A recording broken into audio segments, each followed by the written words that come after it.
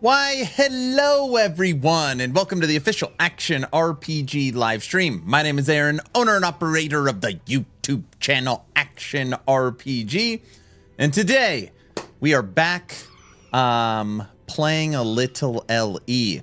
Feels good to be home. It feels comfortable. It feels tranquil. It feels nice playing some last Epoch. How's everybody doing today? You're late. I know. I said I'm late at the beginning of stream because I knew somebody was going to say you're late. Which I am. I got my controller working. Look, I got a controller. Medic, where are you? Hey. Look, I'm using a controller. Medic. I figured he would like that. Oh, here we go. I got sick kids at home. I had to finish a build guide. I had to put together Ballista. You know, Diesel, these things take time. Sure. Sure. For shame, Aaron. Late to work. Guess you need to do another subathon. Oh, is our timer still working? Oh, tomorrow will be under 1,000 hours. Now, to be clear, when people look at 1,000 hours, they're like, man, that is a long time. When we set up this timer, it was 1,300 hours. So we've already shaved off, you know, freaking 300 hours. That's pretty good. That's a big timer.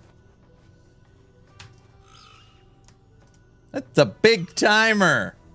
How's everybody doing today? Happy Wednesday? Hump day? What's up, VC? Stonks, Diesel, yo. Exatheus, Goose, Guilty, yo. Zervik Gaming, yo. How's it going? Who else is here? Gosh, Windfox, hello. David, what's going on?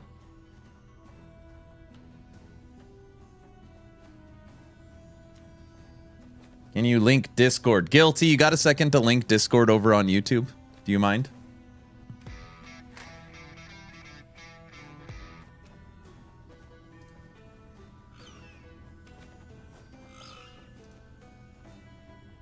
Radio, thanks for the Prime sub. 3 months. No, on YouTube. It's on YouTube. Pint, what's up? All right. I don't know how this is going to work. I just thought, oh, I'll mess around with controller a little bit because it's been so long, even though there's a million buttons on this build. Ooh, the hell do you get the key in there? Drag it in? That works. We're going to start with you. Actually, you're both low level. Yep. Tier 1. We'll go tier 2. We're going to slam 2 3LPs. And by the way, you'll notice that this 3LP does not have a Merchant's Guild tag. I found it. And neither does this. These are 3LPs found, not purchased. See that, guys? You didn't think I could. I was very shocked, by the way, when I saw that I found both. But still, nevertheless, it counts. Right? It does count, right? Is this on the streamer client? No, we're not using the I mean, there is no streamer client. That's what I was trying to say. There is no streamer client. No, we're not using a streamer client. That doesn't exist. Sure, I'm serious. You guys believe me, right? Guys.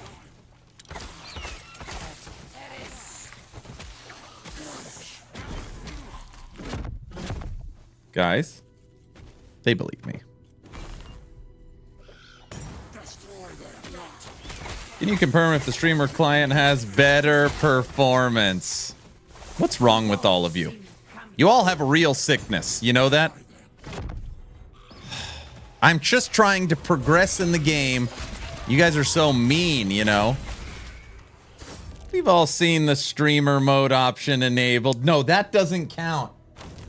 Richard, what's up?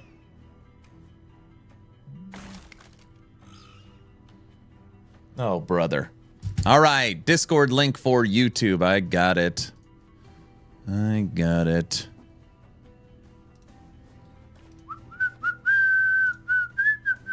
Man, it's weird playing on a controller.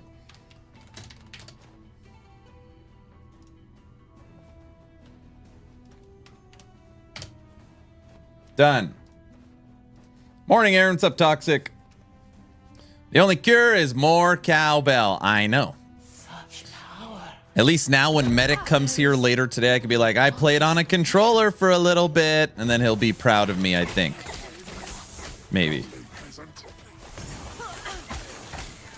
Made me a mod on YouTube, this wouldn't happen. I don't even know how to do that. I mean, I do know. I do know. You think I don't know how to... I've been on YouTube for years. I know how to do that. I don't know how to do that. What are you, Yella? Aaron playing meta. Shameful. This isn't meta. This build can't even kill anything. No, I think Ballista's pretty good. So we'll see today. I've sent you a how-to 20 times. Only 20? You know it takes 30 times of you sending me crap for finally read it. You should know that by now.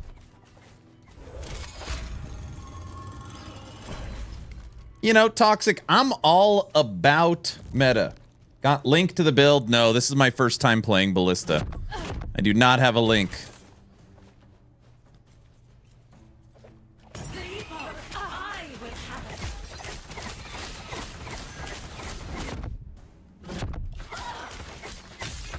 Dude, controller is so weird.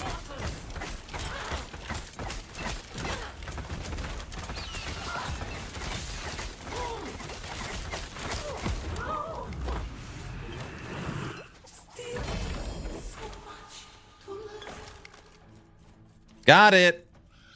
Thought you were all about that base. Oh, jeez. Okay, we're switching off a controller just for a minute. Just for a minute. Oh, my keyboard. Oh, I missed you too. Shh, don't. Just take a deep breath. It's fine. Okay. Falcon strikes. Okay. Oh, what are we doing first? Let's go our 3LP RIT LOL controller. What? I played controller for a little bit. Relic. This relic is terrible, by the way. Okay. I have a 3 to Ballista, 5 to minion damage, and then the other 2 aren't even maxed. Honestly, I don't even care. I just want Ballista to hit.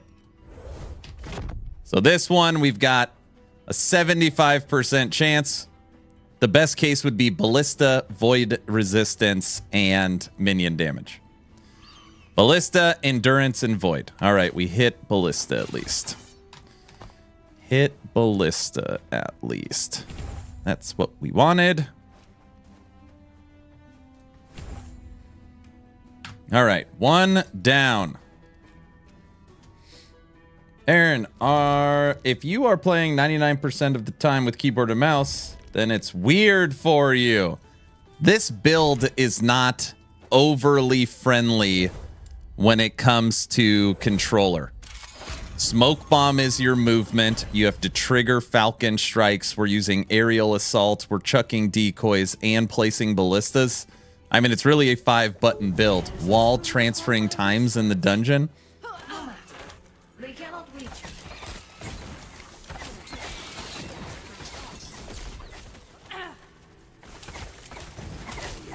It's just clicky.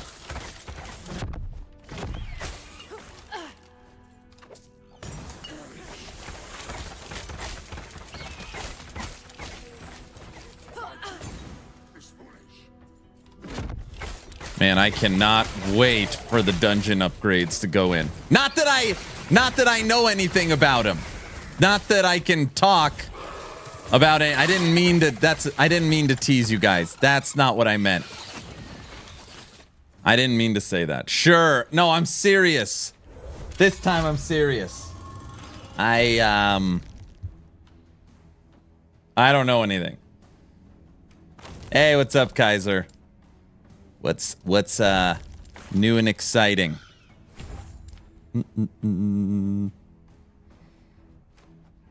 Frailty, damage reflected. Dodge rating? Sure. How is this possible? Yep, controller tossed in the corner. No, it's right here. Look, I got it. Guys, look, we're playing on a controller again. Medic would be... I'm playing on the controller. It's actually better.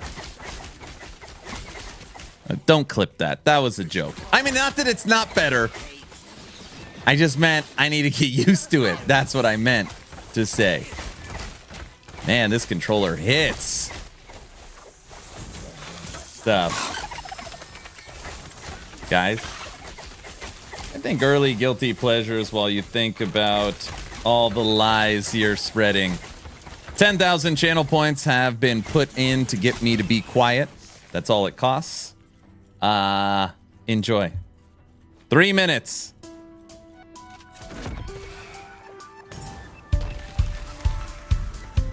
Controller.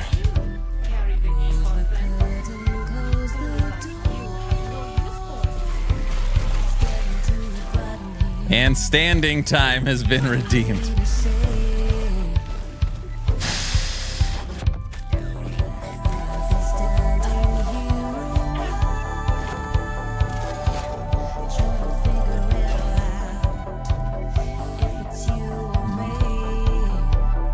What the heck? Who's this? Oh, it's my mercenary.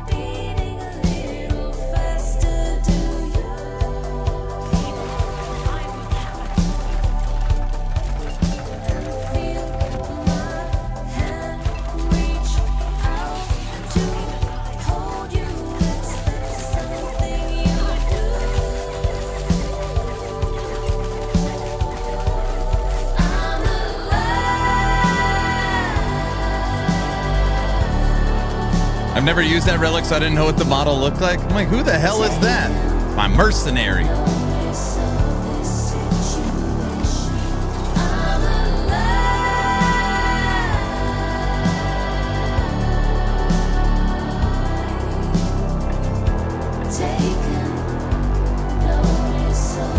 There's a decent amount of health potions dropping. Man, I gotta stand up. Ugh.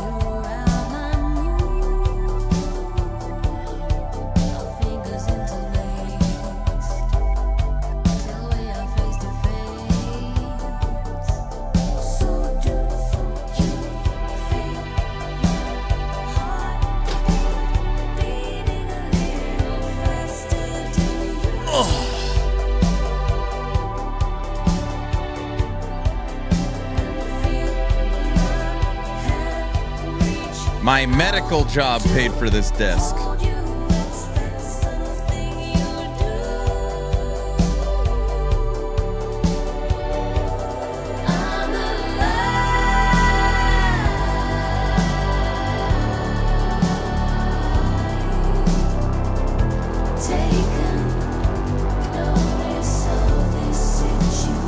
Ellie is back on the menu, boys.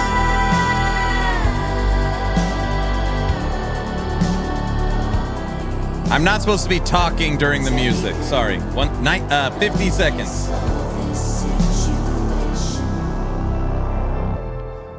I've been standing here a while, trying to figure it all out.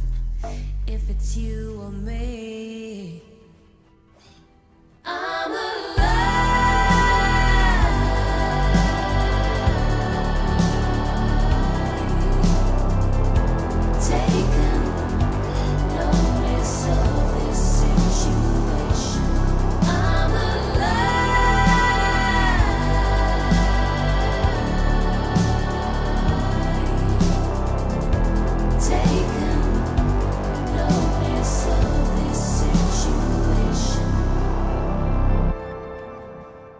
All right. Channel points put in to hear guilty pleasures. Redeemed. 10,000 channel points put in to make me stand up. Redeemed. Song is played, and I'm on my feet. We played 5 straight days of Dragonkin the Banished. Mix in maybe one day of beating the final boss on the beta for Monster Hunter Wilds. So we are back on last Epoch. Checking out builds we've never done before and updating old builds. Today is Ballista Falconer. Now, for this slam, remember we're a minion build. What we want, which would be perfect would be bow physical, minion physical, and minion melee and bow. That would be a perfect slam. But again, I wouldn't care as long as the T7 transfers. All we care about is that T7 minion physical. Bam. T7 minion physical with minion melee and bow. Ugh, we missed one. Still good. All right.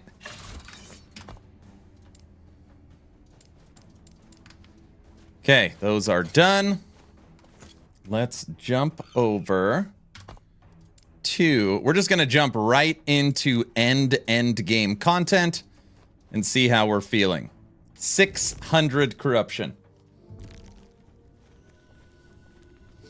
600 corruption. Fresh Dog, what's up? Got to get your money's worth out of that standing desk. I know.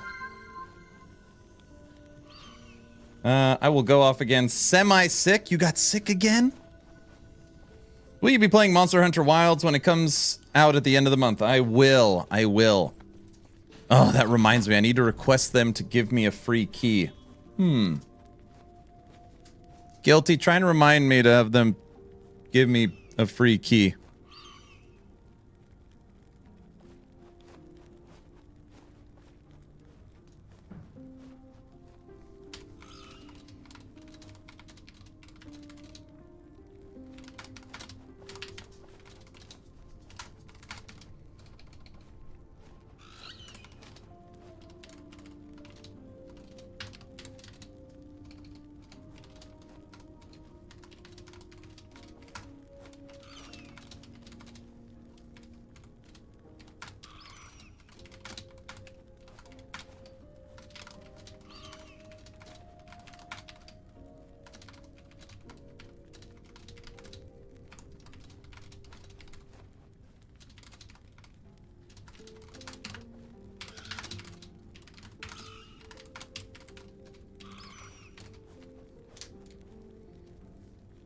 Got it, you moocher. Well, it's not mooching. I just don't want to pay for it. Wait, is that... Maybe that is mooching.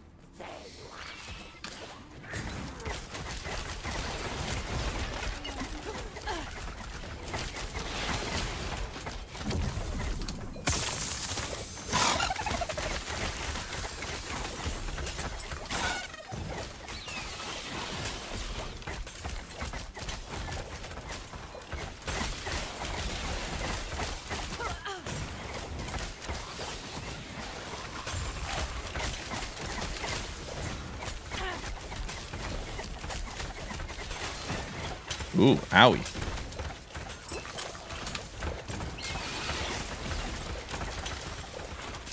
Streamer client working hard again, I see. There is no streamer client. Even if I had one, you guys know me, I would never turn it on. You know? I think Poison Ivy was your best speed build. Oh my gosh. You might be the first person in the history of Twitch to mention Poison Ivy.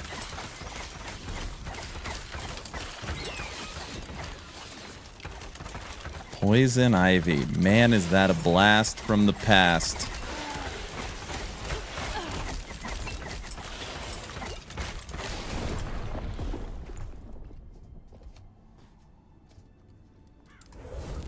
Big ball. Big ball. Kill me. Wait. What's Poison Ivy? It's my old, Is it my poison flask? Did I call that poison ivy? Or is that my no, poison ivy is the Spriggan. Right? Did poison ivy turn into Vine Master?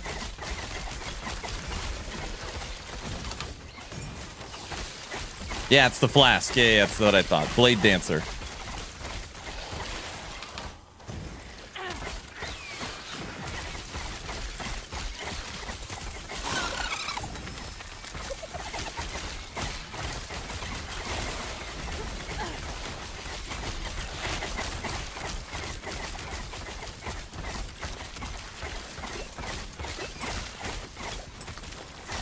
Now, for this build, your ballistas do a lot of damage when you actually click a potion.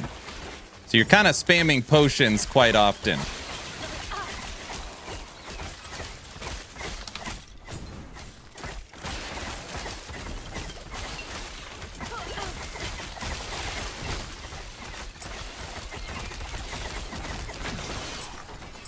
All right, first completed run. Oh, one more. Back to LE, where's Dragonkin? Okay, just to be clear, I have probably played more Dragonkin than any person on Twitch. I would put that against it. I have streamed and played Dragonkin, that demo, more than literally any other person on Twitch. It's like 32 hours of one endgame system. So, Dragonkin, we have explored all that we can explore. We will be playing Dragonkin March 6th for its early access launch.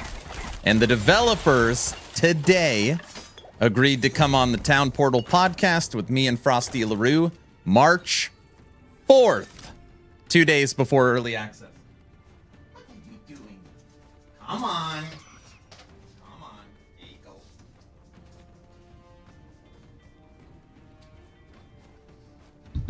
The dog got locked in the studio. I'm going Falconer with Poison Flask. Pretty satisfying. I like that.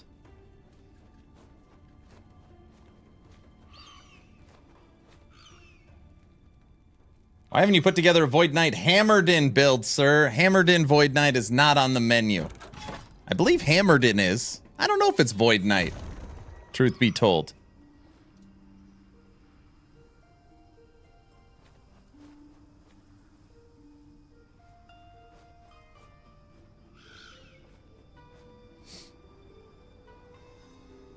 Hammered-In is, but it's Paladin full bleed. Don't tell him that. I've been trying to not tell him that. Yeah, we'll look at Void Knight too. Yeah. Diesel, we're still friends, right? Diesel? Hey, Luz. Heck no, why?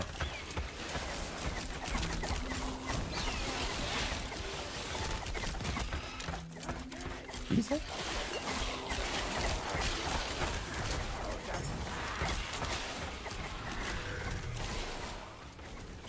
Luz, are you working today? I never remember your days off. Is it Saturday, Tuesday, something like that?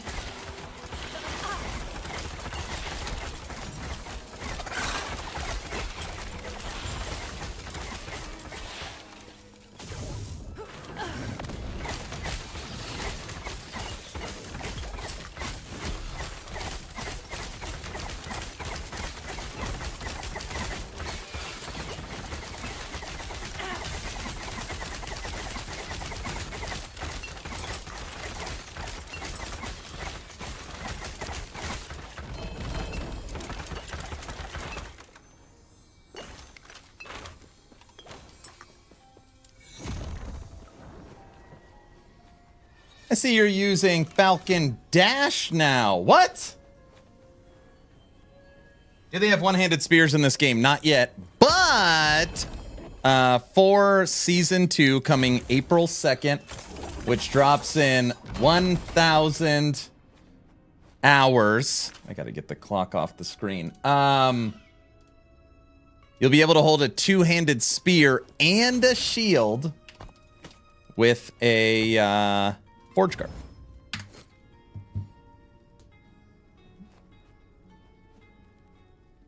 Imagine how much void damage you might be doing on the new Void Knight. New Void Knight, Friday and Saturday. That's right.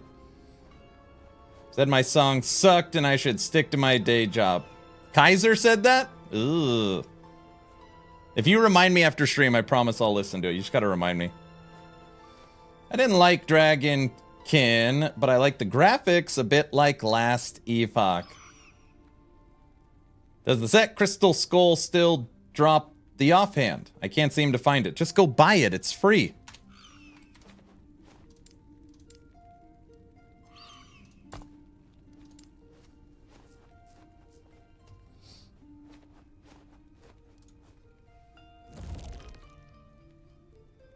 One-handed in April? No. But if you play Forge Guard, you could play a two-handed weapon and a shield. Only Forge Guard.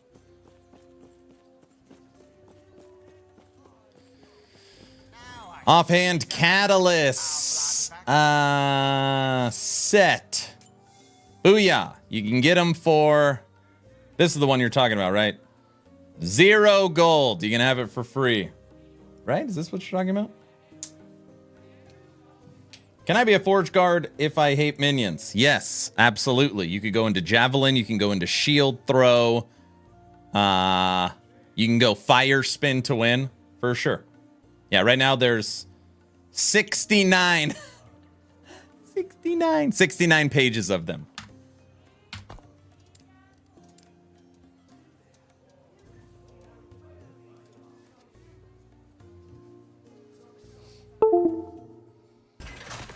No, my controller turned off. It's okay. I floated the idea to EHG Mike about a community poll to pick idle voice lines for each class, which he liked the idea of. What would you pick as one of your lines? Putting you on the spot now. If I can add a voice line to the game.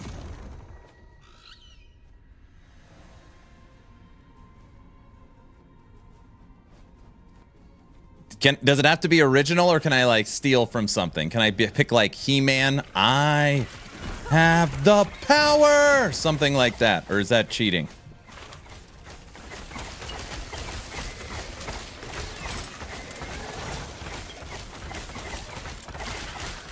Yelling, oh yeah!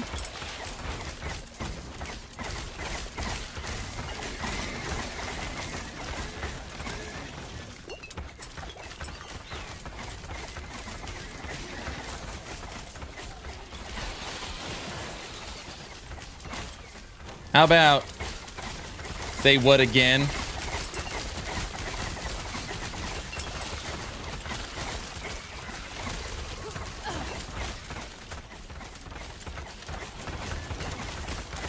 Have to be golem related.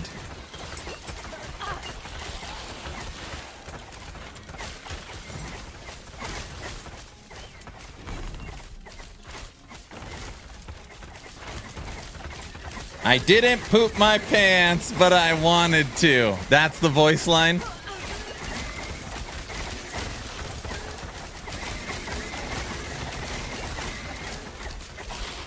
I haven't even looked. I think this is 600 corruption we're playing.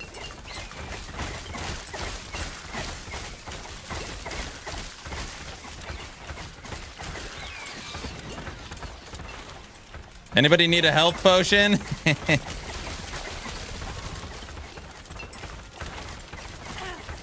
Did I do that?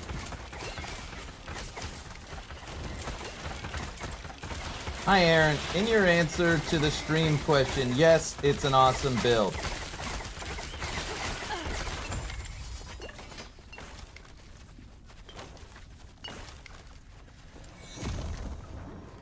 And Aaron, I tried to play, I played Dragonkin game, looked amazing, and I could see myself sinking hundreds of hours into it, but I had to stop playing due to performance. If they epics I'll definitely play. It has to be an idle line, doing nothing. But it can be stolen from elsewhere as long as it doesn't break copyright or any fourth wall. Okay, an idle animation. Okay, how about this? Pet the golem. You're standing there, and when you're idle, the golem kind of like sits down, crisscross applesauce, and you can like pet it. It's like good golem, something like that. How's that?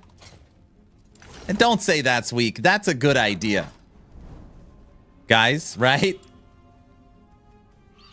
Guys? This is 670 corruption we're playing. That's fun. Yeah, because everyone likes pet the dog, right? Pet the golem.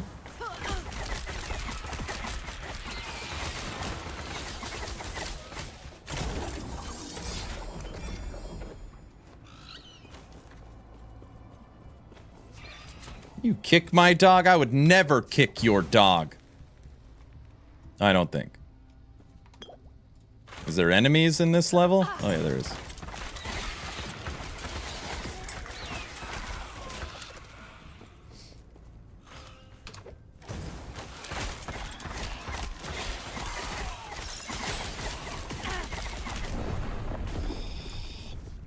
Is our fire res? 4,000. We have 2 deaths today. Fire res isn't maxed. We have 2 deaths today. Both deaths come from the same enemy, the big fire magma ball rollers. What's up, Ryan?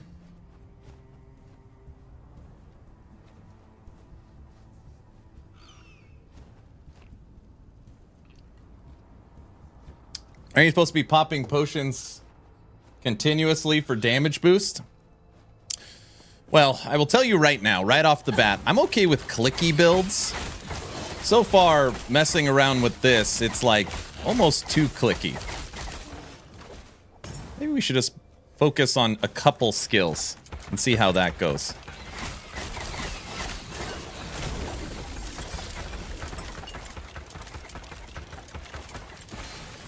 Ow.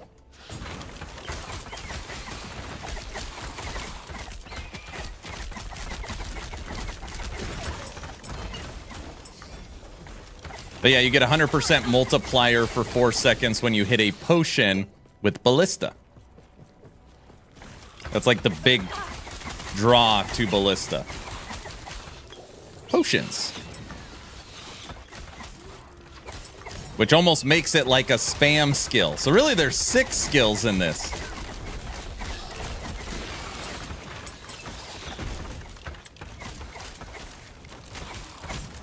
Hi, hello.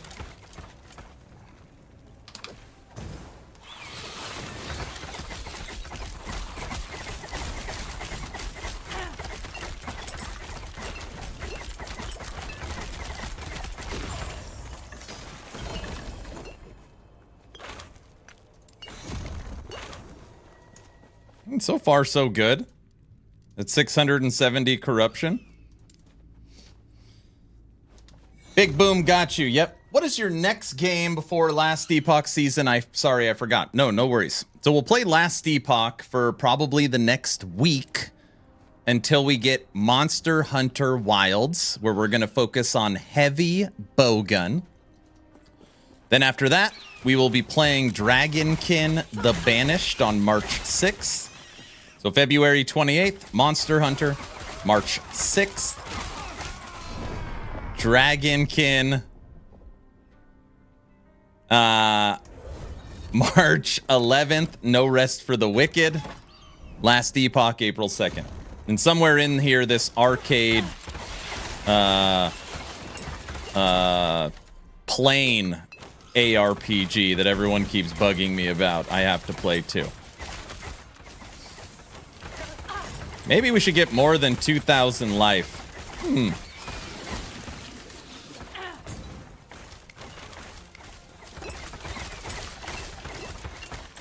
But yeah, those are all the games.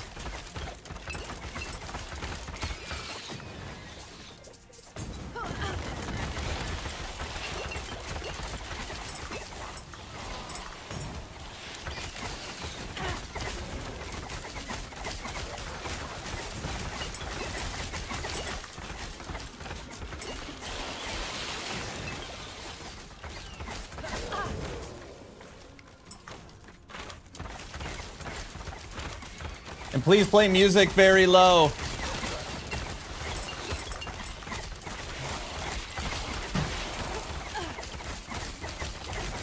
The playing game feels a bit more arcade than ARPG, but still fun. You played it? You think I will like it? You know, I'm pretty easy to please. You think I'll like it?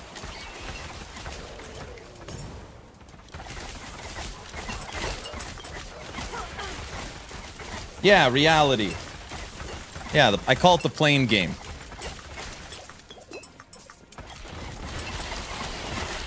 There's a lot of loot, so yeah, well, I like loot. If I need a day break from Dragonkin, Last Epoch, Monster Hunter Wilds, or No Rest for the Wicked, as we build up to April 2nd, I'm going to play the plain game. That's the plan. Yes, it's cool. I'm going to play it now. LOL, you made me think. There you go. KDC2. No, I have no desire to play that. Every time I watch Hog play it, I'm like, oh man, I don't think this would work.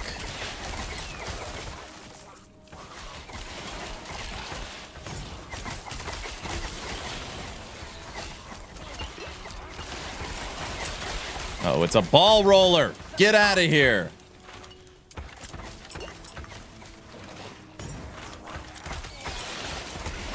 I'm not about that bathhouse life, you know.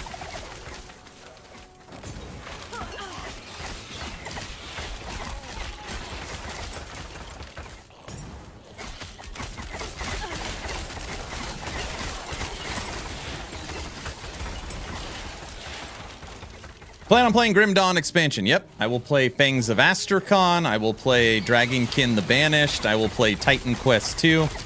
If it is a isometric action RPG, not a rogue, not an auto battler, not a Souls-like, not a first person or third person, but a true, in the classical form ARPG, I will play it almost every single time.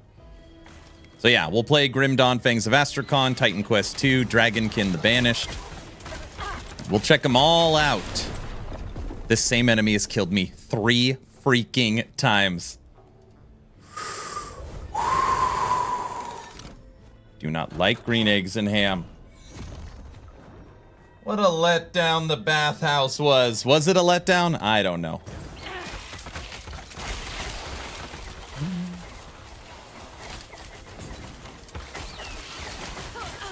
So obviously this build does a ton of damage. I think what we're going to have to do is look at all the gear, passives, and skills and see how we could squeeze out more survivability.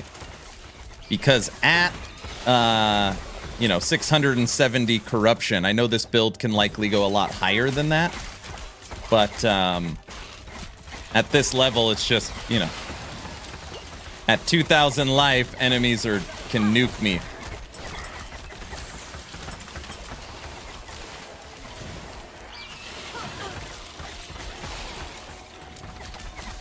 Glancing Blow? I've got 100% Glancing Blow. I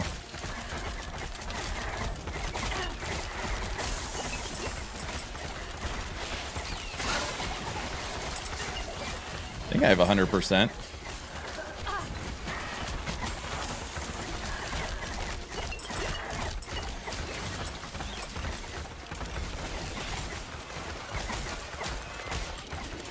$138 in my smoke cloud. You're just supposed to nuke everything so it can't touch you. I see. Full glass cannon, it dies before anything can hit you. So you just need to get close to the enemies, click Ballista 5 times, drop Smoke Bomb as your movement skill, hit them with Decoy while spamming your potions and using your aerial assault. That's easy. Just every pack of enemies, click 14 buttons, and don't let them hit you. Seriously, no problem. No problem.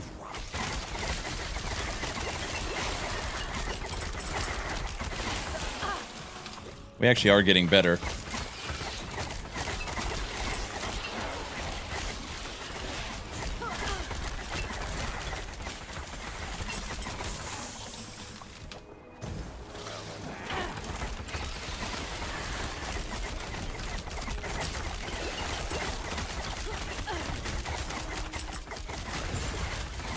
Take that. Look at that. Bone Harvester. We got a 4 LP, one of those.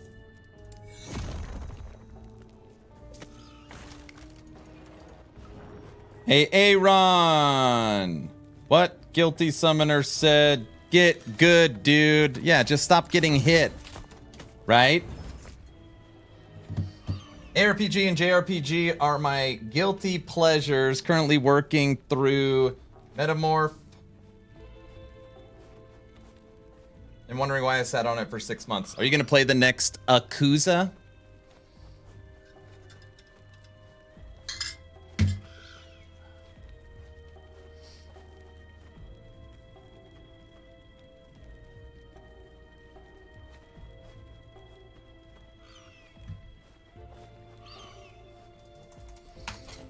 Okay, let's take a look here. 4 to Falconry with crit. Critical strike. This doesn't have double health, but we need the void res. Cooldown recovery, no double health, double health, double health. We lose the rings.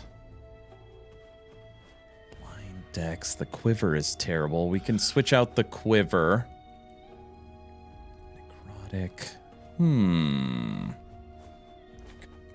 Well, we could put on Bone Clamor, give us a little bit of ward, and it'll give us dex. 1 second. Uno momento, por favor. I use Bone Clamor on so many builds, I don't even know what character it's on. Warlock wearing one?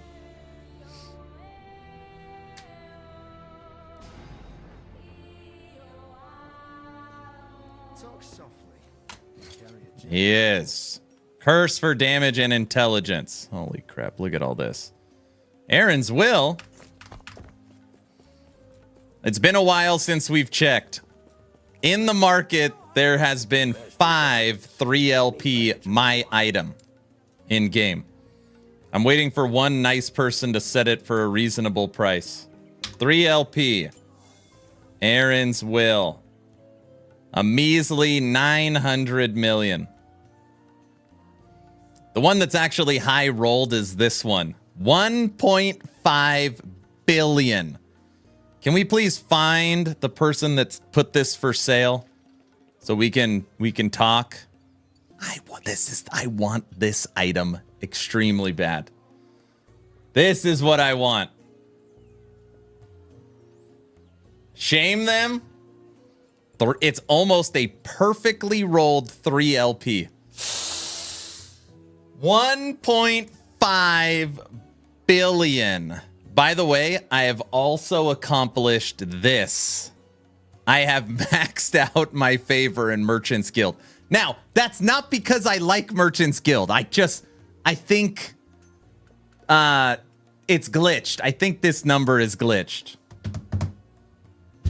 I think. Yeah, I think it's because of the stream. No, I mean, it's glitched. It's just glitched. It's just glitched. Ooh, this is what I want. Who put this for sale? If you're out there, I'll find you. Definitely need the streamer client on for slamming that Aaron's will. It would have to be a, like, nemesis item.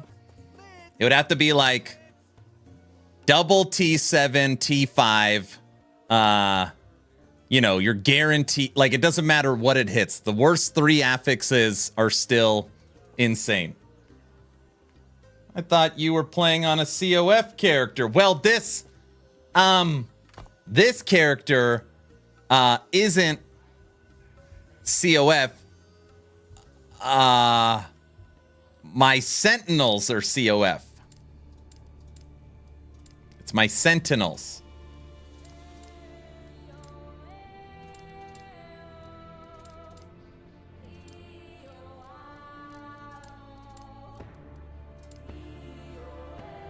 Exatius. I see. They are, really. They really are.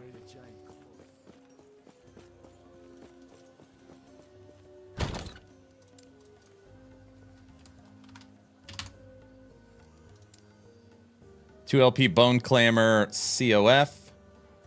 2 LP Bone Clamor. Perfectly rolled Dex and Int. Oh, I can't slam that for this.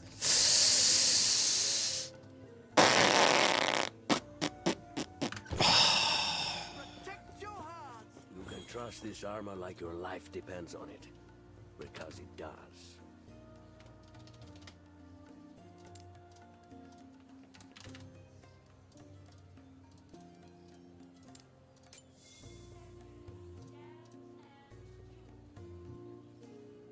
Holy smokes. Ballista is an insane meta build. T7 to max Ballista is a $20 million exalted. That's your big boy right there. Okay, let's do... Switch it. Exalted. Rouge. We will take Glancing Blow. Crit avoidance, damage over time, dex.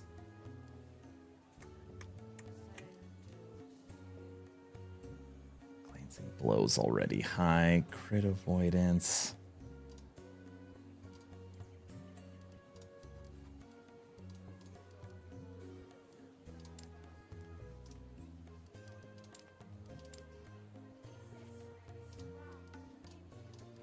What about just T7 health?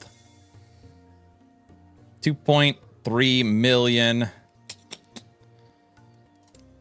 Switch it.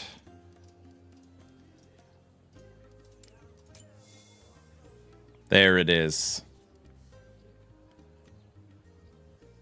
Mana. So cheap. Vitality.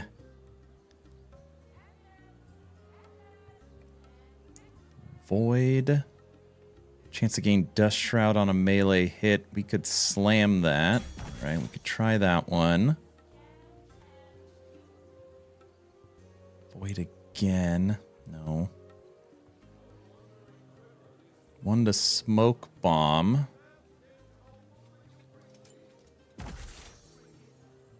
Guys, I'm only looking at stuff to try and show you how Merchant's Guild works. I'm not actually going to use any of this stuff. It's just I'm trying to give you an example. Something like that. You won't be able to afford that, Aaron's Will, if you keep buying stuff. What?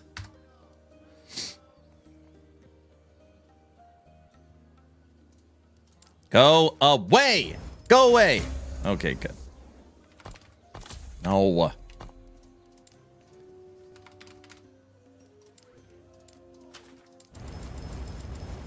Oh. Smoke Bomb, double health, sealed tier 3 on a perfectly rolled glancing blow base.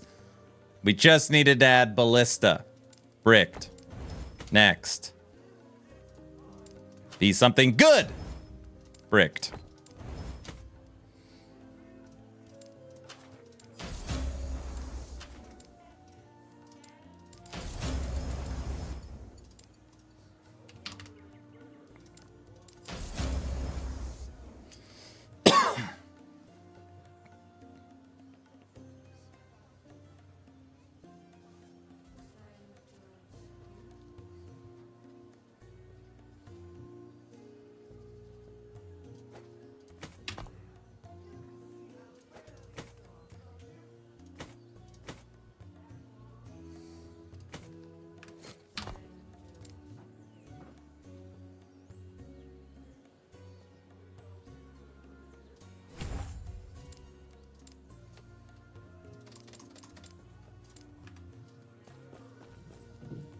You like bricks. I think the game I didn't flip on. No, I mean, I think there's something broken in the game. I can't figure it out. Better fortune or merchant? Oh, merchant's 100 times better. Of course. Glancing blow is now native. No way. Oh, that's because I'm not in combat. Glancing blow is native 86%.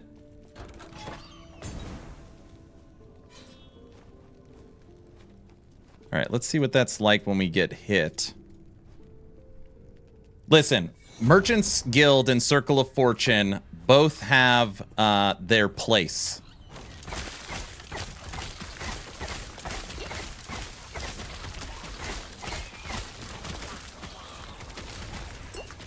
There it is. Glancing Blow is actually 43%. When I'm not getting hit, it's 86. All right.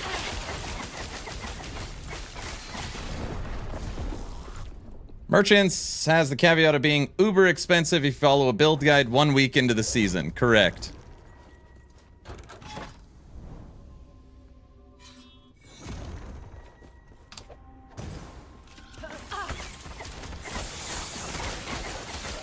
Okay.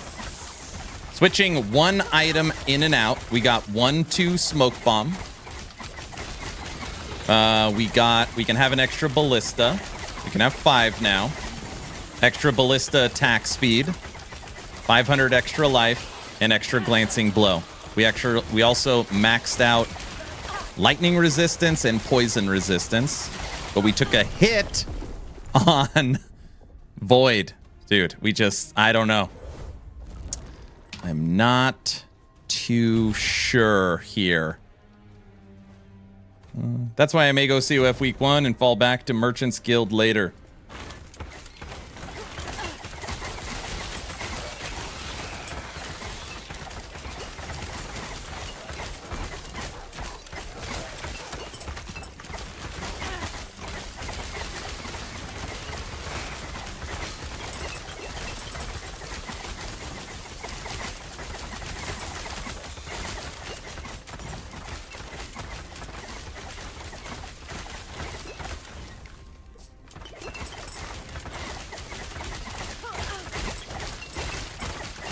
This is Last Epoch 2. I don't know if you've played it.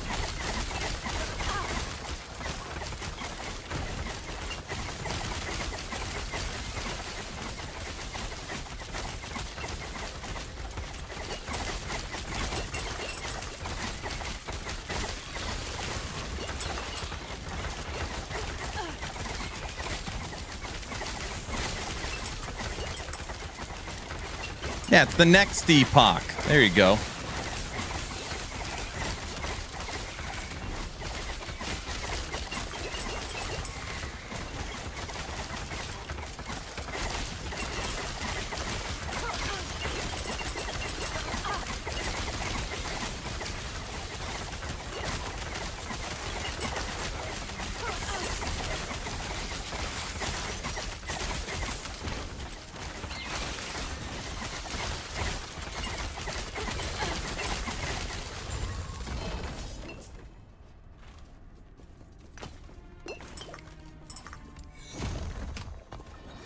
Heck of a lot of health potions dropping. Well, yeah, we need those health potions to stay alive or something like that.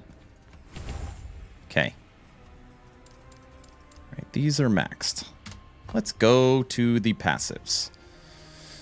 Okay, we could squeeze Glancing Blow out. We already have less damage taken while moving if we stay on the move. Dex and health. So we get more Glancing Blow and dodge. Right. Dex, dodge rating debuff. Added bow, critical strike. Need that. More Glancing Blow and Dex. More endurance. Dex. Crimson Shroud. We'll have that the whole time. Ballista. Falcon's ability is a instant cast. Silver Shroud. Health gained on Falcon. Armor per Dex.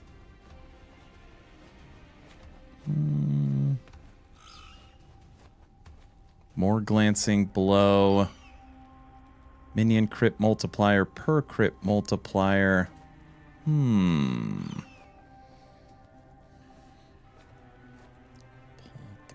Dex out.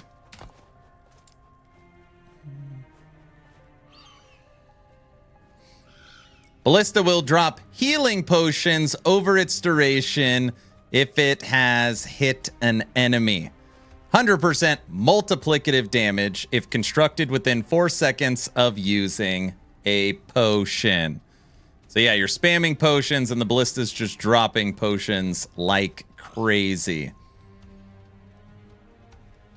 Your damage modifiers also apply to your Ballista at a reduced rate.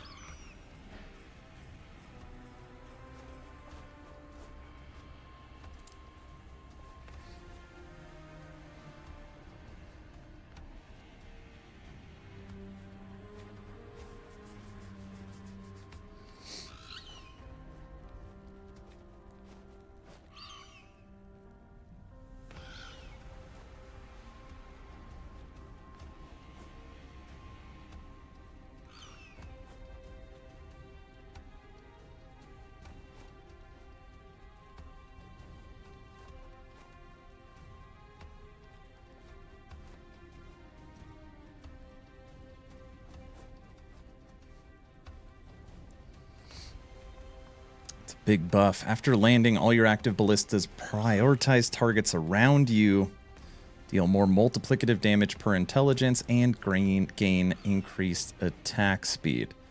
So really it's the attack speed because we don't have a lot of intelligence, but Bone Clamor gives dex and intelligence.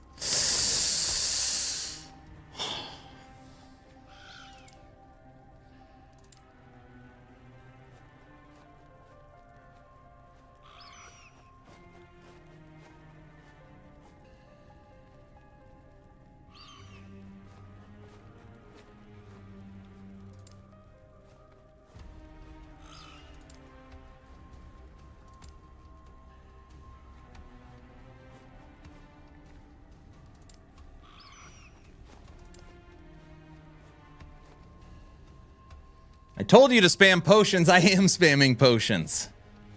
I'm just thinking, I don't know. I mean, I get it. You run into a pack of enemies. You literally have to, you hit them with Falconry. We're going to mark them. We're going to do a million things. You drop your ballistas. You spam your potions. You drop your aerial assault. And you're using movement and smoke bomb while spamming potions. It's literally a 6-button build. It just doesn't flow.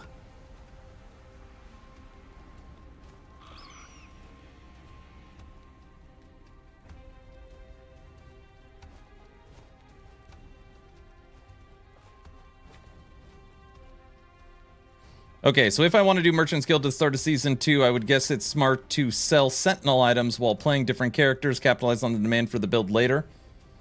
Yeah, you could do that. So there's certain things you sell. Really, there's 3 things if you want to master Merchant's Guild. 1, T7 affixes that are desirable. Okay? Right now, T7 Ballista. So if you have a T7 level to Ballista, at minimum it's worth 20 million gold, right? So desirable T7 affixes. Desirable idols, since there's no idol crafting.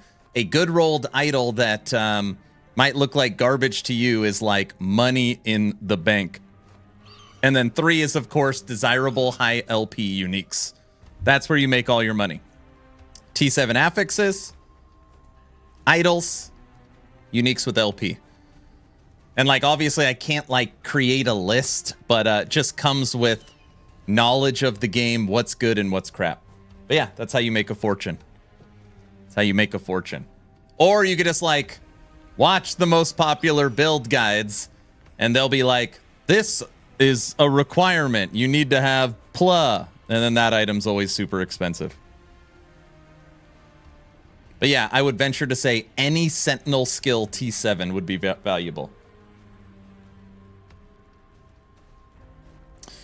What I'm thinking, Guilty, is it's like the same old. It's just so smooth and so easy.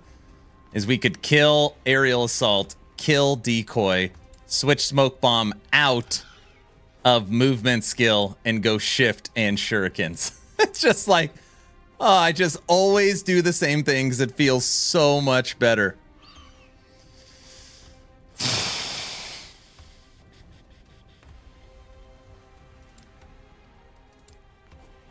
You lose too much damage, though.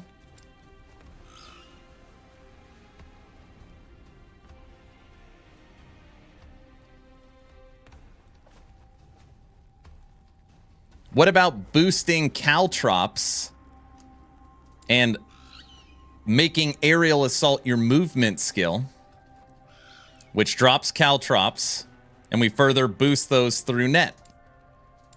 Isn't there a way to trigger net off aerial assault? Is that possible? Something needs to be triggered. There needs to be something in here. Like 6-button builds, in my opinion, they're just not that fun. Check aerial assault. Net. Nothing.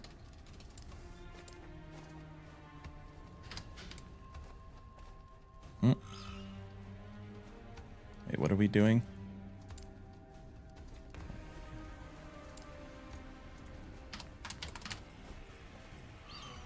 No.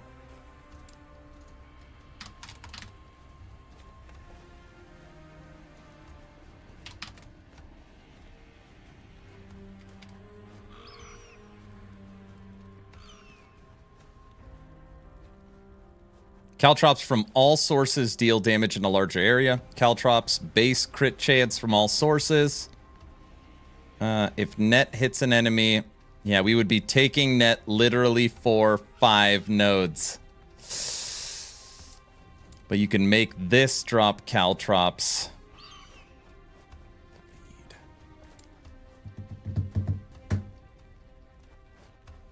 That's playing Aaron's meta. Man, I can't wait for April. I know it's going to be sweet. We are never throwing dummies. Like, by the time I get to the time to chuck a dummy, everything's dead.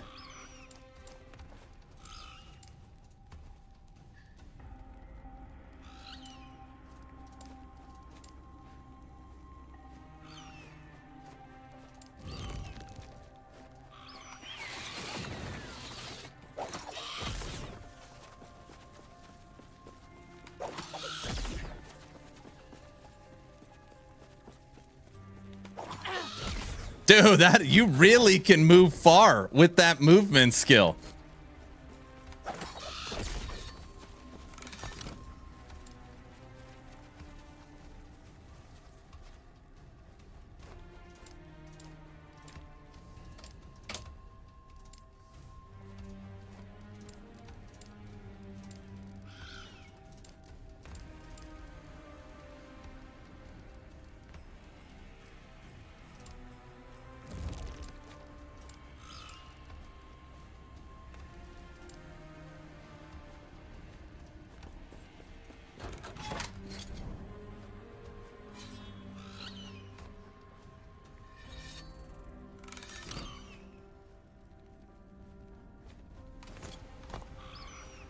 Aerial assault is amazing movement skill.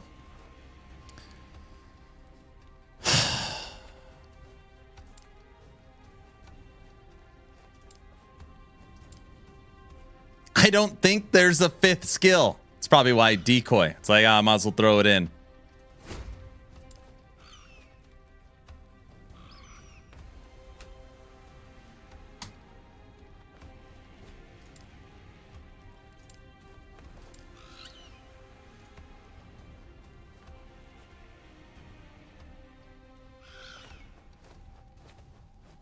This is why shurikens make sense with shift.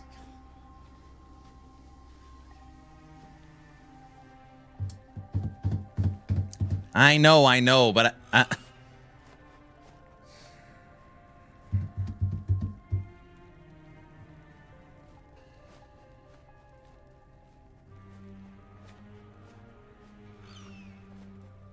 what I'm trying to figure out, Cyborg, is I hate super clicky builds.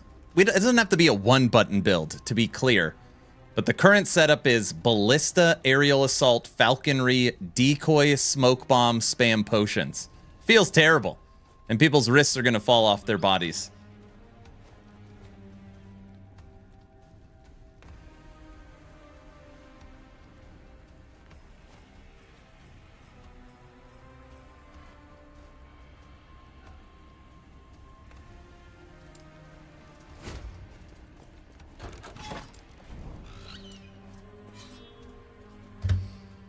But it's not maximizing damage, it's just smoother play. Smoother play is maximizing damage. Like, to me, having something that is fun, smooth, and flows, if you're doing 500-600 corruption, compared to something where you have to be overly focused and click skill 2, then 4, then 1, then 6 every 5 enemies. That's terrible. But Aaron, you could play, instead of 600 corruption, you could play at 1,000 corruption. I don't care if it's not as fun. All right, we're going to play with 4 skills for now. I just want to see what it's like. I agree, but the meta slaves want damage. I know.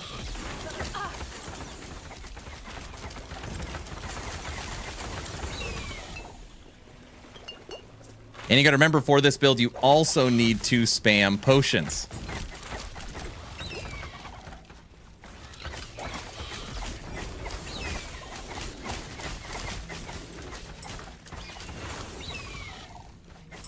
Uh-oh.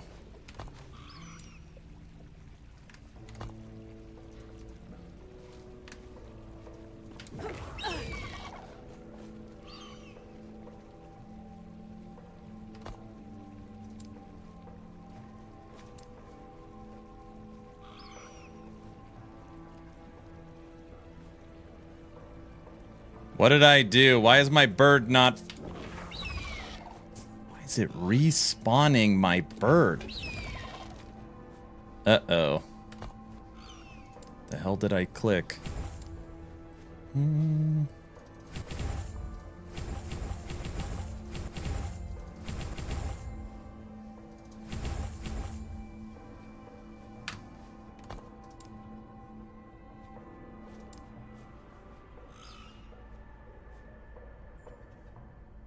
That's just a bug? All right, hold on. Let me relog.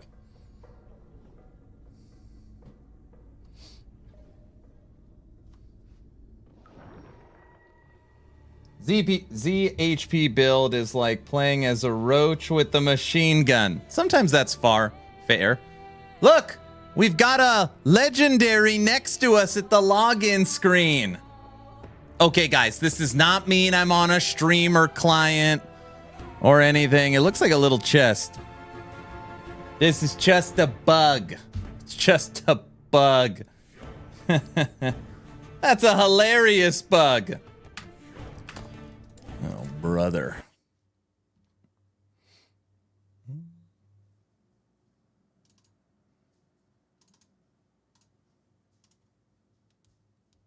Bada-rum-pum-pum.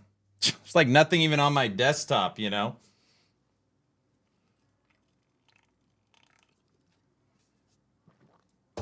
Sure, dude, sure. Umbral Blades AA? For this? Hey, Reimer, what's up? Damn it, now Reimer's here and I'm talking crap about the bug. Actually, I wasn't talking crap. I was just explaining people to Reimer that I'm not on a streamer client, that just once in a while I get lucky slams. That's all I was saying. That's all I was saying. And I think they believe me.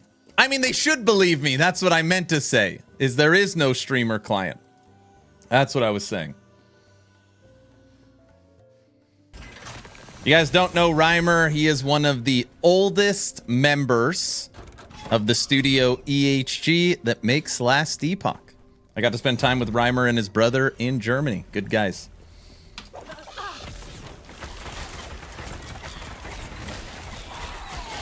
There's our bird.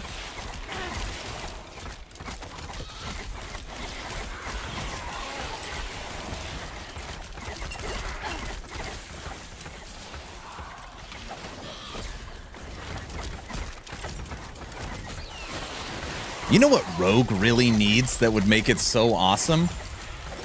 Is kind of like Lich, where you can have 2 movement skills that don't share a cooldown.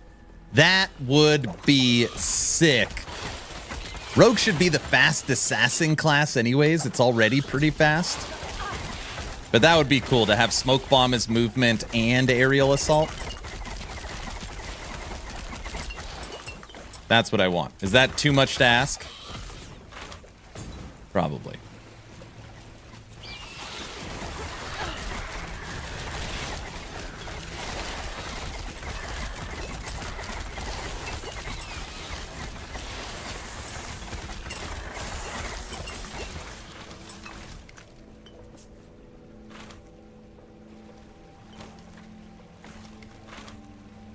I've got the screenshot.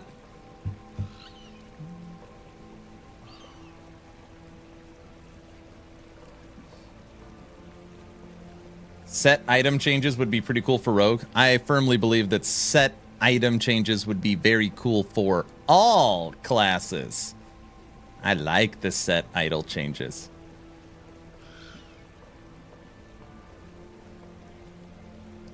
Frailty.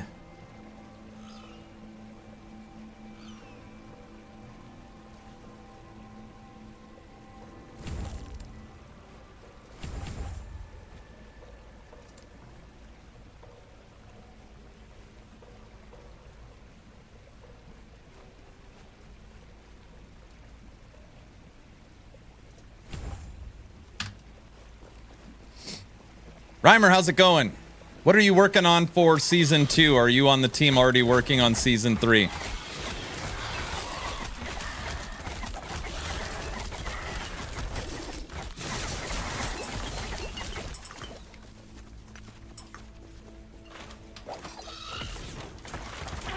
I'm pretty excited. Judd's coming on the Town Portal podcast with me and Frosty LaRue. Judd's going to be making an appearance.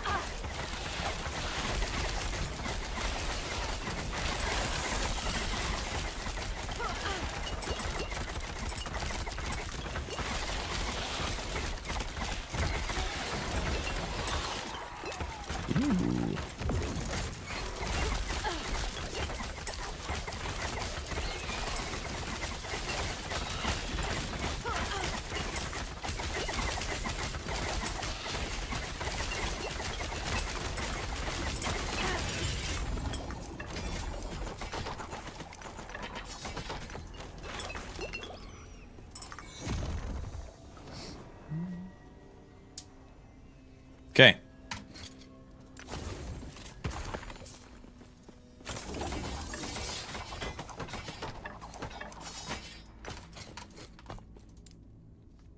Feel like aerial assault needs to stick in just because of this node. I also feel like we need to put on bone clamor just because of this node. This one node makes it a required skill for Ballista. 75% Ballista attack speed and multiplicative damage per intelligence. Which means we can't use shift. Discord?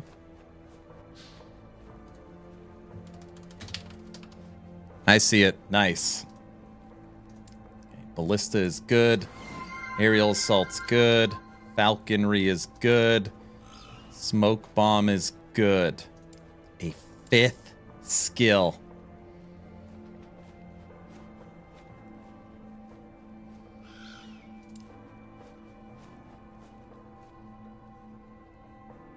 Pretty doing pretty good. I'm finished with my work for 1.2. Got it. Isn't that nice? Posture check. I'm standing up.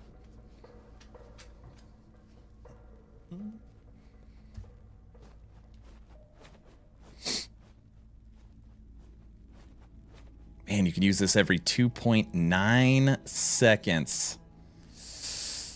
Oh, Umbral Blades. I get it. The 5th skill, you can use Umbral Blades.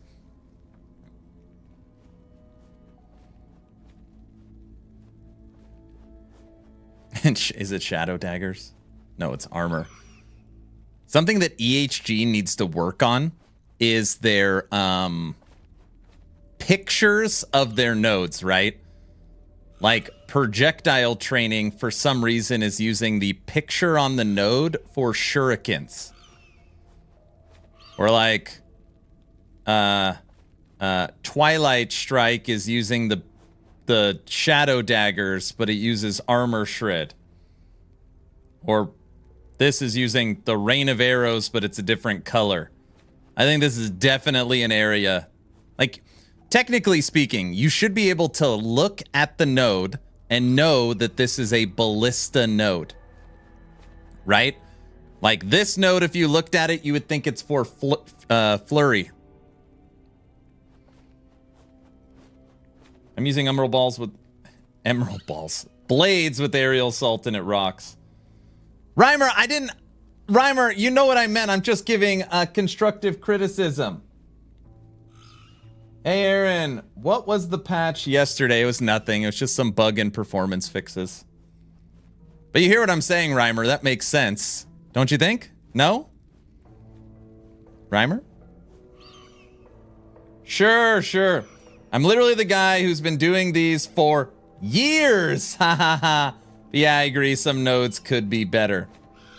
Reimer, I didn't know that. I think you've done a fantastic job. I think this is the best part of the game.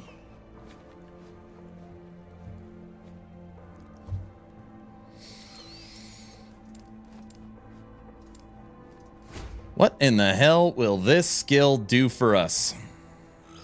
I'm serious. I think you're doing great.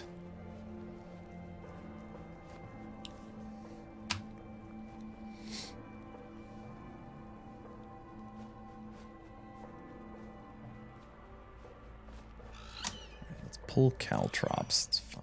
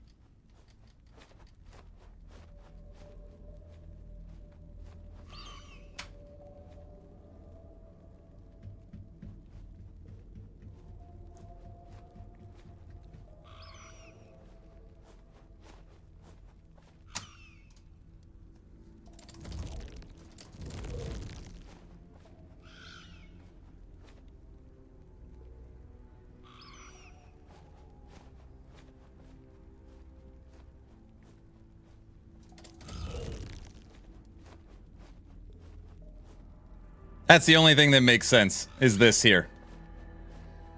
5 points. All right, we're going to mess around with that. And then I just got to see how this can help us. I don't know.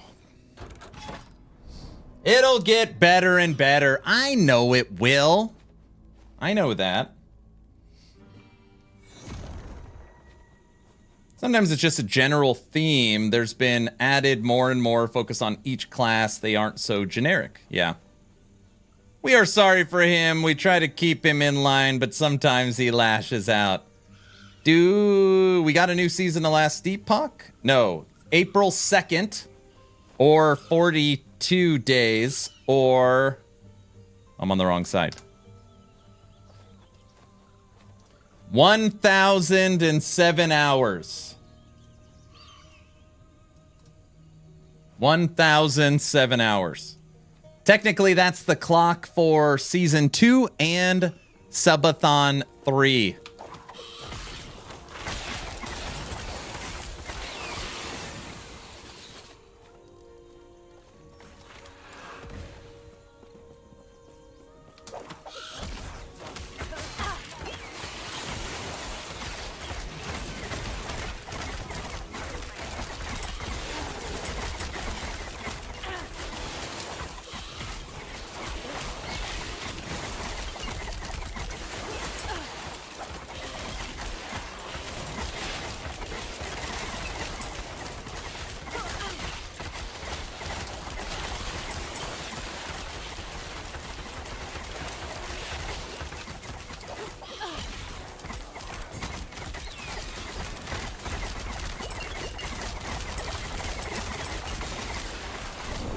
Oh, BS. You mean 96 Day Polka Party 3? That's exactly what I mean.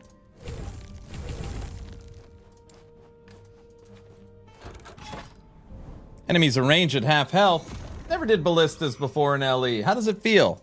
I have not played ballistas, without exaggeration, probably in 4 years. So I don't know. I have played 90 minutes of ballista. Everyone's like, you gotta play ballista. Trust me here. It's like, okay. I think they say that just because it could do 1,000,000 damage. But is it fun? That's always the question I'm trying to figure out. Is ballista fun, or is it just strong? Aaron, isn't something strong fun? No. Incorrect. So we're trying to figure that out. We're going to try and make it fun and strong.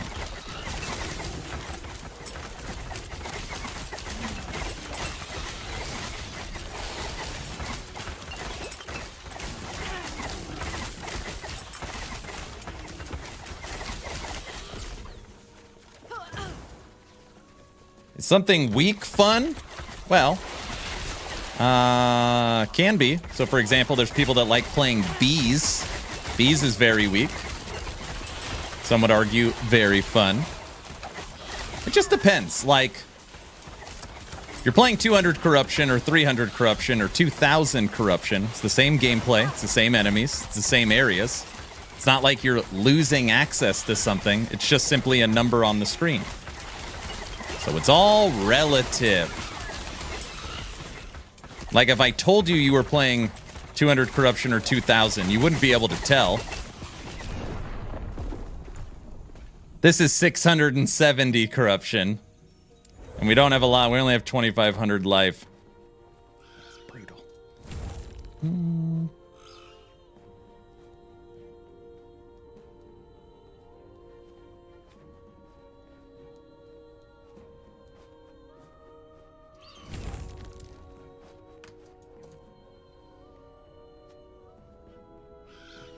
The ballistas are definitely strong. Definitely strong. I mean, there hasn't been a single situation where we have struggled with damage in any way. It's just playing at 670 corruption.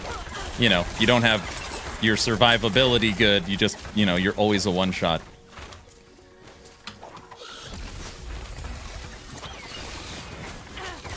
I feel like we definitely need Bone Clamor too, which I should just go do now. We gotta keep slamming 1 LPs until we hit something. Actually, no, we would need Falconry. Actually, we don't need Falconry.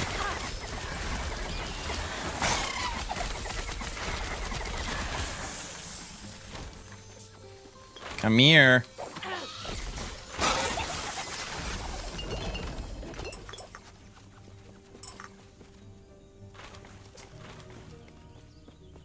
Strong now, nerfed later.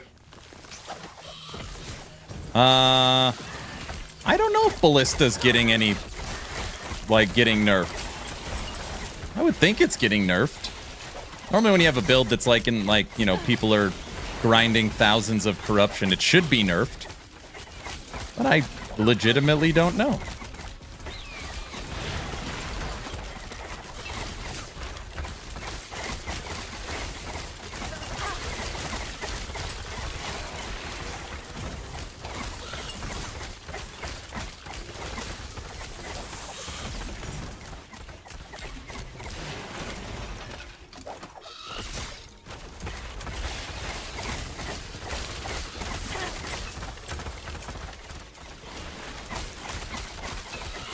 You need even more damage. Go ZHP variant. I don't even know what that means, Basil. Just play the you can't get hit. No, I can't do that. At least let me take one shot, you know? Gosh. This frickin' enemies in rage at half-life is just murdering us.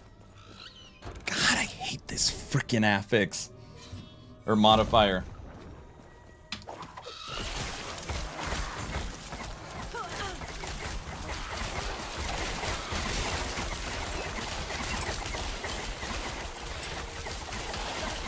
Man, it is going to be so nice in Season 2 as Mike says, you having more control over your endgame experience.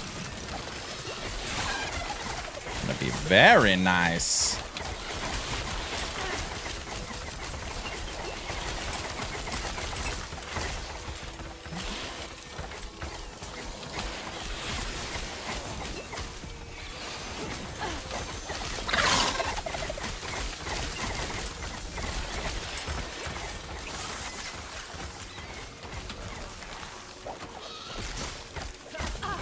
Anybody play the Dragonkin demo?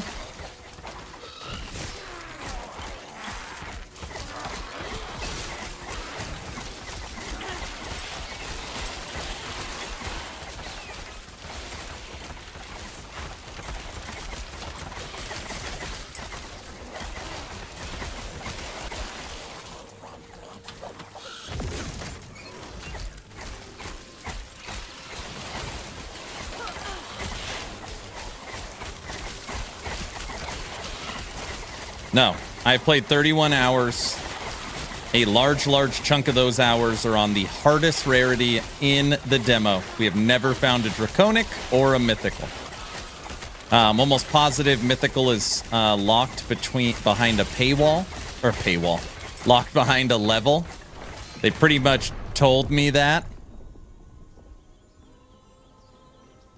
We might need a break from Ballista already. At least it said we completed it. But yeah, we never found one.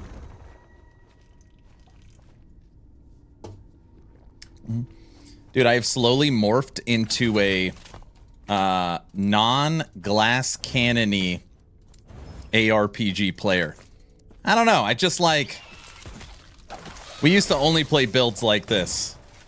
Like, it's just not my favorite. It's like just requires so much concentration. Like, you can't relax.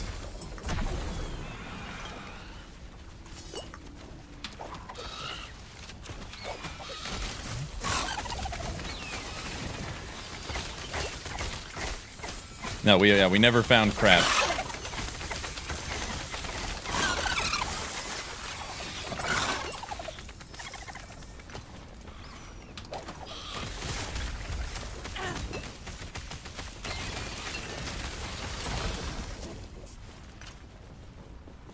Fire!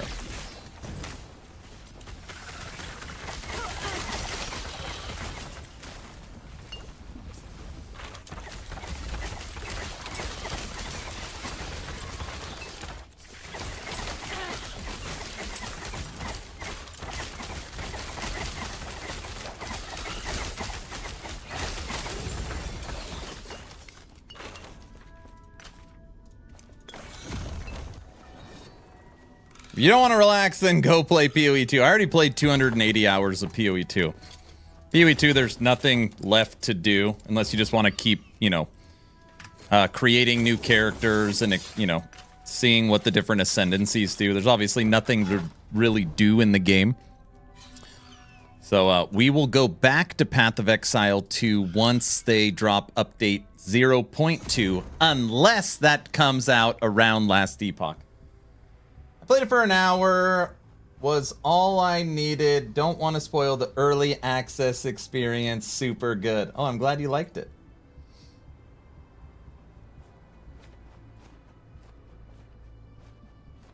But wouldn't the drops be better at 2000 corruption?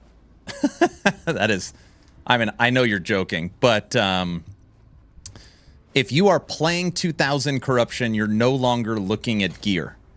So, like, the drops are irrelevant.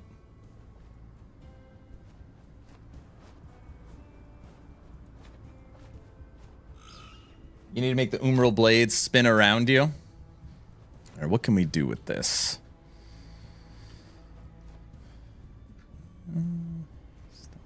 Cast.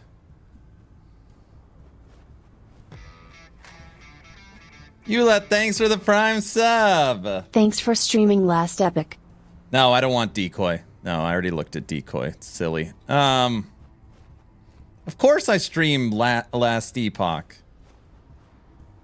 It seems silly to... You have to drop 5 ballistas, 5 clicks. Use your movement skill to boost its attack speed. Hit Falconry which marks them and does a ton of damage. Use Smoke Bomb for added survivability while simultaneously popping potions while simultaneously chucking decoys. It's a 6-button build. No.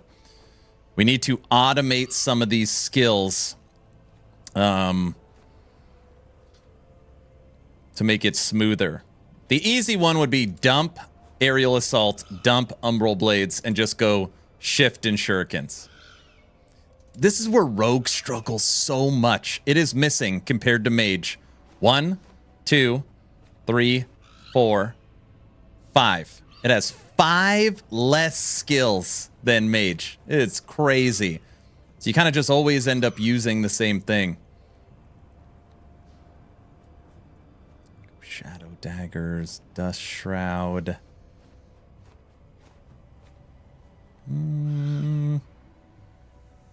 Chill Chance. What happens when you take Blade Storm? I'm just curious. Just want to see what it does.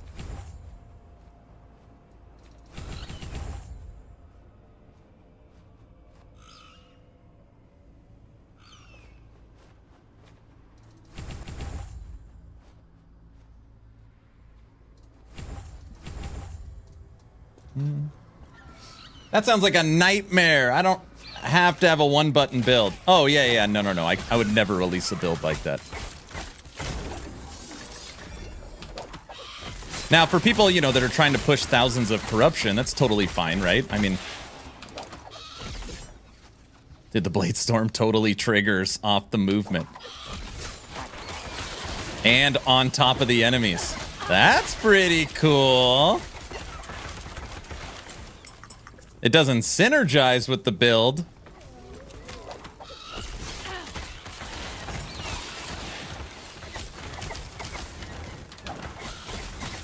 Blade Storm's what I'm using and it rocks.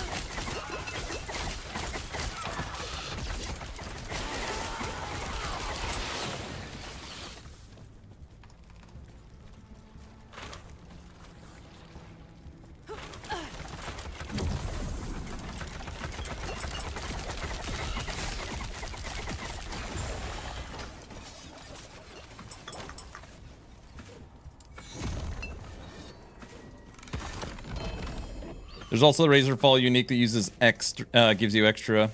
It's the boots, right? Is that what it is? Razorfall. +2 to throwing attacks, dex, aerial assaults, burst of feathers includes 2 umbral blades per 30 dex. You gain haste and 21% increased throwing attack speed for 2 seconds after using aerial assault. Chance to recover 12% of aerial assault's remaining cooldown on throwing hit up to 3 times. Will that work with an auto-triggered Umbral Blades? Will that count towards the cooldown? That's pretty cool. Yep.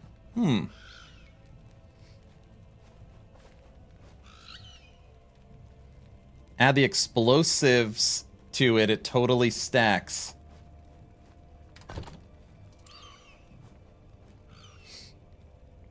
Explosive blades.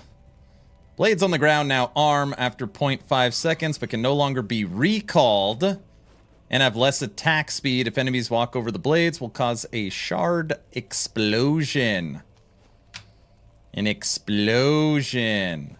It's not going to do any damage.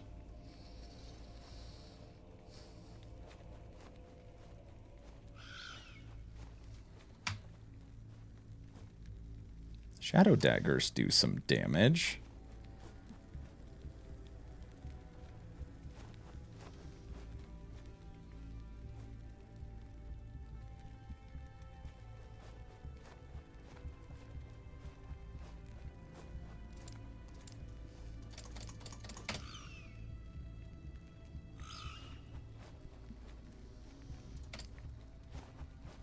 All right. Next 6 points, we'll take Explodey.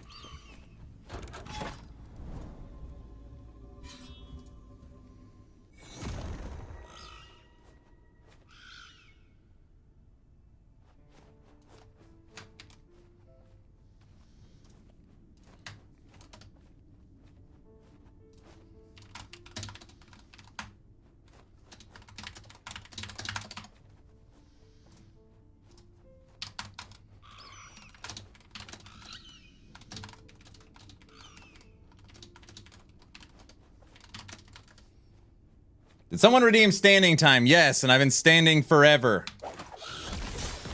Because I care about my health so much.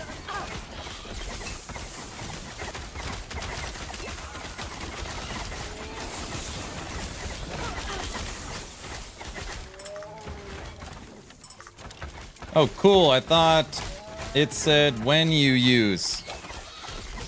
Yeah, I've been standing.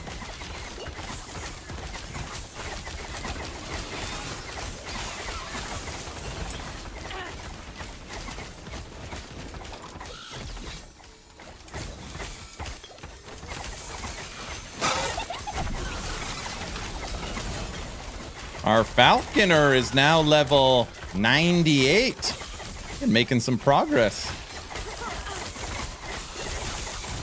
Move! Gosh. 8 damage killed us? Come on. Losing it. I'm standing now. I'm about to sit down.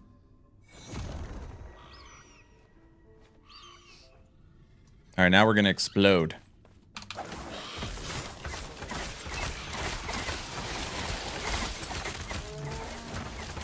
I think this build, we're going to get it to 700 corruption and stop there.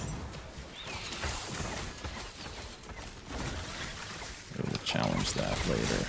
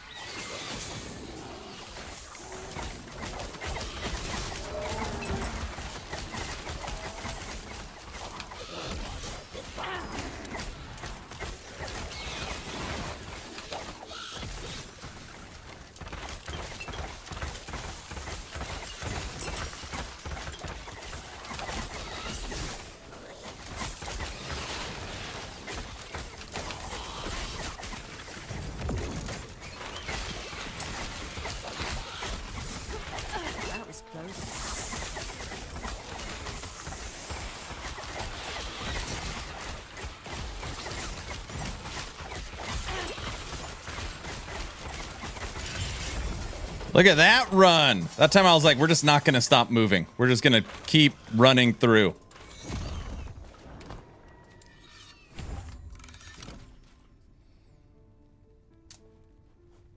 That countdown is for standing time? Don't say stuff like that. That's the countdown for Subathon 3. No. That's the countdown for Season 2.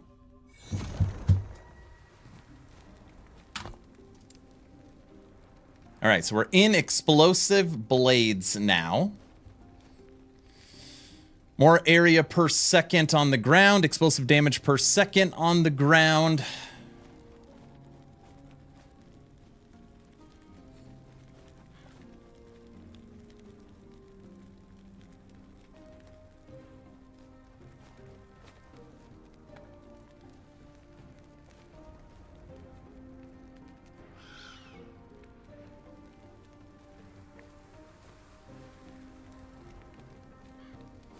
I don't know if we have any chill chance in this build. Chill. No. At bare minimum, blades can give us chill.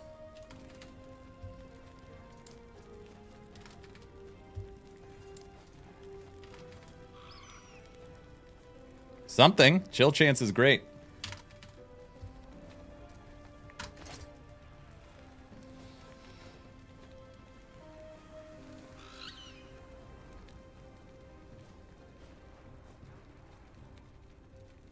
Dude, we need to switch out our quiver so bad. I've just been messing around. I just haven't done it. This is the same gear we were basically holding for the old build.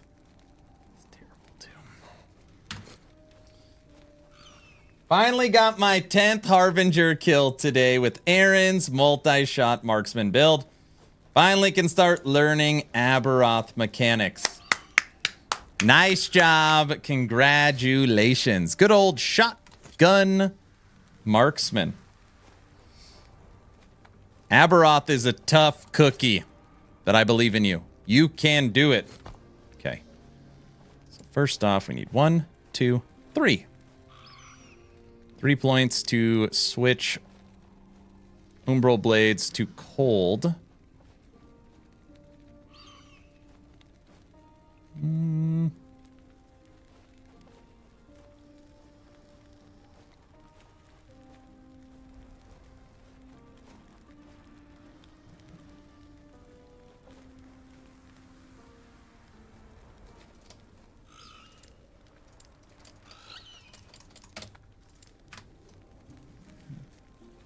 That's cool. Beating that 10th Harbinger. Which timeline were you on? That T10 Harbinger is tough.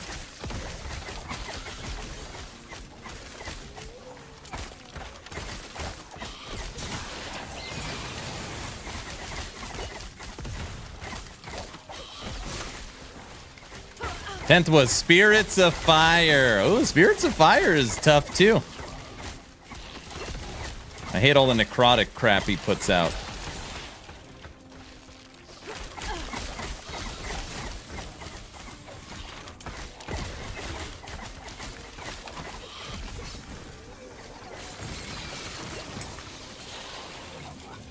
Stop running away. Man, I do like this as a movement skill. Not gonna lie. I am enjoying it.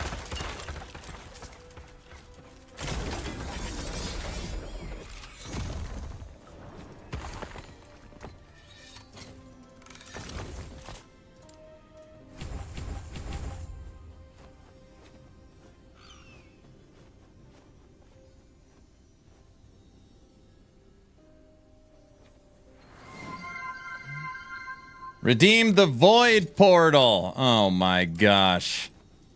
Why do you gotta do that? If anybody is new here, you redeem 50,000 channel points on Twitch. It gets me to switch my portal to the Void Portal. And everyone thinks it's very, very funny, this MTX that EHG has added to the game. They believe, that it looks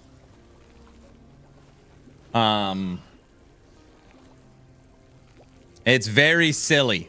Okay. Best portal ever. It's not funny. It's a butterfly, exactly.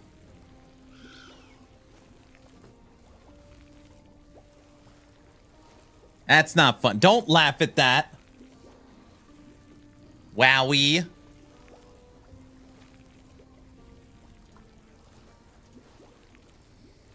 I heard the wings on the top was hard to find.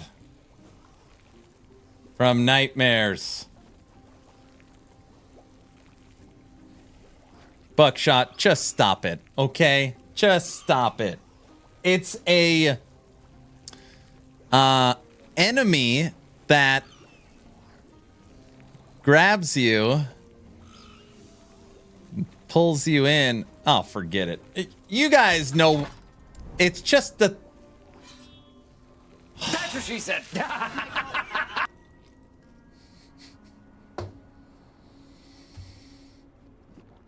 Yeah, the subathon timer. It's not a subathon timer. Oh, Aaron. Explain it more. No. I just want the devs to make Swarm Blade something fun to play and not just move with Locust Swarm. Yeah, I know. I actually think Swarm Blade needs a brush up. I feel like somehow Druid, at least, Bear and Swarm Blade have just turned into Storm Bolt builds. Just how many tornadoes and maelstroms can I generate to make Storm Bolts?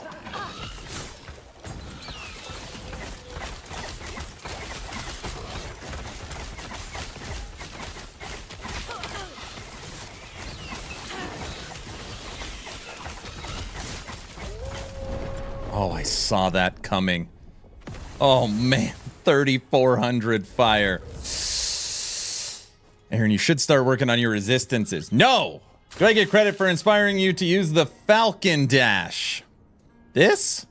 Aerial Assault? No. You receive no points, and God have mercy on your soul.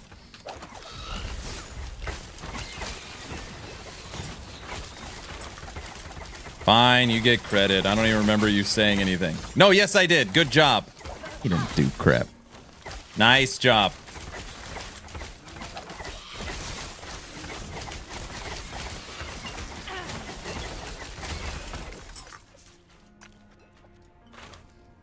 Did you see the portal coming? Oh my gosh.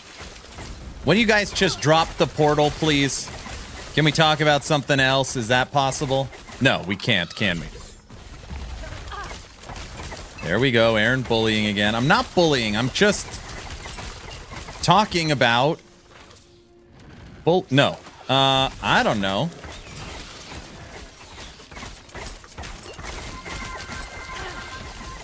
You know what would be good for this build? What is it? Jungle Queen's belt that can hold 1,000,000 potions? That would probably be nice. The Void Portal's already been redeemed. It's already been done.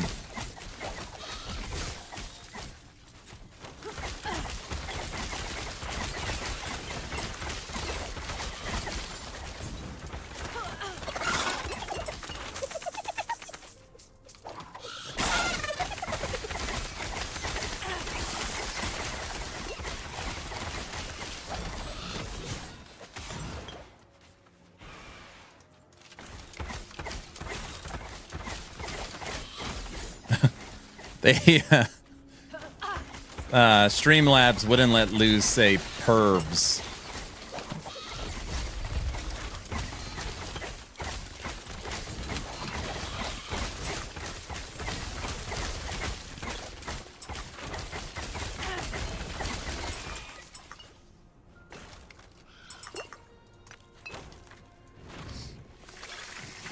Jungle Queens and Bone Clamor are good for this. Yeah, I was thinking about Bone Clamor and Jungle Queens. That's what I was just thinking about because having the extra potion slots would be nice.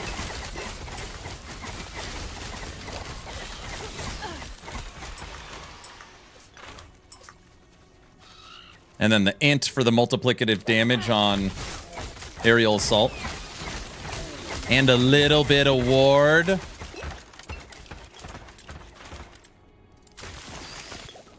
Did I ever sell my 3 LP Jungle Queens? I think I sold it.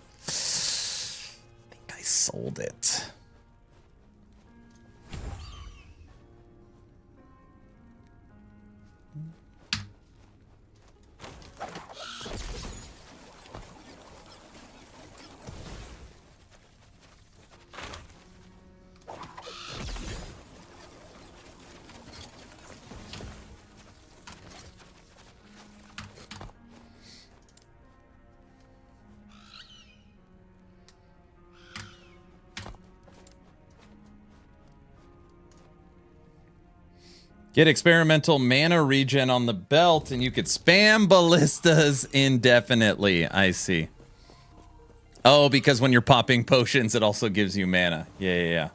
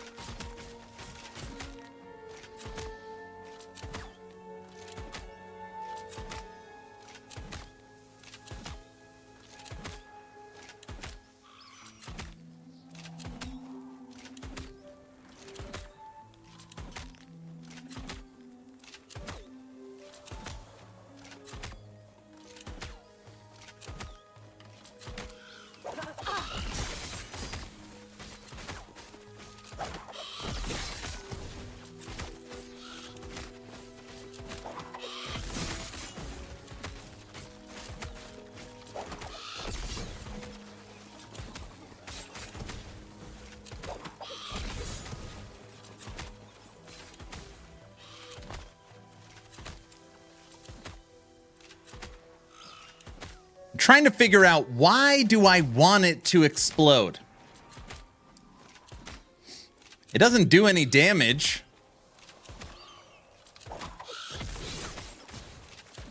10,000 at the training dummy. Why do I want it to explode? I don't think I do want it to explode.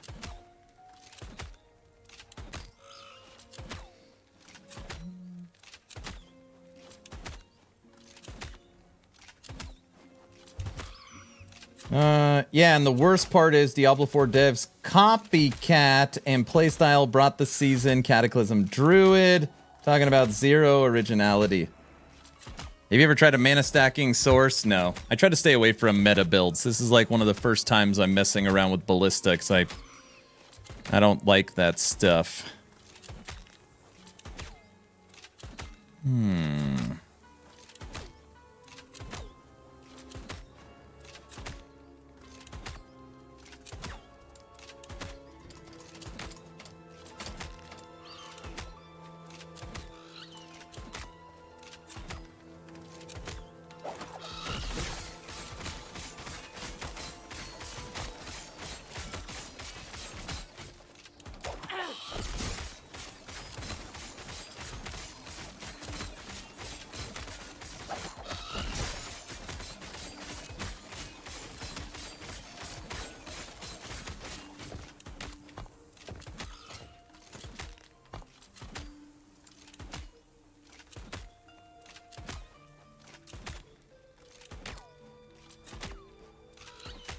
I think I'd rather go into survivability with Dusk Shroud.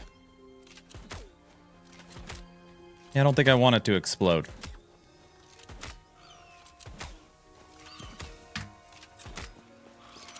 It's like, who is shooting? The mercenary's shooting. Seems more damage without the explosion. Yeah. I was testing to see if... I couldn't remember if each hit has a chance to trigger Dust Shroud, but I think it's the first hit.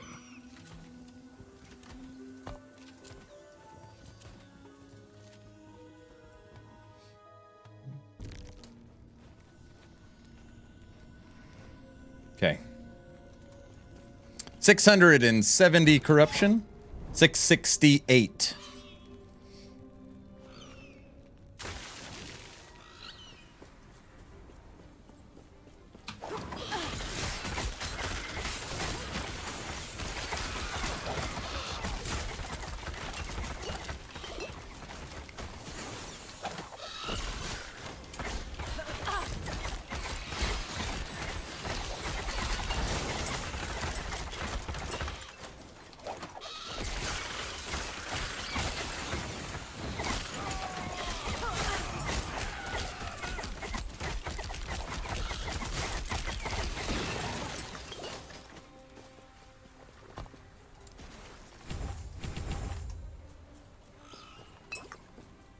Aw, dang it. What happened?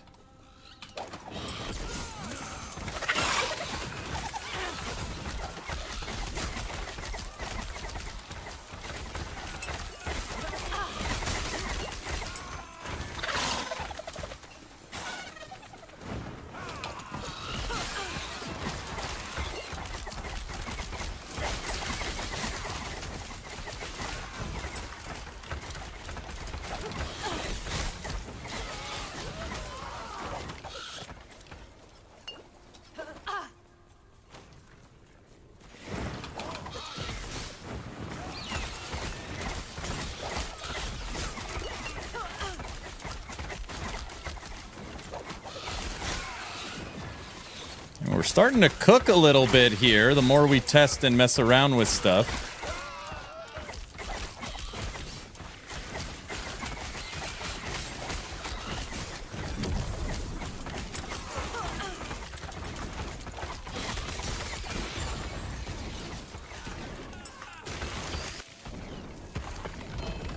Gloves. Oh, you lost the heist, huh? You can get physical shred to squeeze out the damage on umbral blades.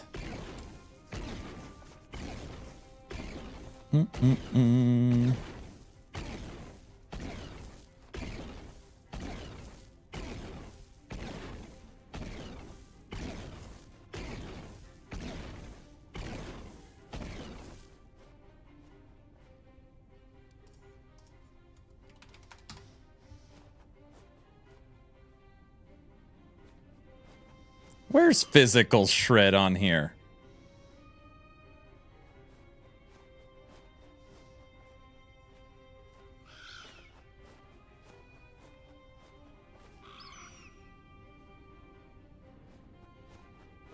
Why do you keep losing all your stuff, dude?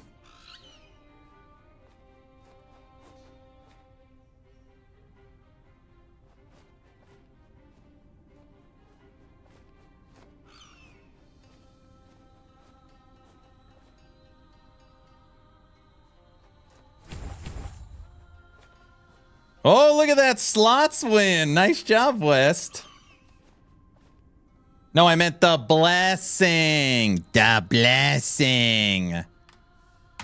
Yeah, so then when it's hitting, it's shredding physical resistance. I don't even know what the hell we have now. Health.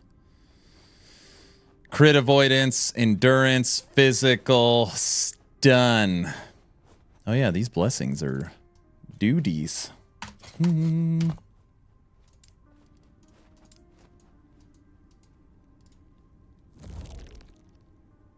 I didn't even know slots was a thing until you did it. Slots is the hardest thing to win on the points on Twitch. Hello, traveler. I don't play a lot of Falconer. What do we got here? Void res. Perfectly rolled spell damage, leached his health. Crit. Void shred, leech rate, crit. 19 to all res.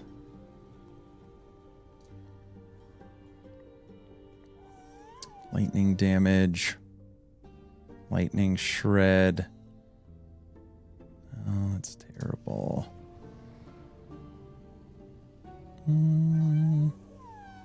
Armor. Physical shred. Bottom roll. Endurance 30%. Physical res is at 114 right now.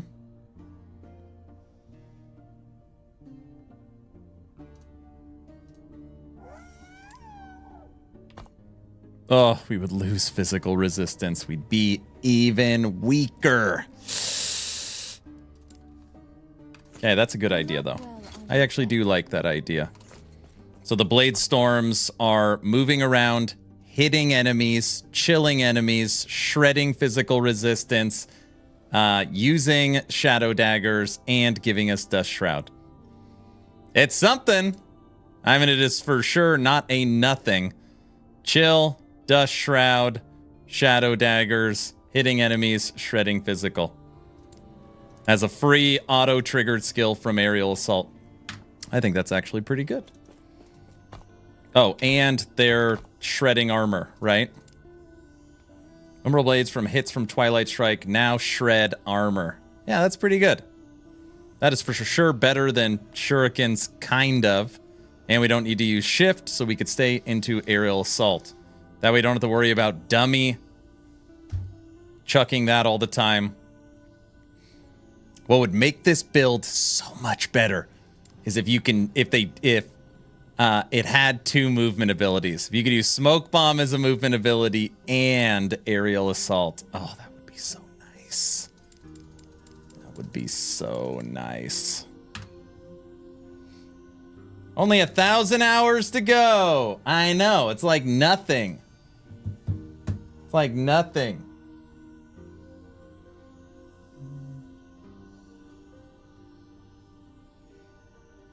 Slots was being kind. I knew it was my first time, so it's sucking you in. Yeah, you go into the casino, they give you $10 free. You walk out getting murdered. That's how it works. You know, they set you up that way. Hey, Trevor, I've almost been standing the entire time. Just FYI.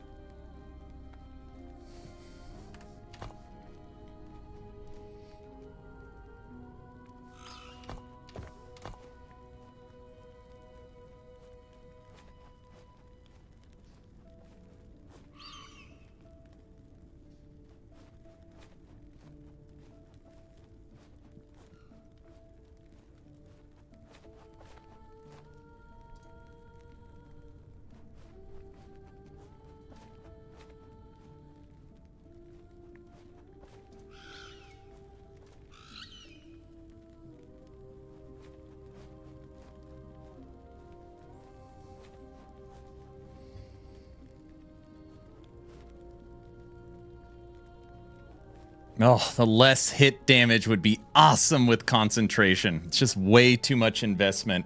5, 10, 15, 20.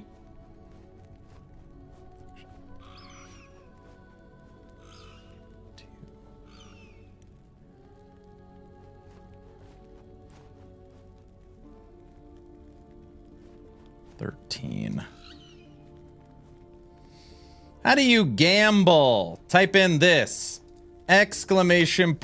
Gamble. All. I lost all my points. Darny.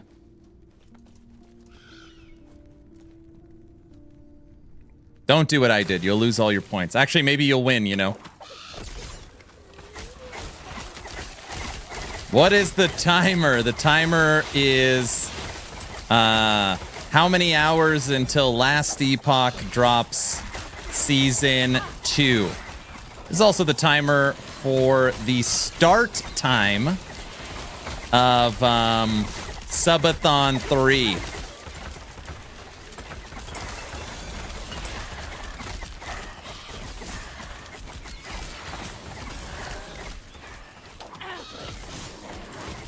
It's time for the Polka-thon. Yeah, exactly.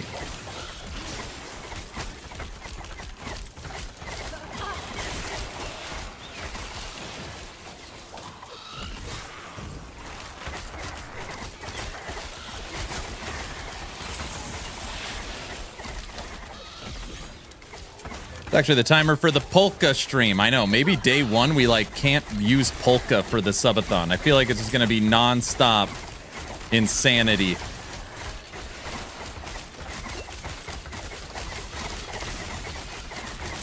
I got a feeling April 2nd is gonna be a wild, wild day.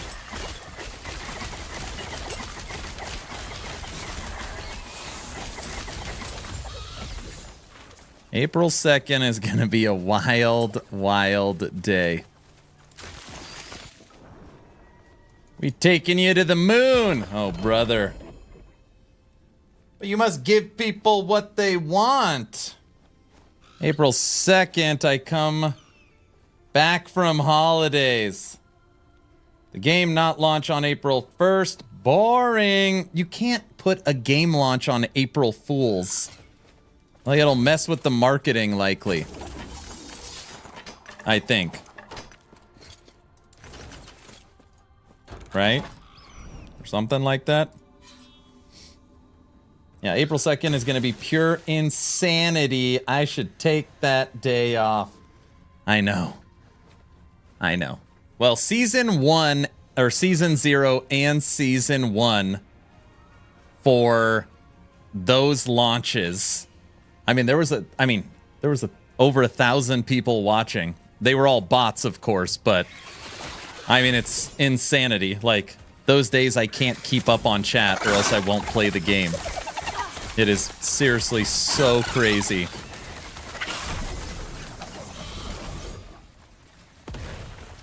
Especially if the game works. Every time you take a day off for a launch, it's on fire. Yeah, that's true.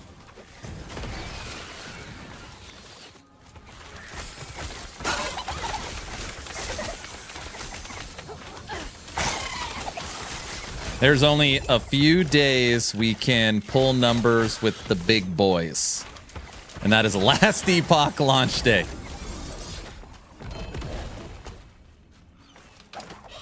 But, podcast-wise, we're going to bring on the Dragonkin devs. They have confirmed for March 4th. And, Last Epoch, Judd, game creator of... Last Epoch. He's gonna come on with me and Frosty on March 28th. So yeah, there's just gonna be so much build up and fun stuff. Hopefully by that time, my big future announcement will be ready. We are getting closer and closer. I know I've only been saying it for the betterment of a year, but I would be upset if I wasn't able to make that announcement prior to April 2nd.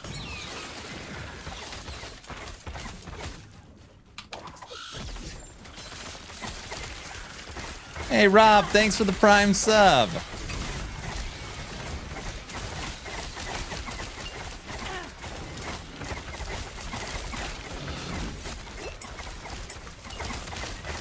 I also put in an order for my 4th monitor. Put in an order for my 4th monitor. I'm going to do a whole studio refresh again before April 2nd.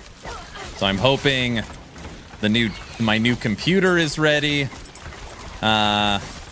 New monitor, adjusted setup. If it works out the way I've designed it, I think it's going to be pretty cool. So we'll see. I have 4. It's awesome. Yeah, I know. Did you do the middle stack? So 1 left, 1 right, 2 in the middle?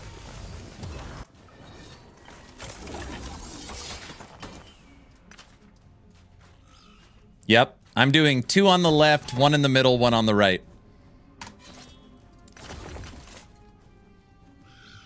And the top one is flipped. Oh, jeez. What class are you going to play when the new season drops? Now, I wasn't going to tell people what class I was going to play, because then it's just endless questions on inferring why. Aaron, why are you going to play this class? Why are you going to play this class? So I normally keep my mouth shut. Now, senior developer, co-founder of VHG, Mike, who streams on Fridays, was like so overzealous. And he's like, oh, I'm going to play Marksman. I'm trying not to play Marksman. I'm excited for Marksman. I plan on playing Marksman, which could change for the new season.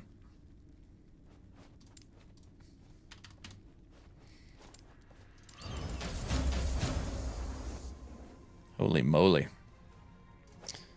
Guilty, what's that worth? T6 melee, T6 damage over time, double health on the best base. Actually, it's probably not worth anything because it doesn't have any attributes on it. With 26 forge. This came out of a cache, out of a chest.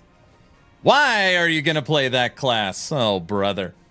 I need to get a cup for my coffee. Hold on, I'll be right back. 1 sec. Hold on, Command.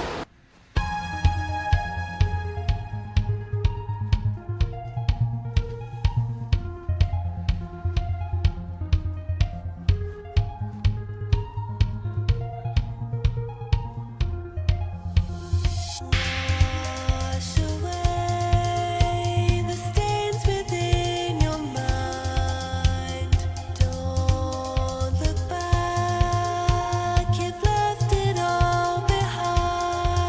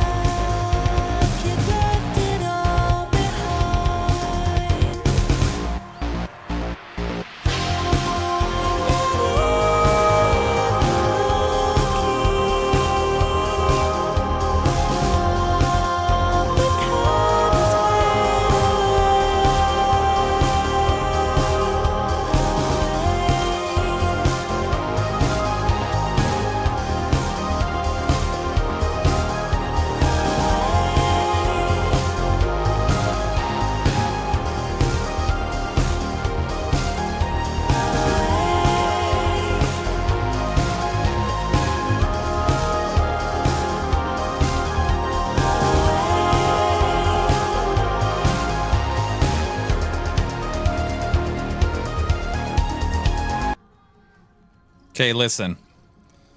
The person that is about to do something that they think is funny, just don't do it, okay?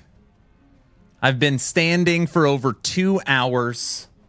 I just sat down. Don't put in standing time, because I'm not going to re-stand up. Just don't do it. Save yourself the click. All right.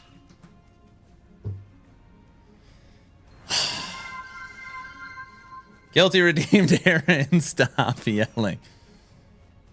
3 million for time rot. What? Why are you going to play that class?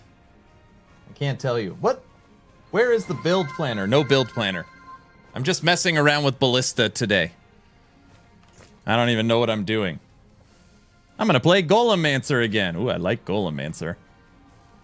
Nah, let's go Forge Guard. I sent you a pic in Discord. Let's see. General chat.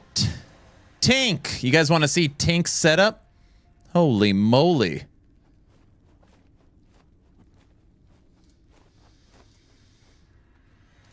All right, everybody. Tink in chat right now. This is her gaming setup. The hell's your controller doing on the wall up here?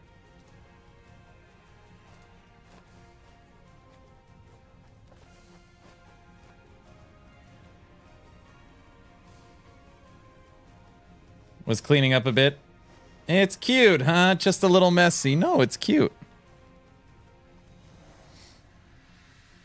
Those are old and broken, so now they are designer. I see.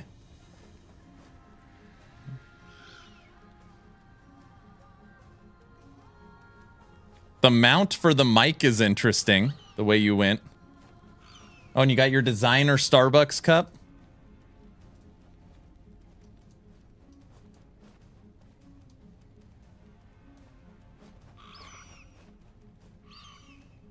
Yeah, it's neat. So this is my old setup. I have refreshed it since then, and I'll refresh it again. This is on a wide angle, so it makes the middle monitor look small, but they're all 32-inch. So 32-inch vertical 1440, and then the 32-inch 4K 166 in the middle.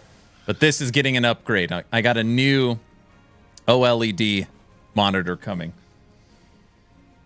Needs more monitors. Are we showing off setups? Oh, brother. Wait till I get my new setup. Cool mouse pad. I got that in Germany from Judd. I actually have 2 of them. Actually, I have 2 of them. Streamlabs OBS on the left, Discord on the right, game in the center. Can I have it? No, you can't have it. It's on my wife's setup.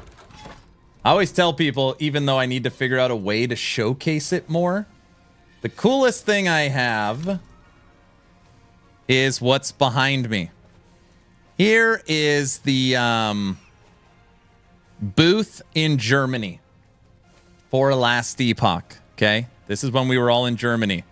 There's Carve, Skill Designer, Balancer, Mike, Lone Star. Anyways, this is us in Germany.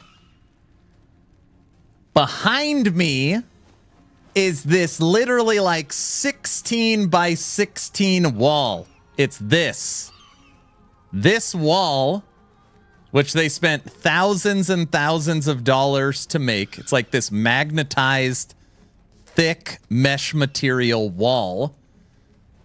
They were going to throw it away. They're like, we're in Germany. Nobody is going to pay to get this back to the States. Au contraire, EHG.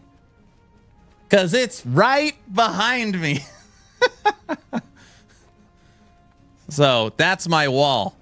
This like wallpaper thing.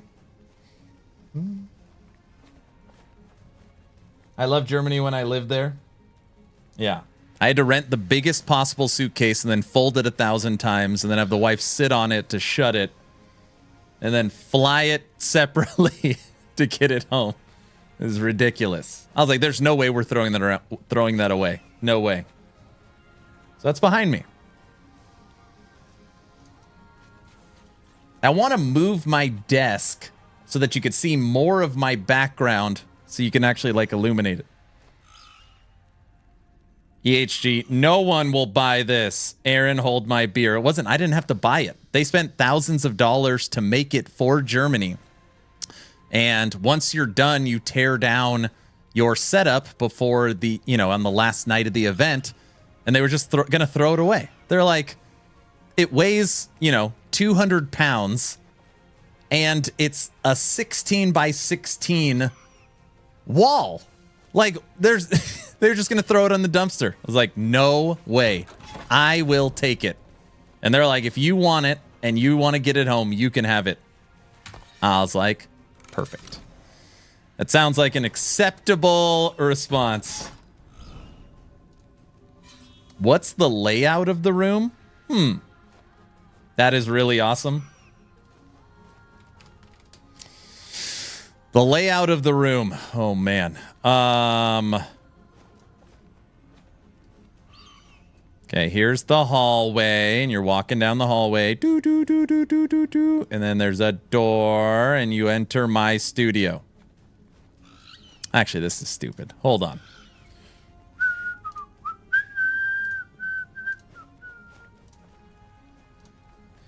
Patreon.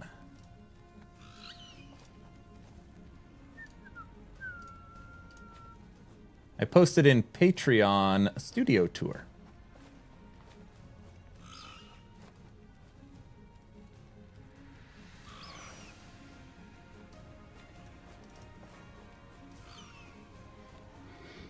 Good morning, Patreons. Merry day after Christmas. Yesterday I spent 3 hours cleaning my studio. 3 hours. I took everything out, cleaned it, and put it all back in. I literally hadn't cleaned it since Subathon 1 and 2. So I thought today I would do a quick little studio tour. There's honestly not a lot to show off. So you come down the hall, turn. See these black mats? You see these black mats? These are horse stable mats. They're thick rubber horse stable mats that I bought and had to like scrub like crazy to get them clean. And that's like the floor. It helps with soundproofing and warmth. You got the hats, weights, extra chair, little. This was painted by one of the community members and sent to me. Pretty cool. Action RPG, bench, and then I know it doesn't look like it. I was able to eliminate 6 cables. Dude, the cable management on the back took forever, and they like route in the standing desk. From cable management, I had all these extensions and all this stuff. It's kind of the best I could do. Everything has been cleaned. Oh my God. There it is. Gosh, it's beautiful right now. Oh, it looks so clean after I clean. So the lights are now on stands. My setup is in the DMs. Is the hat game still a thing? No, the hat game is gone. It's considered gambling by Twitch. Nice. Where were you thinking of moving the desk? I don't know, just farther out or something. That is a very efficient considering the limited space you are working with. Yeah, so for a long time, I just threw the desk against a wall, right? Because that's like the most logical. Everybody throws the desk against the wall. And I was like, wait a second, this is stupid. This is my own little studio space. I should have the desk more centered in the middle with like a path to walk around so I can decide where it is.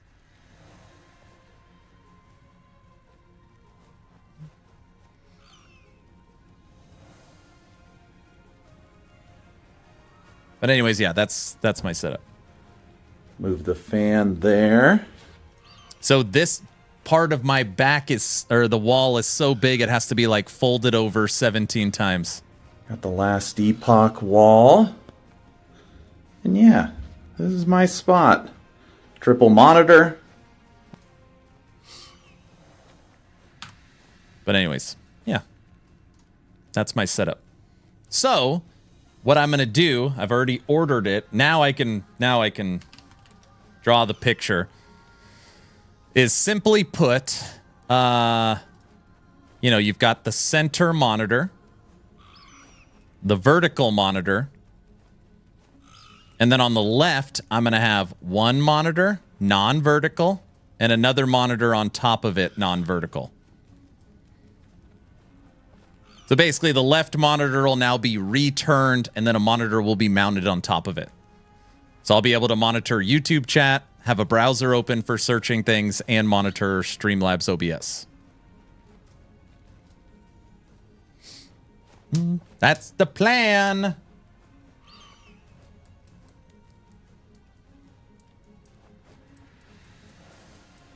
But it's a pretty nice setup. I mean, it does the trick. All right. Guilty really wants us to look at his setup. He doesn't even have it turned on.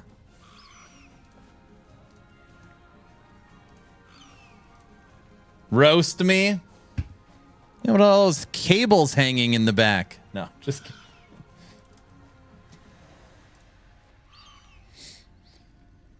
All right. You've got the vertical in the middle. Look at that. The laptop. What is that, a tablet? Are you a dinosaur? Like, you love dinosaurs? No mouse pad. The mouse pad that's a big mouse pad. You a paleontologist?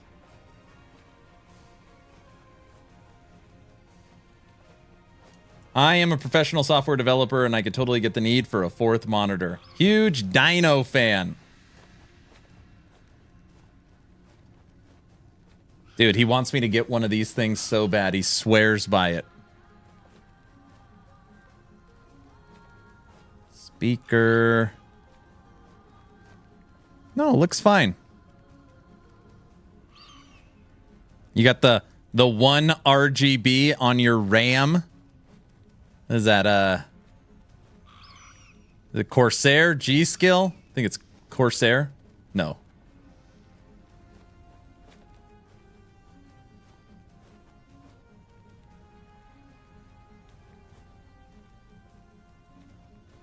G skill? That was my first guess. I like the gaming mouse pad for your mouse. You like my gaming mouse pad?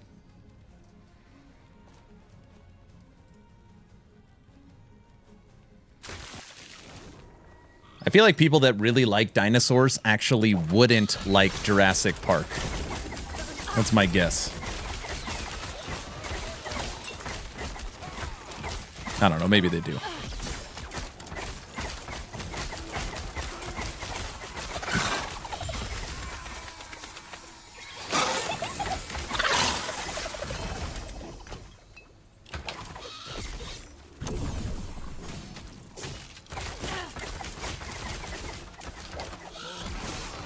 For fun horror movies, so many things are wrong. Oh, with Jurassic Park, like, compared to, like, what dinosaurs really looked like, yeah.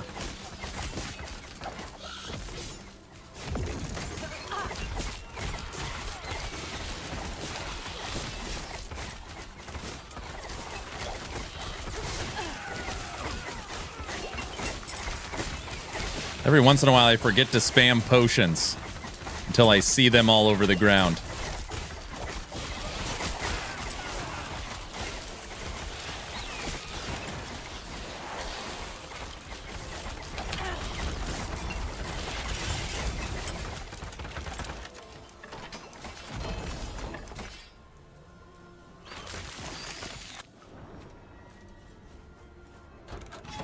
Yeah, the spitter is so far off, it's not even funny. Well, the raptors had feathers, right? Real raptors had feathers. Like, more resembled like a big bird. paleontologist I know has love/hate relationship to it. It's a very inaccurate movie, but it also helped get the popularity of dinosaurs in his job. That's exactly what I was thinking. Literally exactly what I was thinking. Right? It brings popularity to your profession and your research, but it's horribly inaccurate.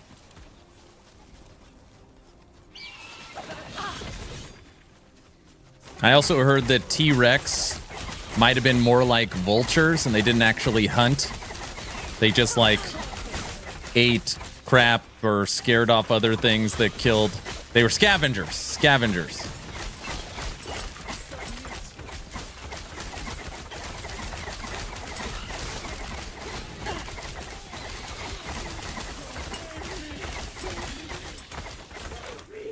Do you play with stream mode on? Psh, stream mode? Stream mode? Yes. Yes. For the better stream quality. Yes.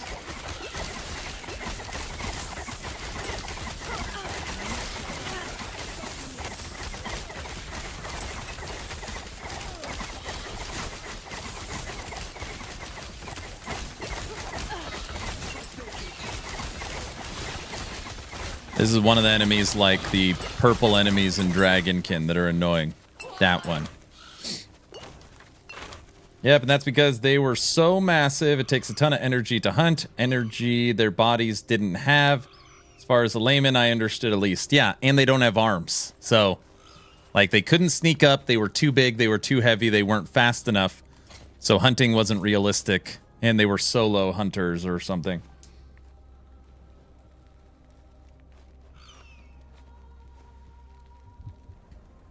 I have a 1,000,000-year-old Sub-Zero mouse pad. It's literally lasted forever. Someone who adores paleontology and real-life dinosaurs. I love Jurassic Park. It's what got me into them in the first place. There you go.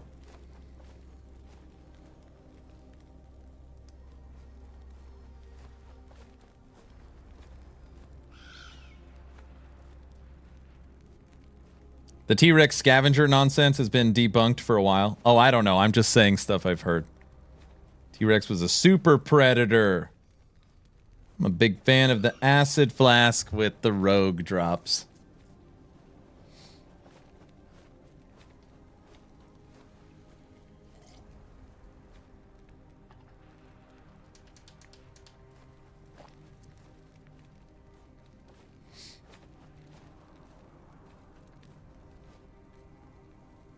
There's a lot of dinosaur fans in here.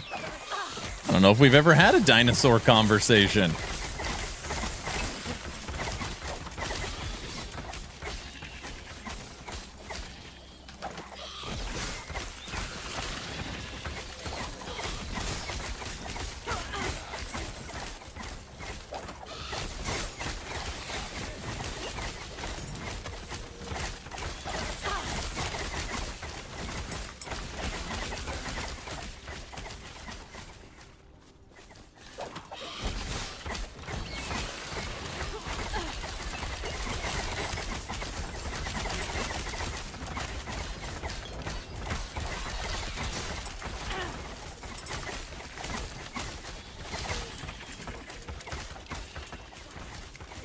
More dino conversations once the ancient timeline has been released. Yes.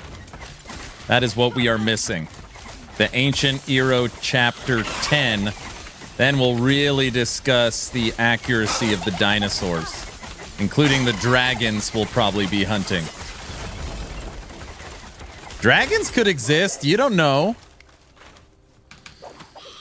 I mean, maybe not, you know. They could.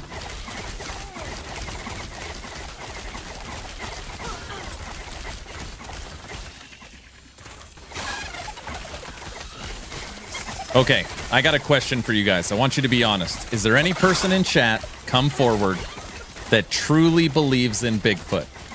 Like, no, I believe 100% there is a real-life Sasquatch that lives in the remote parts of the forest that is so scarce and so elusive he's never been found.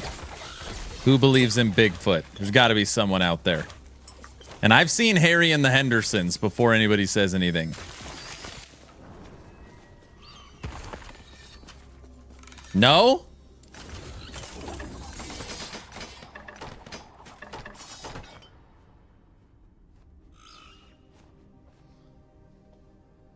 I feel like there may be a lot of things we are unaware of. I feel like in the world of things we are unaware of, you can easily jump to the ocean. I would believe a lot of ocean stuff. Giant squid, parts of the ocean we've never explored, trenches, stuff like that.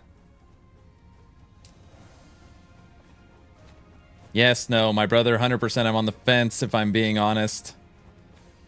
Yeah, the movie is very inaccurate. Oh, Jurassic Park. Wouldn't have Bigfoot died by now if it was real? Well, there's a couple of them. We know more about space than the ocean. There are videos out there that shows a huge hairy animal throwing multiple 100-pound trees around like toothpicks.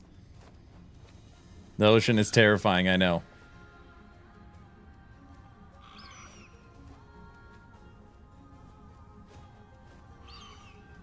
March 6th, Dragonkin.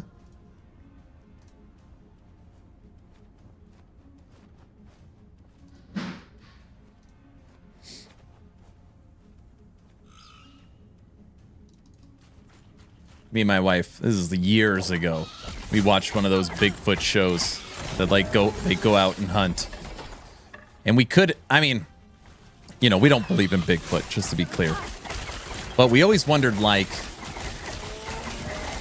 I mean, they could have been really good actors. The people on the show, they came across as, like, I mean, certain. Oh, yeah, like, certain he is out here, you know? And always kind of, we loved it. We thought it was fun. Look at the way this tree's bent. Nothing in nature could possibly do this. There's only one creature with enough power that can bend a tree like that. You know, stuff like that. And they'd have like the little sound machines. Oh, he's out here tonight. Tonight's the night. Tonight's the night. It was actually a pretty entertaining show.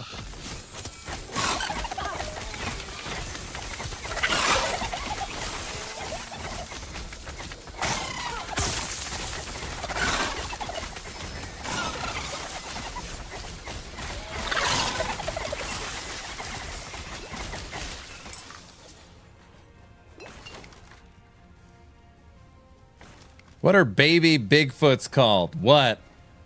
Humans?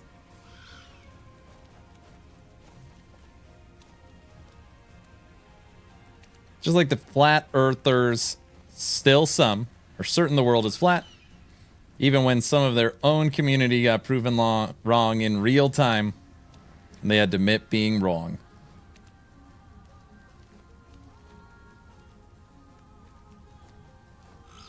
And then all that only for them to grab a picture taken on a camera from 1925.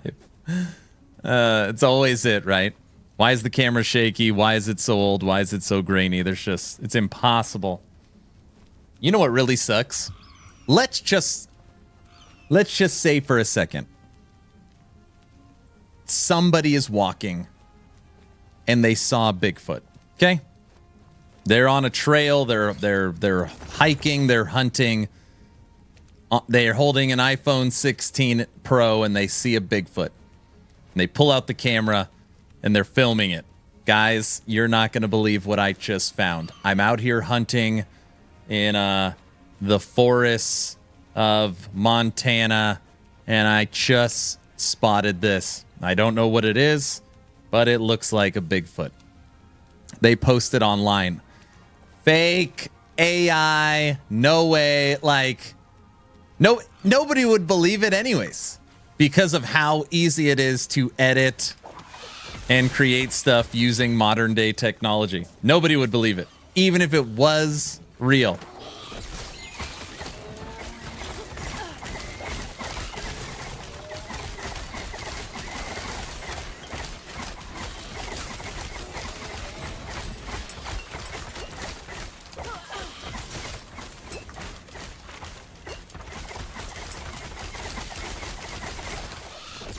Or the people that did believe it, they would just hunt it and kill it, probably.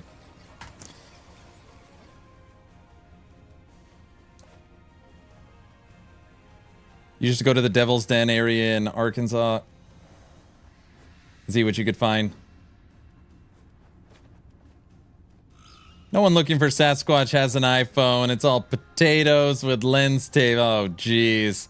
Yeah, but the scary thing is we are going to have a future where people can generate fake content so much, some may start to believe it. I see what you're saying. Is the update out yet for Last Epoch? It comes out in 1,005 hours. It drops April 2nd. April 2nd.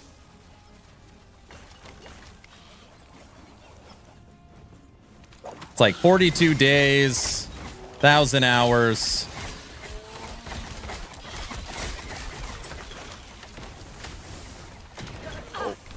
Oh. Soon. It's coming out soon. 60 fire damage. Oh my gosh.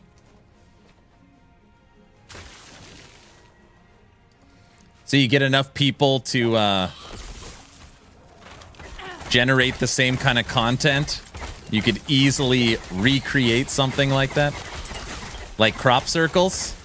Modern day digital crop circles.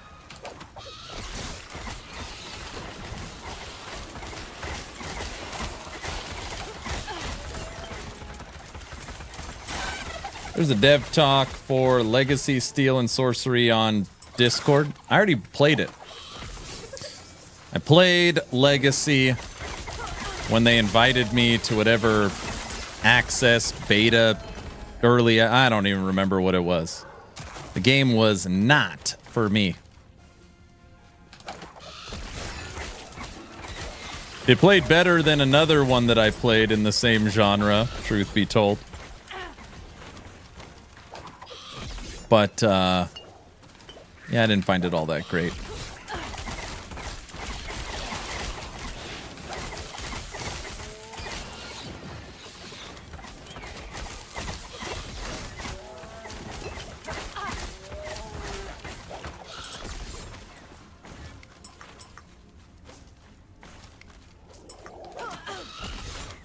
I don't know what they would have to do to make a PvPvE really fun. Didn't they drop, it was like that Robin Hood game. What the hell was it called? Was it called Robin Hood? It was some game like that over the last couple years. What's it called? One piqued my interest for a little bit.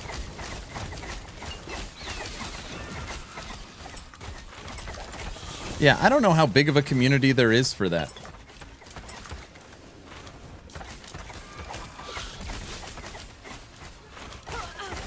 This level is always the longest echo run. It is like 10x anything else. Do we know we're getting additional season info? So just to be clear, I don't know for sure, because if I did know, I wouldn't be able to tell you, okay? I believe the big marketing push will start in March. So that gives a full month of EHG talking about new content, what's coming, stuff like that. You don't want to start too early, but obviously you don't want to start too late. I believe the idea is allow Monster Hunter Wilds to have its time in the spotlight, which is going to be just this. I mean, that game is going to be, you're going to go to any news site, YouTube, Twitch, all you're going to freaking see is Monster Hunter Wilds. 2 million concurrent players. It's going to be huge. So I believe the idea is let Monster Hunter do its thing. That drops February 28th. And then they'll start doing all their big marketing push. Judd, game creator, will be coming on the Town Portal podcast on March 28th. So me and Frosty LaRue will get to interview Judd. That should be a lot of fun. And yeah, it's still early. I mean, we still have 1,000 hours until it drops. Fellowship looks fun. The moment PvP is in a game, I nope out.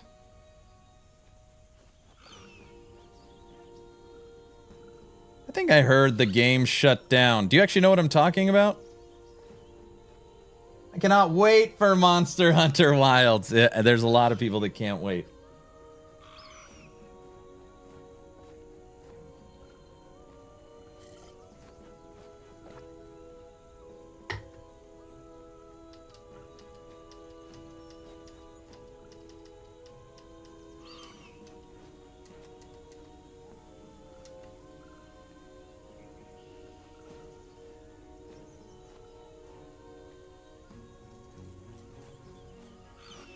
Did Force Gaming's video force any new information out of Titan Quest 2? What? What did Force put out?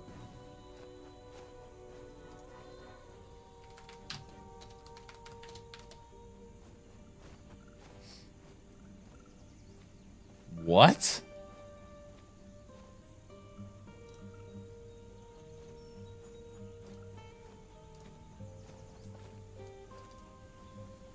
As covered in a recent video, we've got Hey! Hey! I know what game this is! much to look forward to this year, with all the various updates and expansions coming for the current big names in the genre. I mean, frankly, I expect I'll be spending a ton of time this year playing PoE 2, checking out the next to last Epoch season, and I'm sure I'll even give Diablo... I got to spend time with Force Gaming at...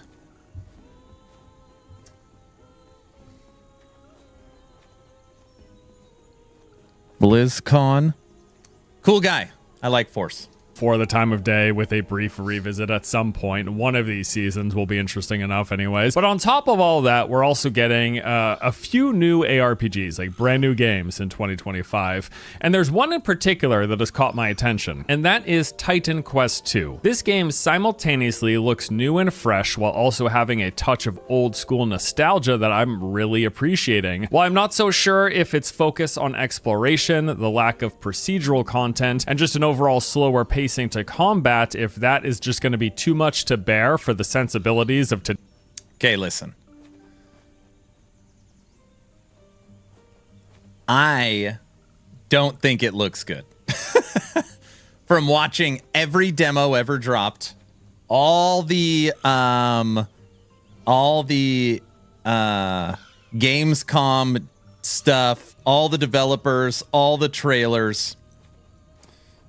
And to be clear, you should all know that I put we just did my top 5 ARPGs ever. I put Titan Quest in the top 5-6 ARPGs ever made. I had 700 people watching Twitch when we were waiting for the worldwide reveal. I pumped this game up so much because I could not wait. And when the video dropped of the trailer, my jaw was left opened, and I made this like... This looks horrible video, which, by the way, people were not happy that I made. But either way, I try to tell people that I try to be honest, I try to be respectful, but the gameplay for Titan Quest 2 that has been shown with character customization, it doesn't look that good, in my opinion.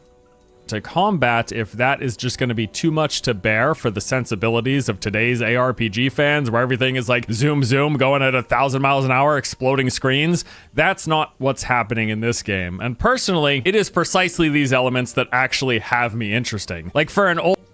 This is the stream, these guys, the developers and top dogs for THQ and Grimlore, that are making Titan Quest 2. It was literally this stream where they said the game will launch with 10 hours of content, 3 bosses, 3 masteries that you pick 2 of.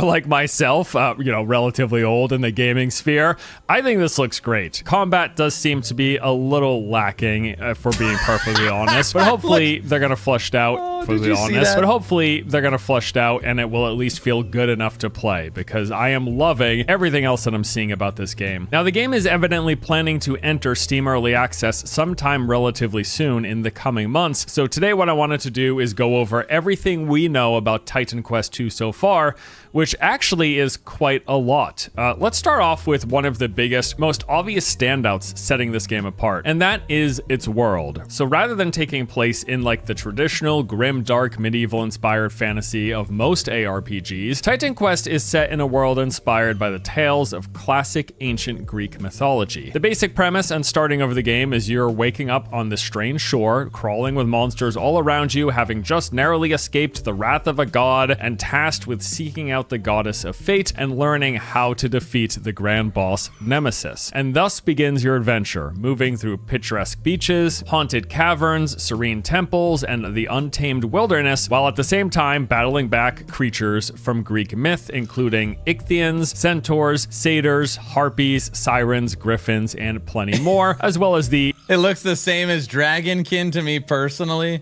No, yeah, we can't watch. Okay, got it. Force is excited for Titan Quest 2. Man, do I hope I am wrong on that one. Man, do I hope I am wrong on that one. The setting is literally the only thing that is interesting. Well, it's the same setting from Titan Quest 1. You got to remember the Titan Quest 1 was made by THQ Nordic and basically Crate Entertainment. So, THQ basically had they didn't know how to take Titan Quest and a falling out. Half the studio wanted to do this, half the studio wanted to do that. And a bunch of people broke off from THQ to create Crate Entertainment. Crate brought us Grim Dawn. That's why Grim Dawn is really Titan Quest 2. So really this is Titan Quest 3. But anyways, neither THQ Nordic or Crate Entertainment is creating Titan Quest 2. This is made by Grimlore Studios. So I don't know if they're going to be able to recapture that magic. We'll see. It's an unofficial remake.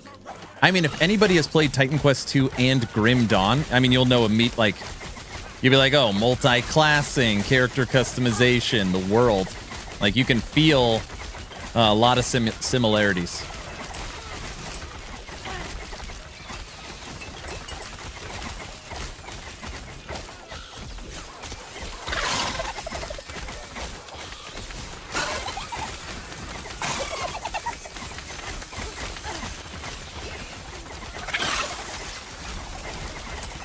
But anyways, either way, we're going to play Titan Quest 2. It doesn't even, matter. I'm just saying I am not as hyped as I once was for it.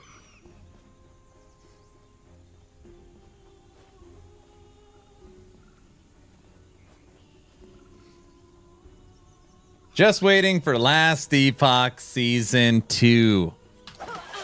Oh, yeah!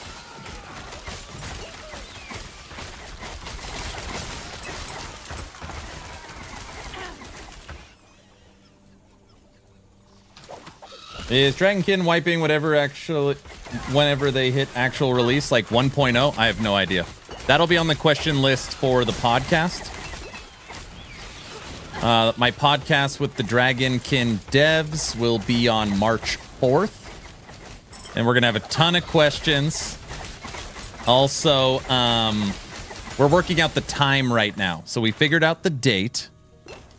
March 4th. Dragonkin devs are coming on Town Portal. Unfortunately, oh man, I don't even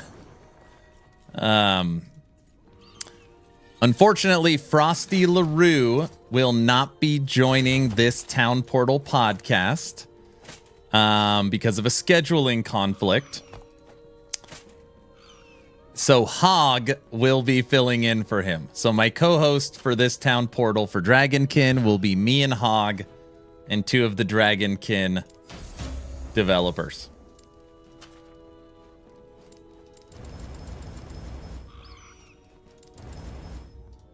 Four affixes in 11. Oh man, these boots would be sweet. Double life, T7 strength, perfectly rolled, crit avoidance sealed on the best base. 4-man enter, 2-man leave.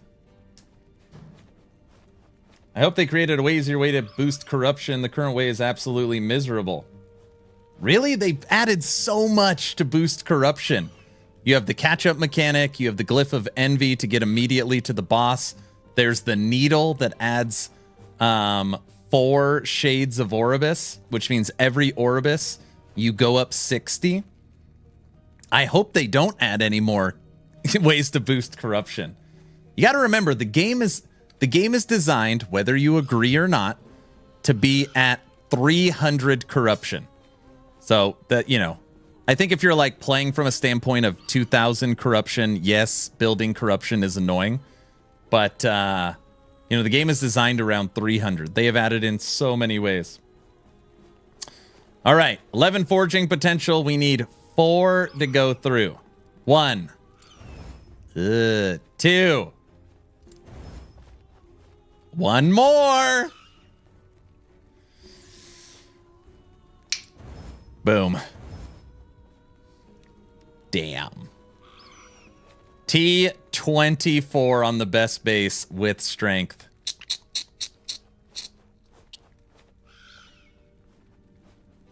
That's a spicy meatball. Nice boots, bro.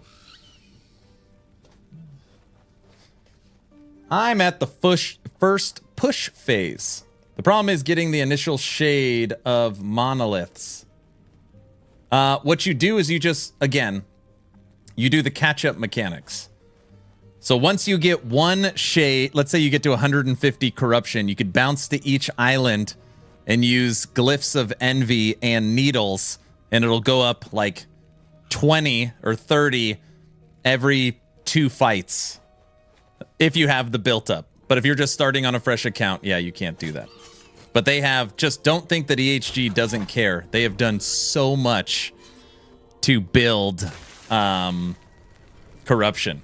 They've added a lot. None of that stuff used to exist.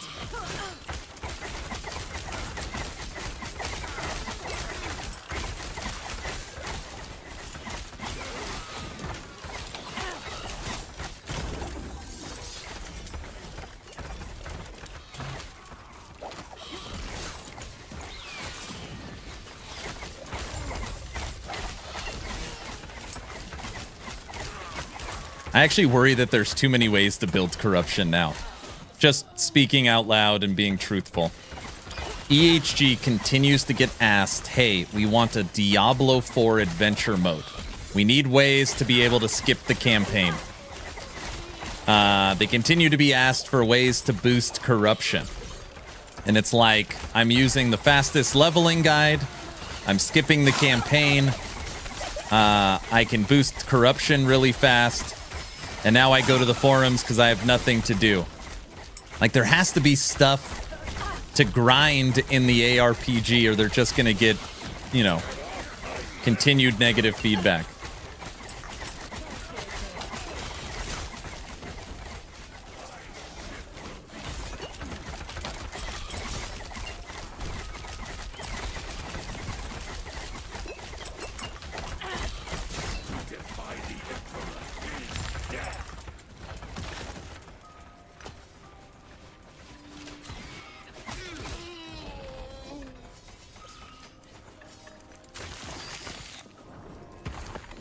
I got my first needle, just got it minutes ago. Now I'll finally be able to get it going. There you go.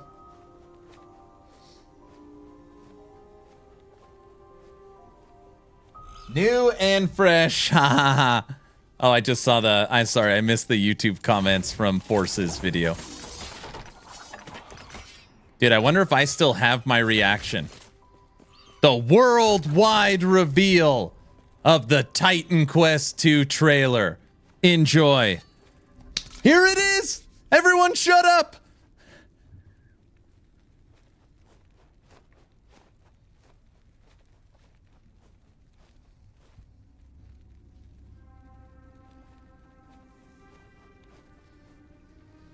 That is the worst worldwide reveal trailer I think I've ever seen in the history of it. I couldn't believe it. I couldn't believe it. For the first time ever, I was like, I think I could literally make something better. Oh, it was the worst. It was just, that was what happened. There's like 500-600 people watching on stream. And I'm like, I'm sorry, guys. I can't hold back. I don't think I've ever been so disappointed. It was so horrible.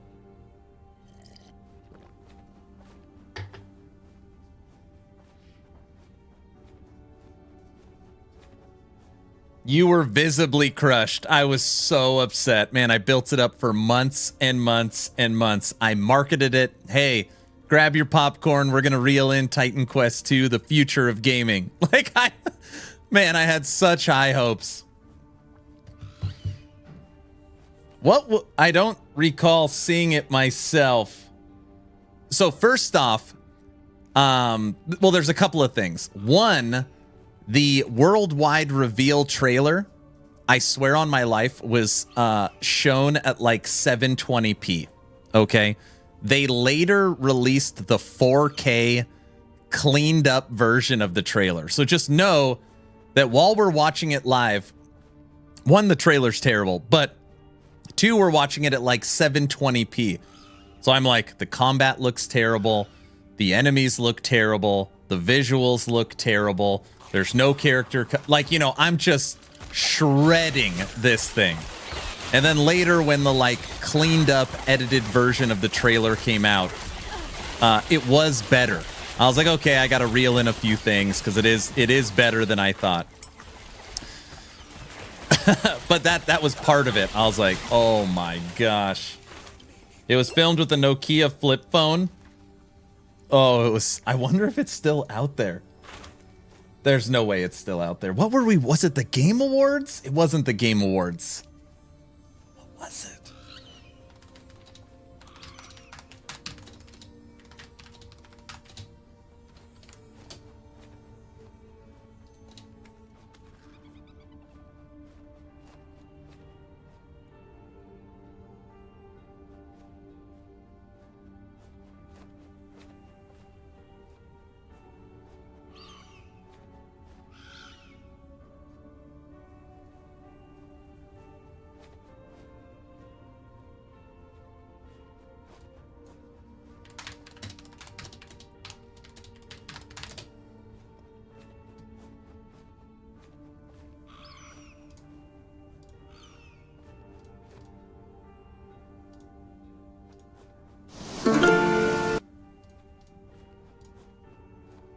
Okay, here you go. Ready?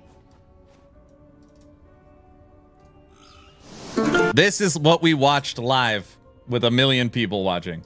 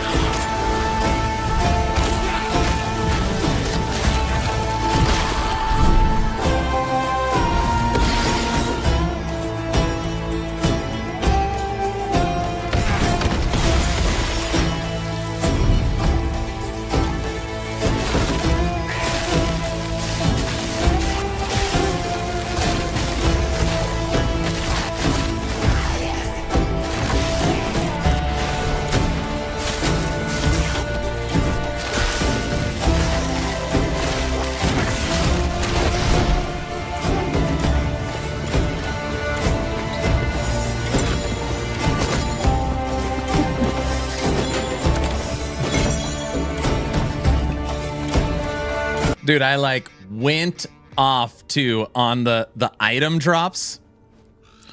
I'm like, you're not going to show what any of the items look like? dropping out of the chest? You're just going to show us the beams of random color? I was like, whoa, that's exciting. Oh my gosh, I went haywire.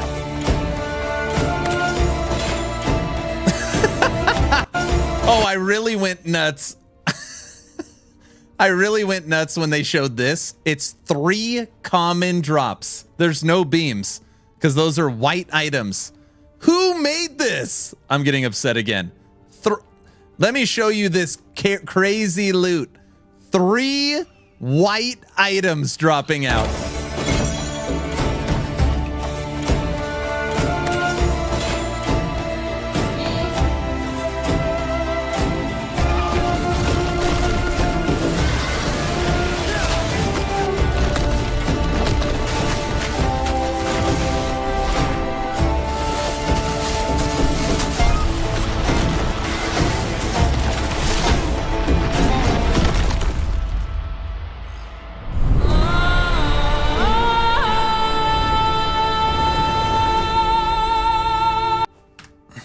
Anyways, it's fine.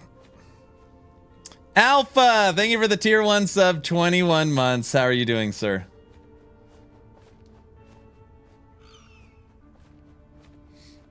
I had to check the stream. I'm still at 1080p, but damn, that looks bad. Are you not entertained by the trailer? Okay, EHG's trailers were better and more exciting than this. Their armors look better than LE, to be fair, but that's all.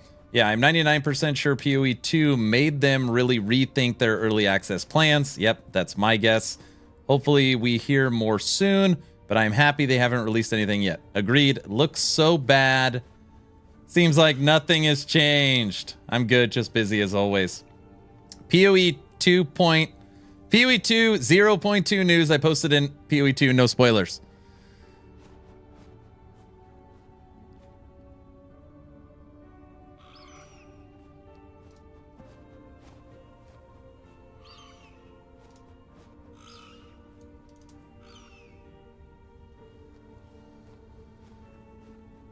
While the team is working hard on 0.2 content update, with which we expect to release in approximately 1 month, we'll be running a series of races in Path of Exile 2 starting the 2nd of March. They'll be open to everyone. While the races are open, the purpose of them is to crown players, blah, blah, blah. In each of these events, kill Act 3 boss.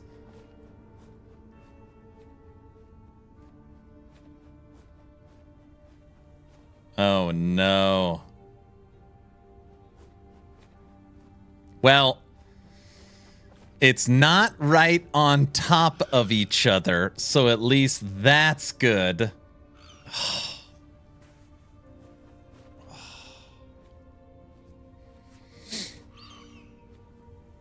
Oh my gosh. Approximately 1 month?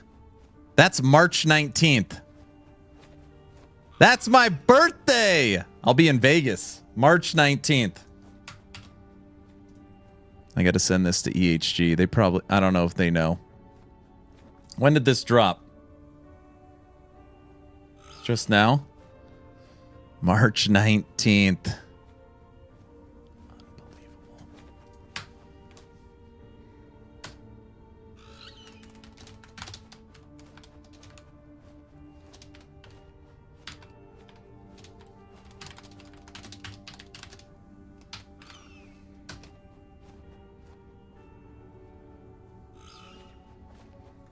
Do we have a date for LE Season 2 yet? Yep, April 2nd. Happy birthday. Thank you. April 2nd. Or...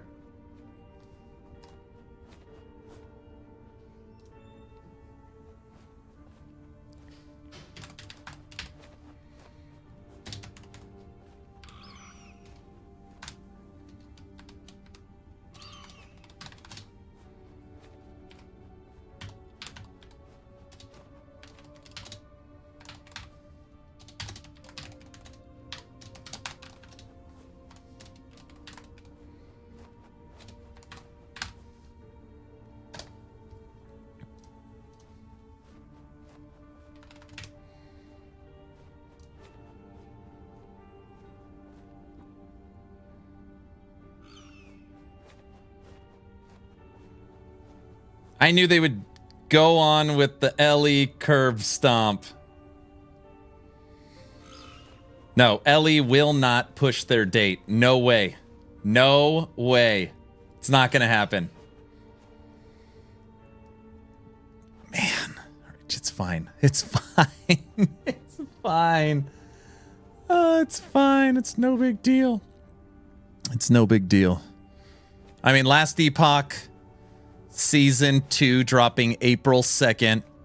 Path of Exile 2's major update March 19th. And Diablo 4 Season 8 April 15th. It's perfect. It's good. It's good. That's the best possible outcome.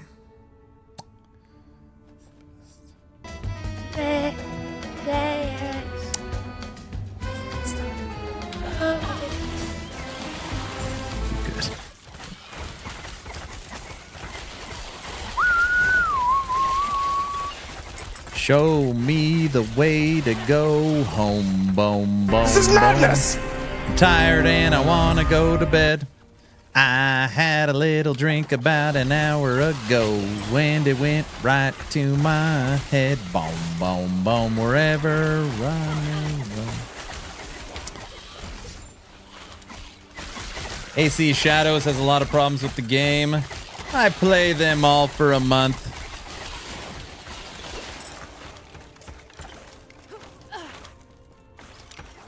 But I set aside a month for April. You set aside April for last Epoch. Nice. Okay, so we need... So then, okay, where are we at? We need Season 8 for D4 to be another nothing burger, like the last season. And we need PoE 2's major update to not add anything that people care about. That'll probably happen. Right? Guys?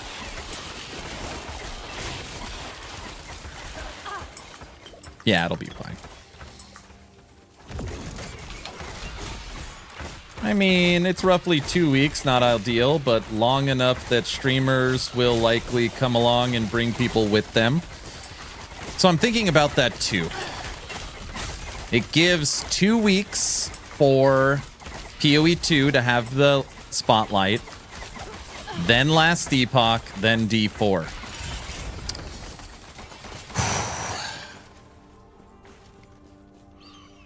It's still pretty close together. I mean, there is still Darth and Rax are still playing PoE. Path of Exile 2 Steam charts.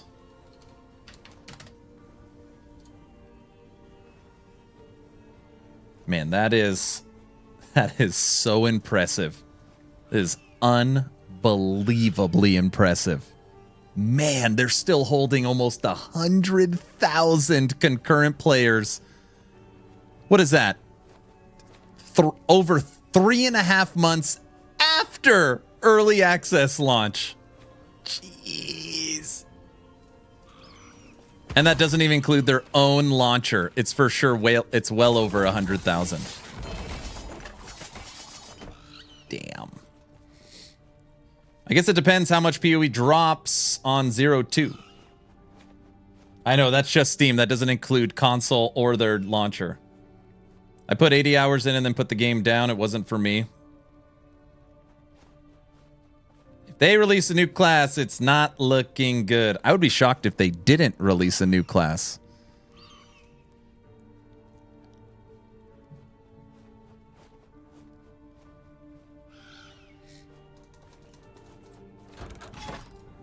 Well, now we know. And knowing is half the battle.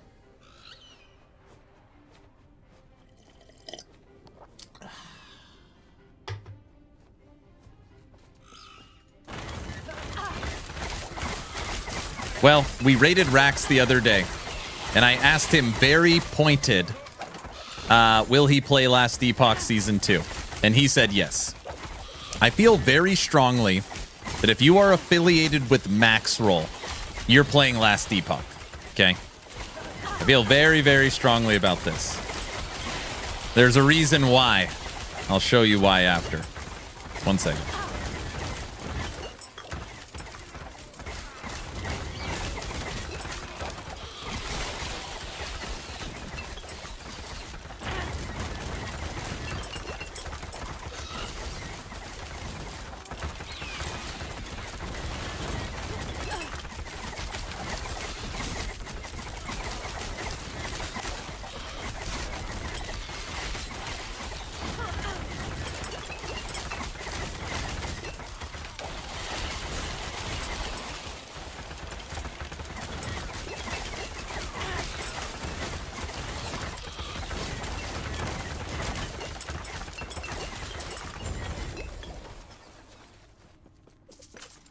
I show this to people all the time and they never notice it. I feel like if you are affiliated with Maxroll, for the most part, you are Team EHG for Last Epoch. Why? If you look up here in the top right corner, powered by Secret Lab, Starforge, and what is the third company? EHG 11th Hour Games. These are obviously the paid sponsors that support the website. You don't see Blizzard Entertainment, Grinding Gear Games, THQ Nordic. No, there's only one game studio that is probably paying them an insane amount of money. 11th Hour Games. Now, if you don't know this as well, if you go to team and you go to management, Rax is the interim CEO of Maxroll. You start putting these things together. The Maxroll Diablo team, PoE team, I believe they will all be playing Last Epoch. I want one of those Secret Lab desks. Okay, I have the Secret Labs Magnus. I think that's what it's called. XL standing desk. It's unbelievable. It is unbelievable.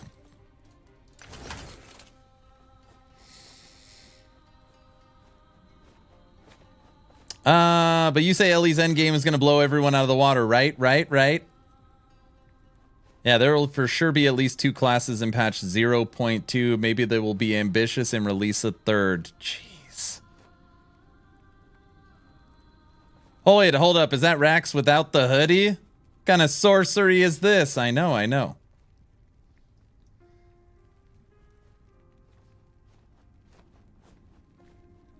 Will somebody tell me why I'm unable to play this game? I don't understand your question. You can't. You've purchased Last Epoch on Steam and it won't boot?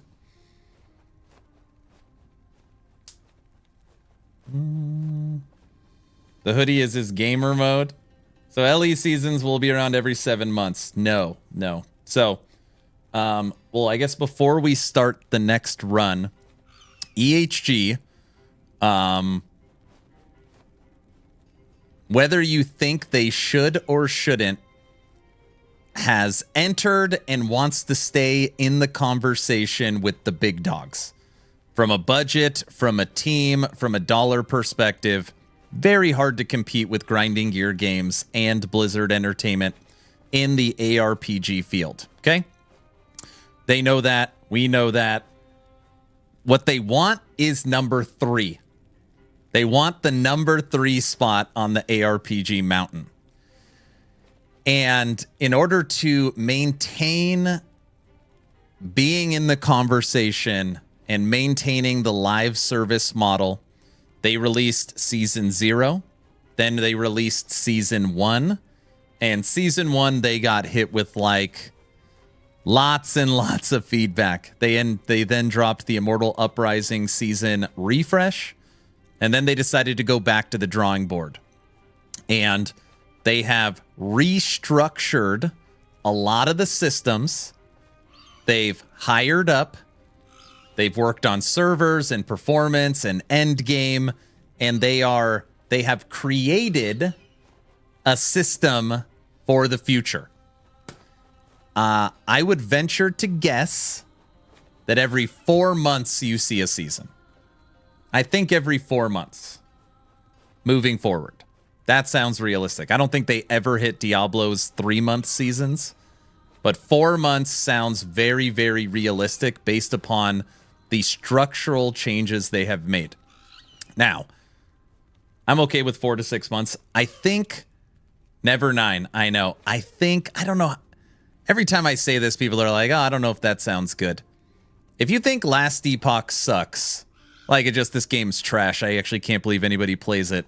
I don't know if Season 2 changes your mind, okay? I don't know if Season 2 changes your mind. I think if you think Last Epoch is average, you'll think it's good. I think if you think it's good, you'll think it's great. I think if you think it's great already, you'll say it's excellent. And if you think it's one of the best, you'll probably label it the best after Season 2. I think everybody's perception of Last Epoch will go up a peg, with the exception of the people that hate the game. Because structurally, Last Epoch is still Last Epoch. So if you hate Unity, if you hate the visuals, if you hate the animations, you hate the skill tree, you hate the crafting, you hate the dungeons, you hate the monolith, you're probably still going to hate all that stuff. But for the non-haters, I think everybody moves up one peg. They have put in the engine upgrade, which the visuals are really cleaned up. They've added in a ton of new uniques, a ton of new balance, new skills. The whole meta is going to change. New enemies, new bosses, full restructuring of the Monolith of Fate, champion enemies, tombs and cemeteries, new servers, new backend for EHG. There's just everything for the game in Season 2 has been, rounded out, sanded down, and polished. So you're just going to have such a better product moving forward. And the stuff that they have done should make it way easier to add content into the future. I know. Aaron, you said a lot without saying anything. It's the best way I could describe it.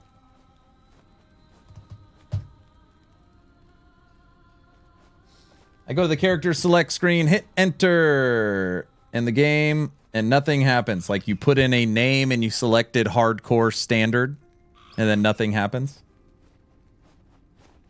Will you be able to experience everything new in Season 2 on Legacy? They haven't announced anything yet, but I would guess.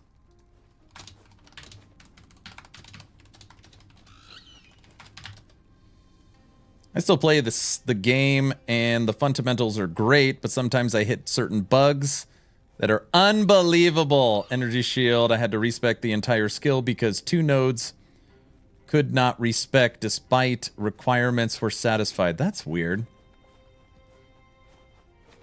Oh, hey, GGG says 0.2 in about a month. Yep, March 19th.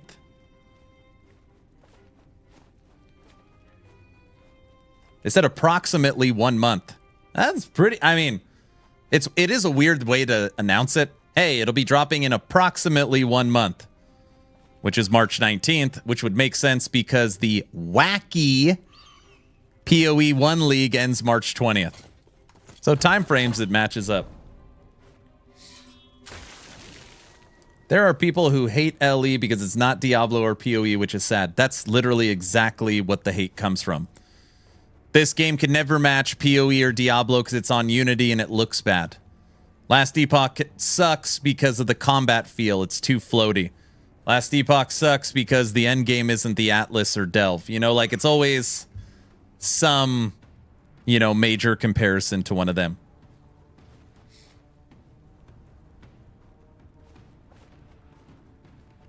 Fanboyism and tribalism, the death of competition. Busy dad here, don't want to grind all the stuff. Yep.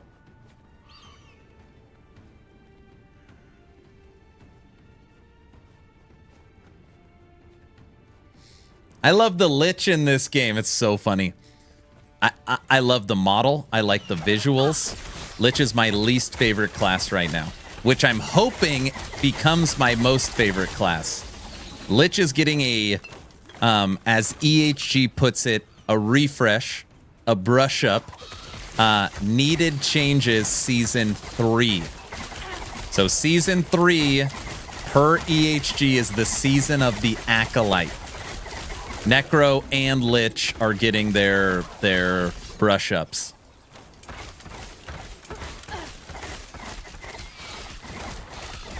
This season is the season of Sentinel.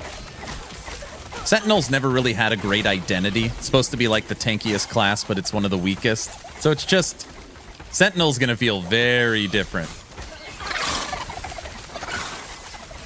Yeah, we just read it and looked at it, and I already talked to EHG, and now we know. March 19th-ish, PoE2 update. Season 8 of D4, April 15th. So 2 weeks before and 2 weeks after, once again, all the games have bunched up within a month. Now I'm just waiting for Torchlight. We're releasing our update April 5th. It's going to be something stupid like that.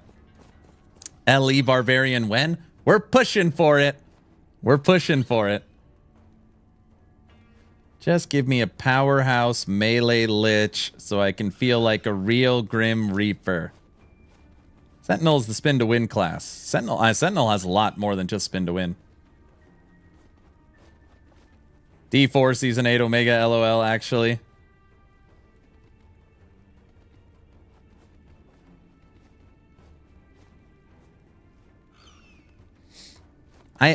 Lich is missing a skill. It doesn't have its updated passive tree. I know they're working on a few uniques for it.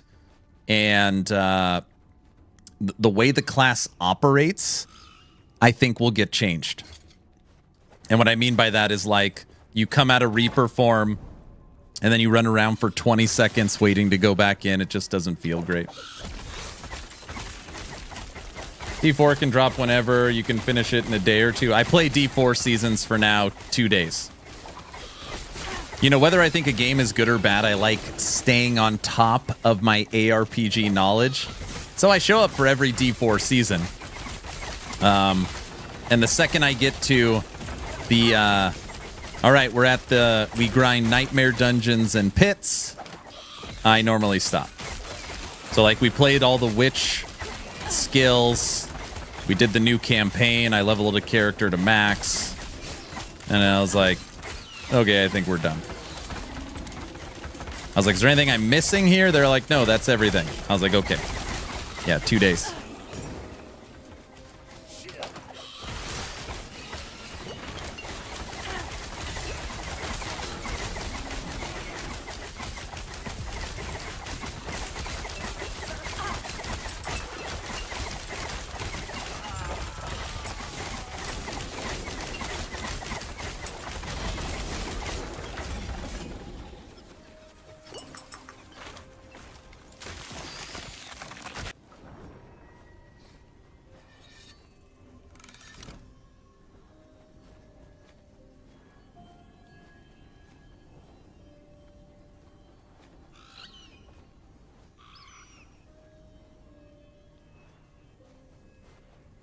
Skiddly do. I'm not 100% sure, but historically, everything that comes to season will come to legacy. And I don't see them changing that this season. They haven't announced that yet, but I would venture to guess you'll be able to do everything. I'd honestly be shocked if you couldn't. So I wouldn't worry about it. You'll be able to keep all your characters and probably experience all the new stuff. They just haven't announced that yet, but I feel like they will.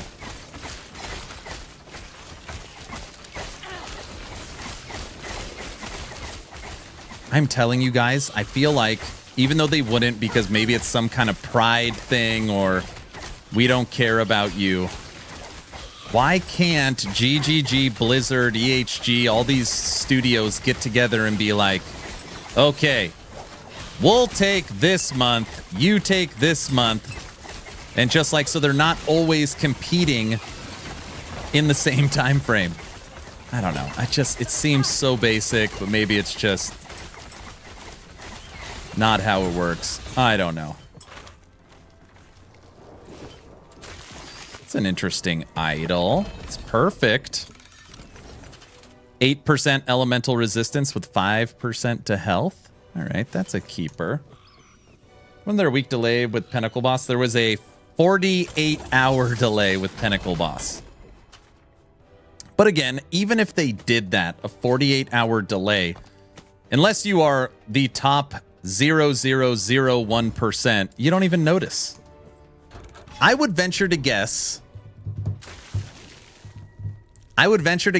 less than half, or less than 0.5%. 99.5% of the entire 2 million copies sold of EHG, or of Last Epoch, has never killed Aberoth. I would guess 0.5% of that 2 million has killed the Pinnacle Boss. That'd be my guess. It might even be less than that.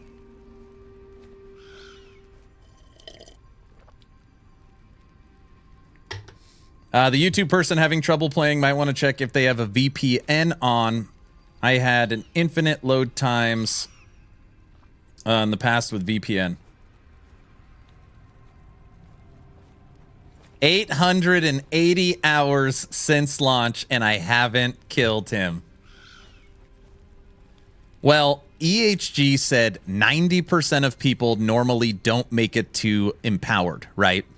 So in my brain, it's like, okay, 9 of 10 people can't hit corruption 100. And realistically, if you're going to fight Aberoth, you're probably around corruption 500. And you have to play a meta build, you know, so it's like that number is going to get really low. I haven't even tried. Yeah, exactly. I couldn't even tell you what he looks like. Same, I have not been able to reach Aberoth. Harbingers are stomping on me. All 10 bosses down and not killed him either. That's why I love LE. It respects your time.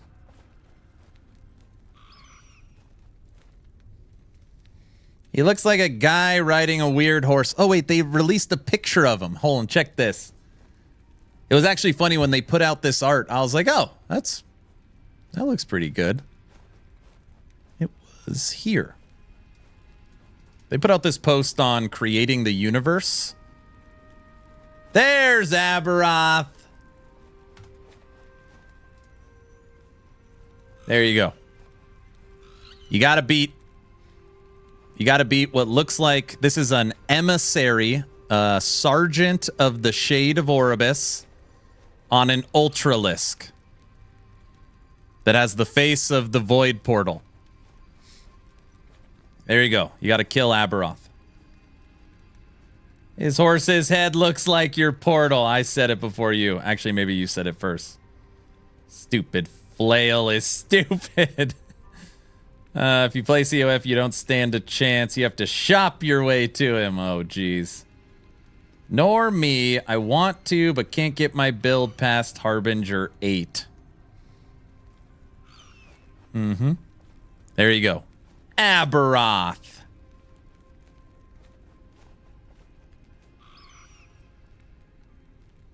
Not good at drawing heads. You don't think so? No, the head here looks like my void portal. That's what we're saying. Guys, I don't want to hear any jokes about the void portal, okay? It's just a pulsating portal. You enter.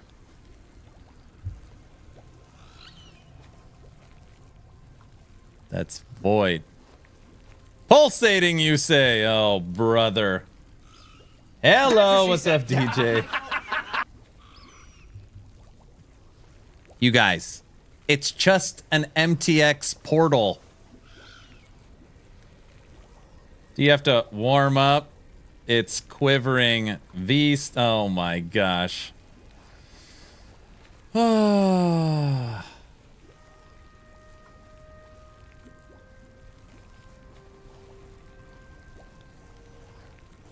Someone spent 50,000 channel points for me to use this portal today because they think it's funny.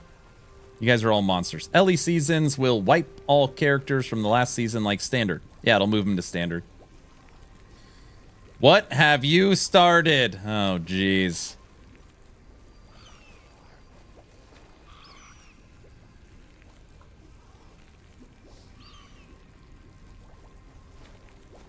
Return to your favorite game, it seems. Yep, April 2nd. April 2nd, we will have the highly anticipated Season 2. The highly anticipated Season 2. What will be in Season 2? Explore the lost realities preserved in time and face off against the twisted creations of the spaghetti people. Oh, I mean, twisted creations of the Weaver. This chat calls it the spaghetti people. Full Monolith of Fate upgrade, unique woven echoes, Weaver faction tree.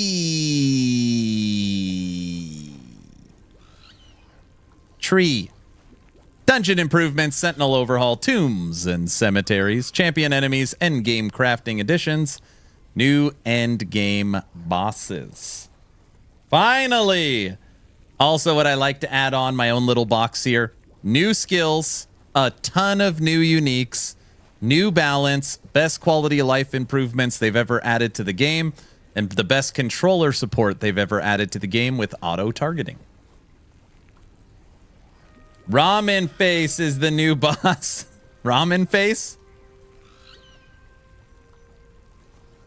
For me, the best ARPG is LE. They just need to add more content in-game, and that's it. Well, you're going to get a lot. If the tree is an atlas, that will be sweet. I cannot confirm nor deny anything coming in Season 2 other than what EHG has already said. Taser Face! It's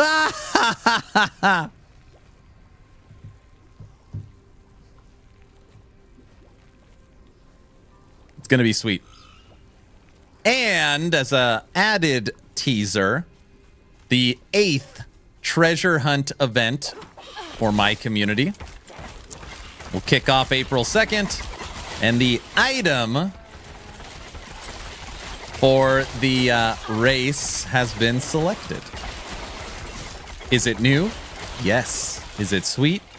Yes. Shards going straight to the forge setting is the best update in 1.2. It is so nice. It is so nice. Very nice.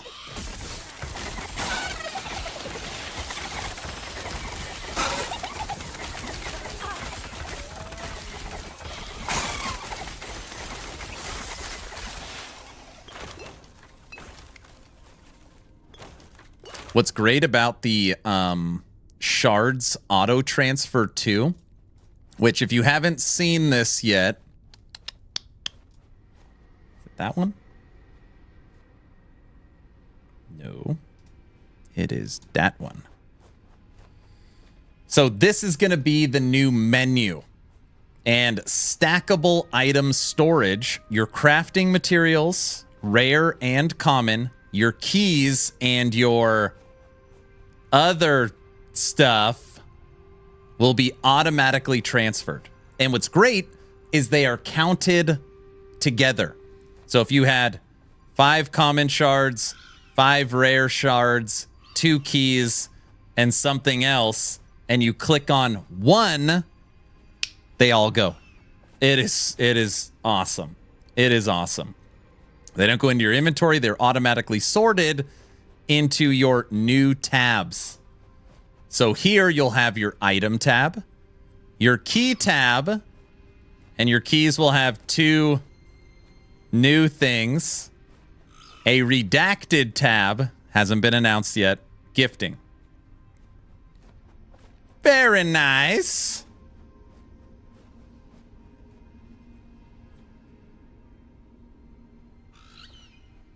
I hope in the new season Merchants Guild faction doesn't go off the control in terms of pricing. It wasn't out of control in the last one. It's just only if you were looking for like very meta items. Season 2 boss is that image. Looks like Davy Jones from Pirates of the Caribbean. Only thing that stinks about auto transfer is that you won't have funny moments where you have prophecy pop up, where you have the entire full inventory of chaos shards. No, you could still do that. I mean, if you're trying to get a picture or something, you could just uncheck it, but yeah.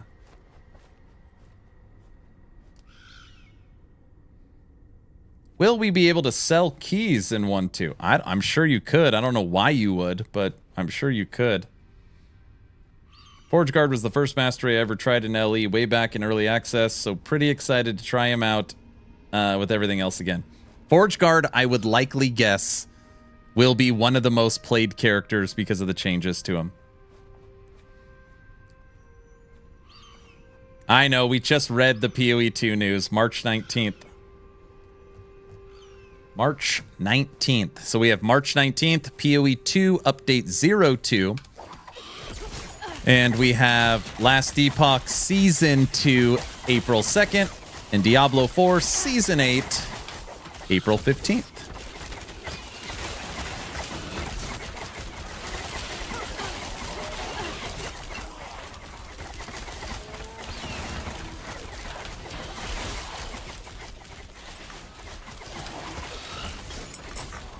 Oh, come on! Hope ForgeGuard is not overpowered like the Spiritborn in D4. No, it will not. Dude, that one fire shot was nasty. Will ForgeGuard have new skill trees on his skills, or will we get a complete rework? So...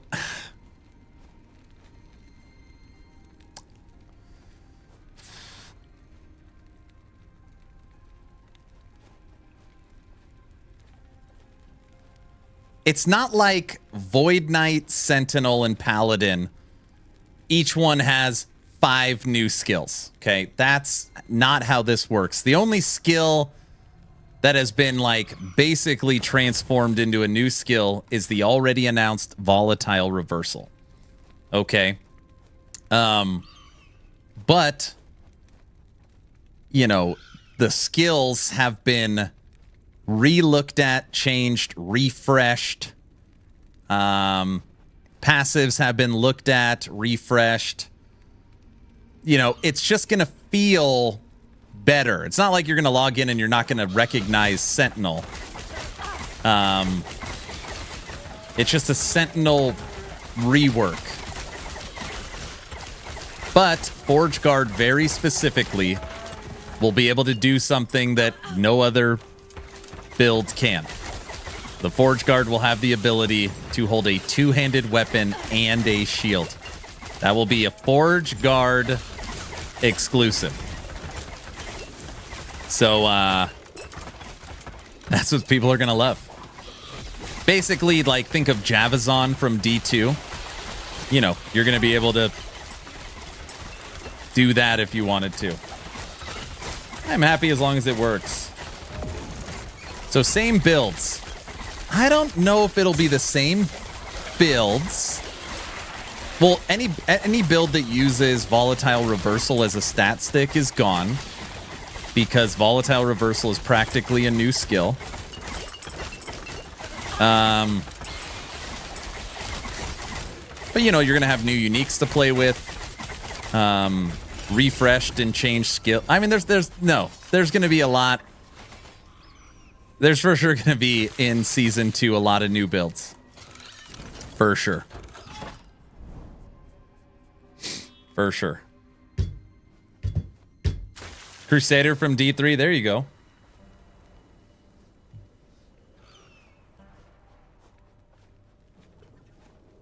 In your opinion, which class uses pet/minion henchman is the most strong? Beastmaster. I think Beastmaster is the most fun and the strongest. I think my opinion of that will change, hopefully, for Season 3. The reason why Necro struggles so much is it's so old. Like, it's... people don't realize. I don't know if the passive tree has changed in 5 years. It is the same freaking tree it has had, I think, since I've played it. It has no threshold nodes. Falconer has 26. It's old. It's very old. So the way you play Necromancer right now is to make one Abomination, one Golem, one Archmage. And you just follow around this one minion, buffing it with shades and all kinds of crap. Super boring. That's why we always play minion army. But Beastmaster, you have access to Raptor Pack, Wolf Pack, Squirrels, Scorpion. We never really had a lot of success, but there's some people that like Sabertooth. I just feel like, and Beastmaster has a updated passive tree. It has lots of survivability. You could spec into health regen, which is a lot of fun. If you guys have never done health regen, I highly recommend it. When I play Beastmaster, I regen health faster than you can hit a potion. So you like imagine your button is your hand is constantly on the potion button. Health regen's really fun. It's different. But yeah, I like it. Man, I missed this game. All I want is to play Beastmaster Thorn build, which with hedgehogs as my pet. Hedgehogs. I like that. Squirrel build is a ton of fun. Isn't Sabertooth getting some help in Season 2? I think I read a comment somewhere on that. So I don't, even though I've played a ton of Season 2 Update 1.2, I haven't really checked out Beastmaster. I'm not sure what it's getting or not getting. Yeah, Scorpion. Poison.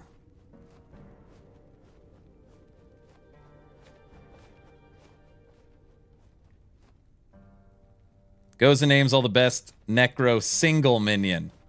Yeah, they're just not that fun. I missed it, but was I supposed to sit down? I was up for 2 hours and 20 minutes, and then I sat down. It's a pretty long time. Now, obviously, if you can gear it out, my Golemancer with my item, Aaron's Will, is an Aberoth killer. The build is on YouTube, and the Aberoth kill is on YouTube. So, melee minion army can kill the Pinnacle boss, but you do need to have damn good gear. Which I have, okay, I got okay stuff, not the, I mean, it's pretty good. It's pretty good. It's decent,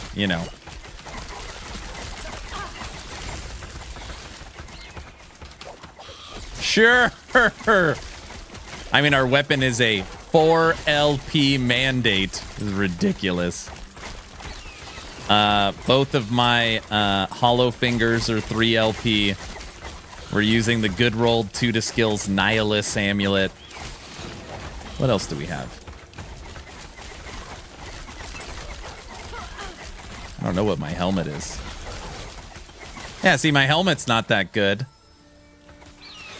Oh, we're using the Weaver's Will with the T7 skeleton mage on it.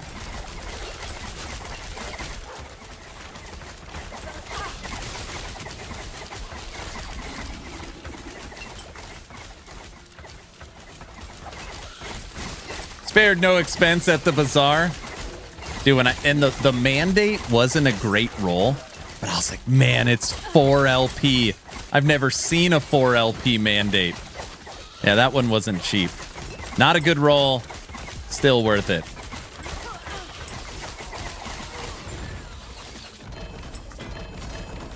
Hey, there's a hollow finger.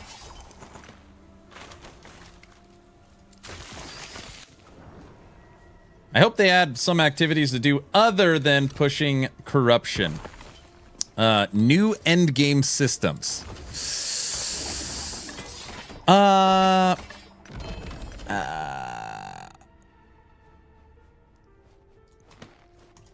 Very rare gloves. So the monolith here is the Atlas of PoE 2.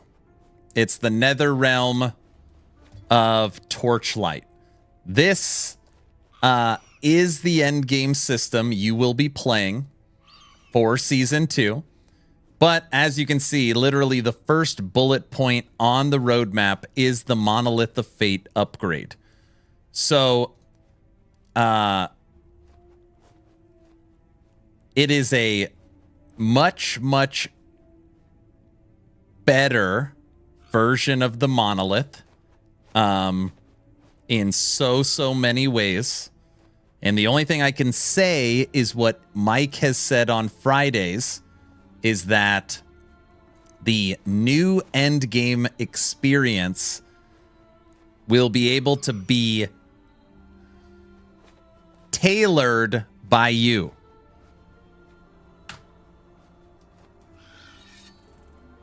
He is gonna leak. No, I didn't leak anything. Does Season 2 have a date? April 2nd. I just wish the monos were quicker. Quicker? I don't know. You might be the first person in the history of this stream to say echoes are too slow. I mean, without exaggeration, there's PoE 2 maps where each map takes like 30 minutes. Some of these echoes you can clear in like 30 seconds. I have never heard somebody say they take too long. I've never heard that. Yeah, I mean, I would say on average it's probably a few minutes, a couple minutes each one. And then you die and you have to start over. Oh, yeah. That's actually funny. I feel like I've heard the opposite. People think there should be more to do and the echoes should take longer. I don't know if I've heard anybody say they're too slow. You could say they're boring. You could say they're repetitive. That's fair. But they're certainly not slow.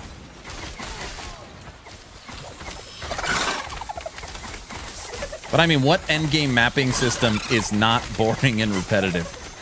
We were trying to talk about this the other day. What current ARPG has a non-repetitive endgame system? I finish too quick sometimes too. Oh, brother.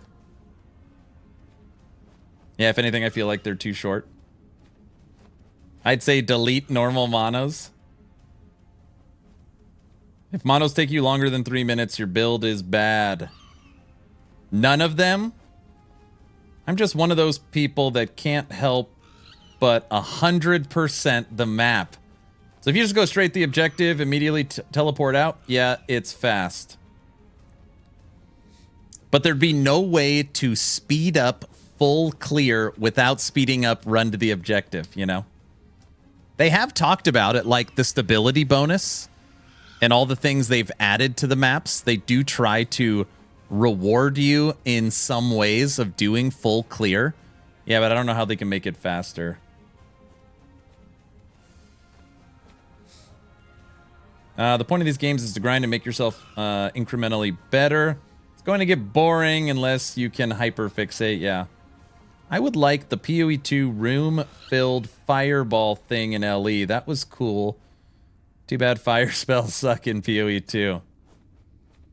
The most repetitive is D2, if you call that an endgame.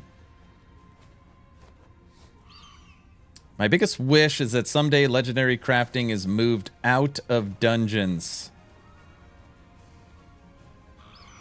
Oh, man.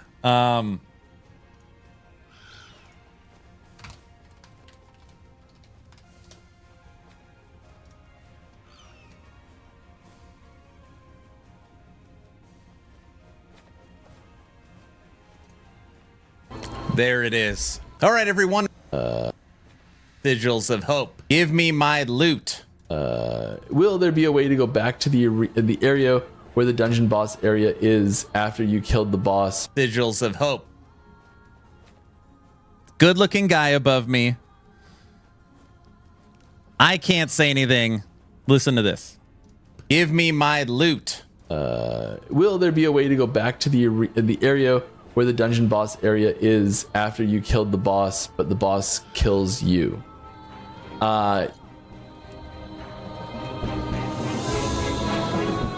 Like a simultaneous death. We do have some stuff along the lines. I don't know about that exact situation. If you kill each other, what happens? I don't know what happens when you kill each other in that situation. We do have functionality for boss fights, especially in dungeons, to enable better learning of the fights and retries faster and things like that. So there's improvements there coming that'll be really, really welcome. I don't know what happens if you simultaneously kill each other. I think you probably have to redo the fight still. But you get back into that fight way faster than before. You get back into that fight way faster than before. While we're on my Dev Chat 161 Part 2 video, somebody asked about skills for Sentinel. Listen to this. Ill changes. The new form of aura-like skills for Paladin, like Smite, for example, is getting a buff or anything like that for other characters. Sigils of Hope. The skill formerly known as Sigils of Hope is... And I quote, the skill formerly known as Sigils of Hope. Is getting some changes that does have some aura-like properties to it in certain situations.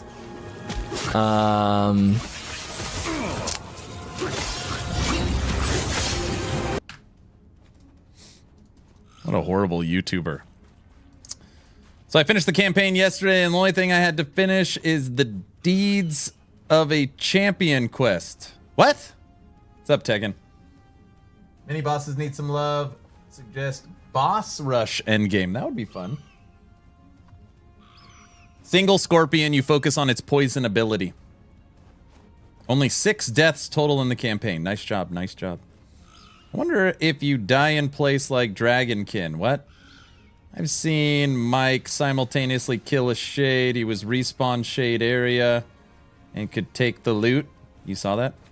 Hopefully Arena's getting some love. I don't know anything about actually Arena, nor have I asked.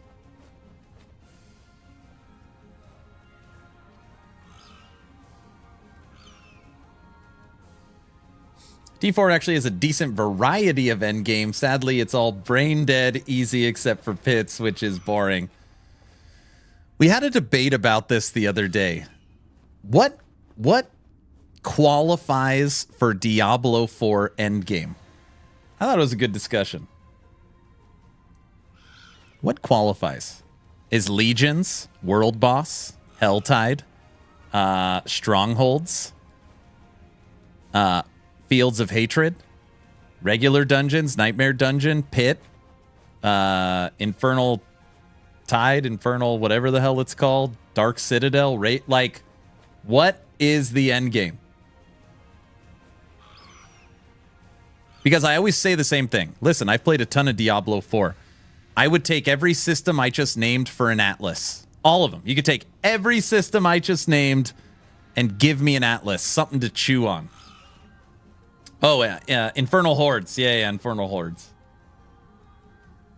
D4's endgame is pit pushing and trying to find Ubers from bossing.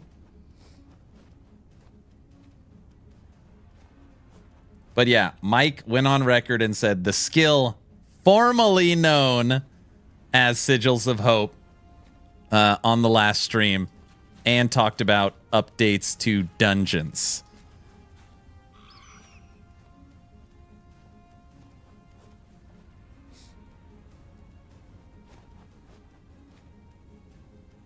PW2 update is happening in March, just before LE. Yep, March 19th. Might have to make a video on that.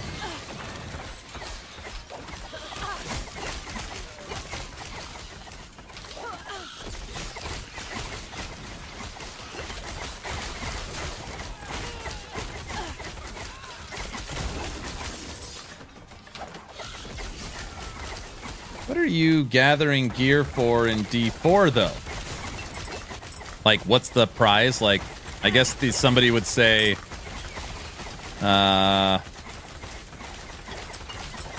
fighting Uber Lilith, maybe? I don't know. Is that like... Oh, pushing pit. The answer is pushing pit. To do that. Something like that?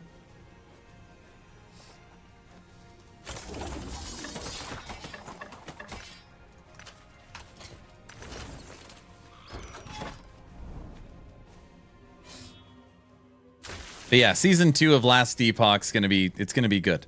And I think what's even better is that, you know, don't quote me because again, I don't know. I do think we get season 3 quick. I mean, I really feel this way. EHG does not like that they have a reputation of they cannot hit a time frame. I think we see season 3 pretty quick, 3 or 4 months, so that they can kind of start building a reputation of actually, you know, live service model, consistent content updates. I know a lot of the team is already working on season 3. So that is my real big hope, is that people really enjoy season 2, brings back a substantial amount of players, and then season 3 comes quick so they don't have to wait.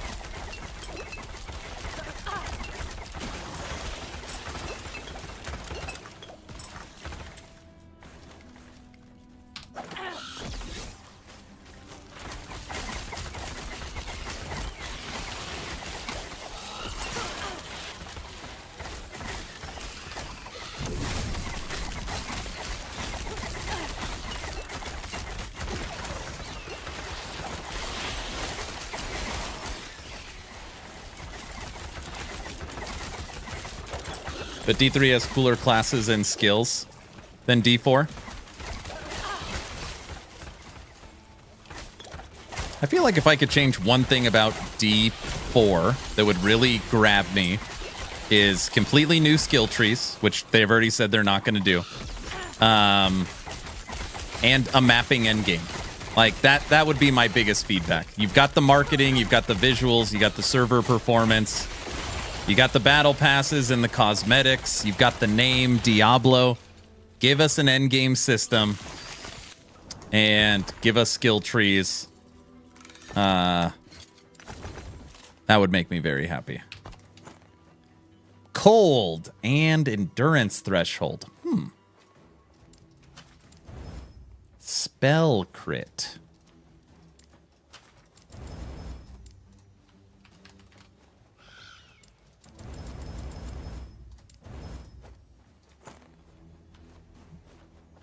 This ain't Dragonkin. What's up, Hog? Blizzard is releasing a roadmap soon. That's good.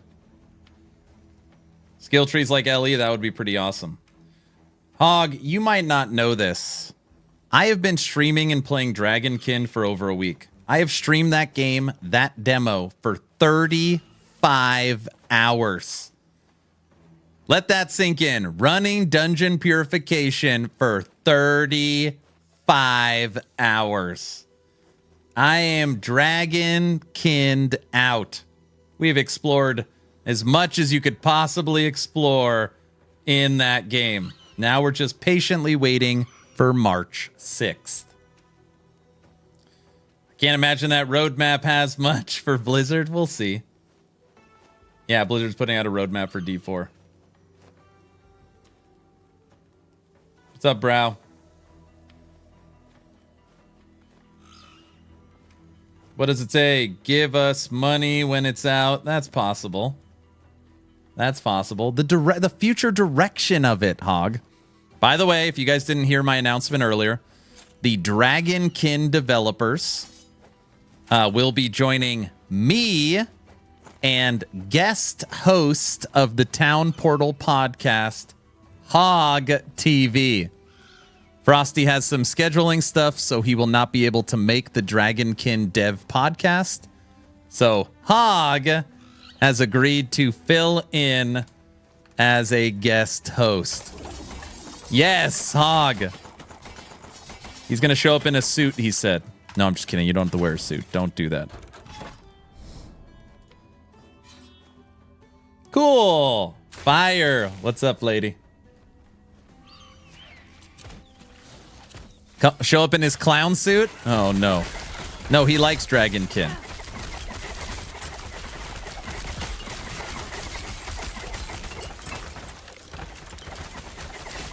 Hog is the podcast. That's right. That's what I'm saying.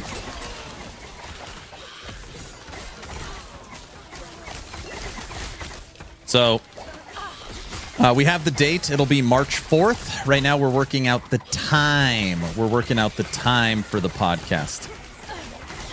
They're CET in France, so it'll probably be earlier. It'll probably be like, at least this time, it'll be like noon, 1, something like that, compared to like the normal evening podcast we do, which is fine. March 4th.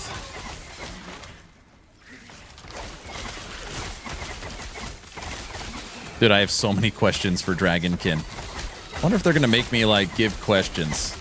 They probably are going to want that.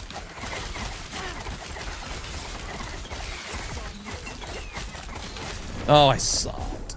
I saw it. 110. By the way, using the subway to get home. Good luck. Don't talk to strangers. What date is the podcast? March 4th. I will post it on YouTube, Discord, X, and talk about it on Twitch. We'll get a flyer out, but just I don't have a time yet. But it'll be on March 4th, 2 days before release. So we'll grind some Monster Hunter Wilds, bring them on the podcast, and then play some Dragonkin. We have a heat wave here. It's 9. What?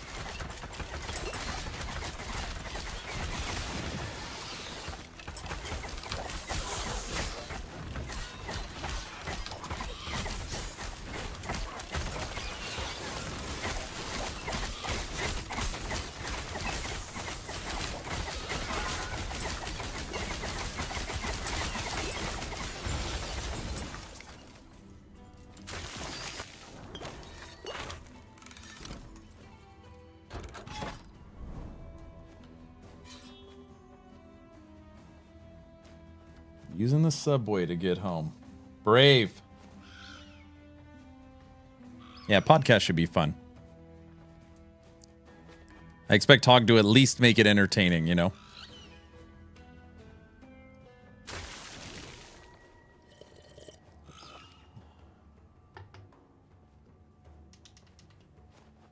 It will be a blast. What sucks is I have the podcast set up for 3 people. And this will be 4. I gotta, like, redo this freaking... No, it'll be fine. I gotta just reset everything up. No, get out of the fire! I saw it! I flew right into the fire! Unless they can't understand me, then it'll be awkward. Well, just don't, you know, I don't know. Just talk in your, like, California accent. Something like that.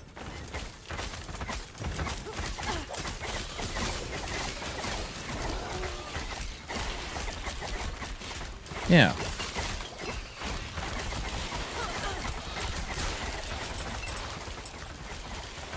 That always comes out. To make room for Hawk, we can sit him on Aaron's lap. Perfect. Oh, perfect. That's what I had in mind already.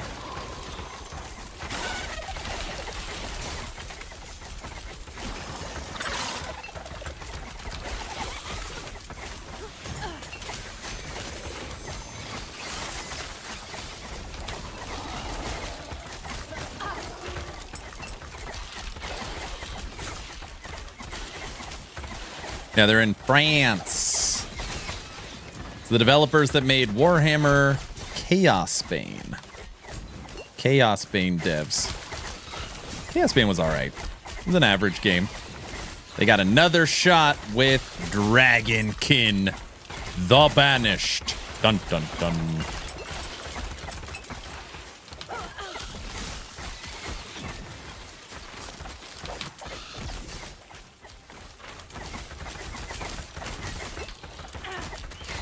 Hey, Hog, you all excited for wacky PoE League?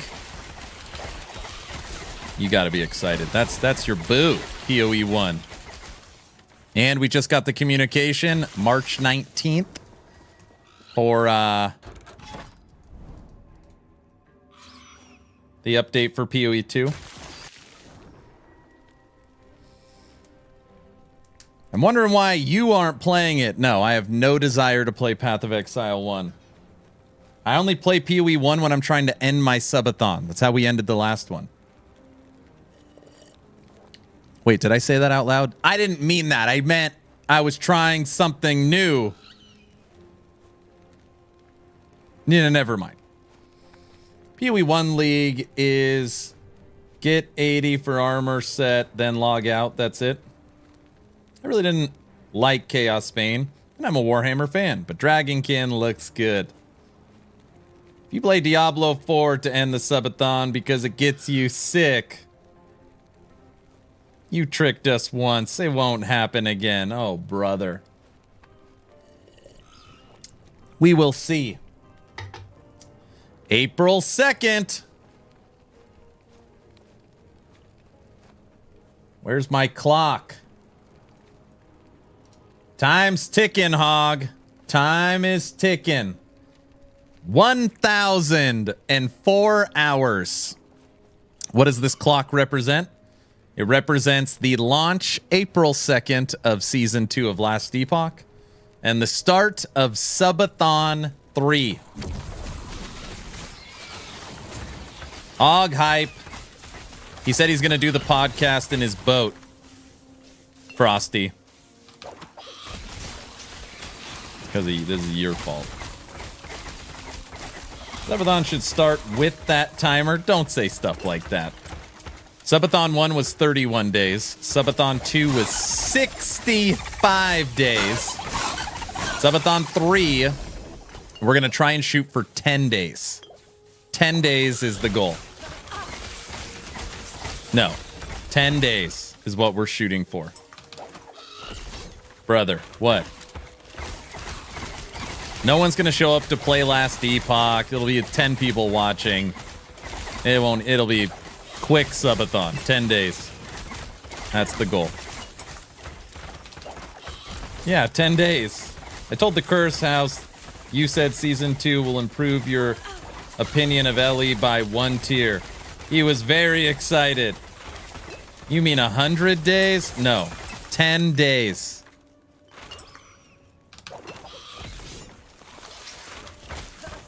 You know how it was like 10 days to slow the curve, you know? It'll be like that.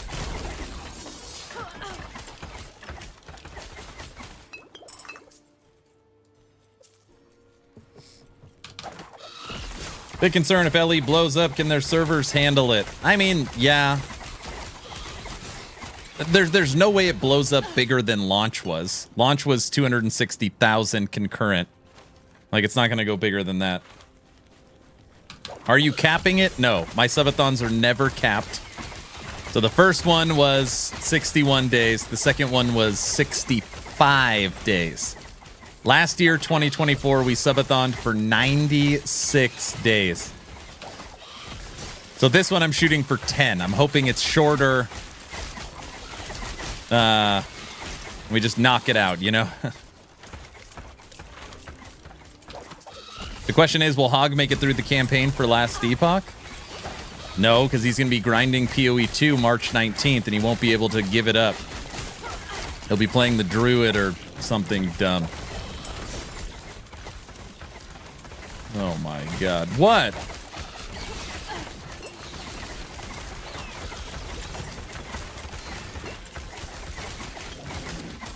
You ready for the races or what?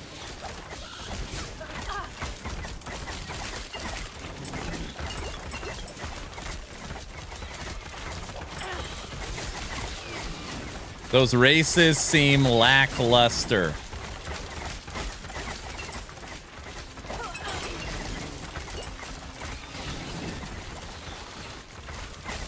Hey, Druid 17 damage hype. Wait, wrong game. I played the Druid in Germany. It's actually pretty cool.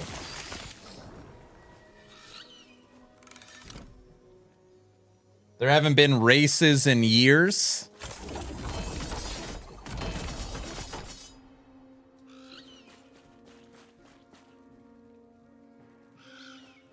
What's with the clock? The clock is simply when season 2 drops. Kaiser kept bugging me to put a clock on screen. So when people say, hey, when's last Epoch's next update? I could say April 2nd, or 42 days, or 1,004 hours. Technically, this is also a countdown clock to the launch of Subathon 3. I've been so disappointed by PoE 2 when they announced no druid, and I still buy it, and I was disappointed. My hype was too high. I see. You know what'll bring me back for sure? If there was one thing that's like, okay, tomorrow we're logging into PoE 2, because I played it for 280 hours, is the announcement that Bind Spectre is coming. That would bring me back.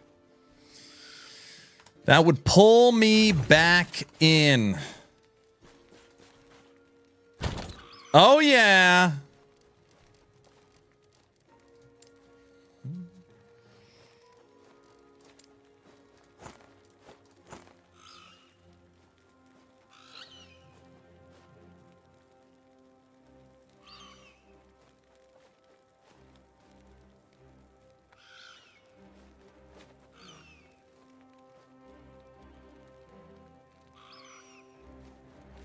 You could totally get minion damage on a quiver. I just never keep it because I always thought, when the hell would I ever want to quiver with minions?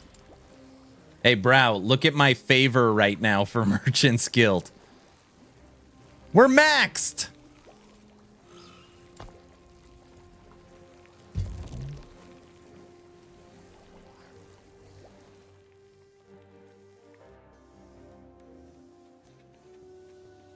I broke up fully with PoE 2. I'm seeing someone else. Mr. Aaron, why do you play D4? Well, the name of my channel is not Aaron Last Epoch or Aaron I only play my favorite games. It's Aaron Action RPG. And I think it's important for me to be a resource to the genre and community to be able to talk about things.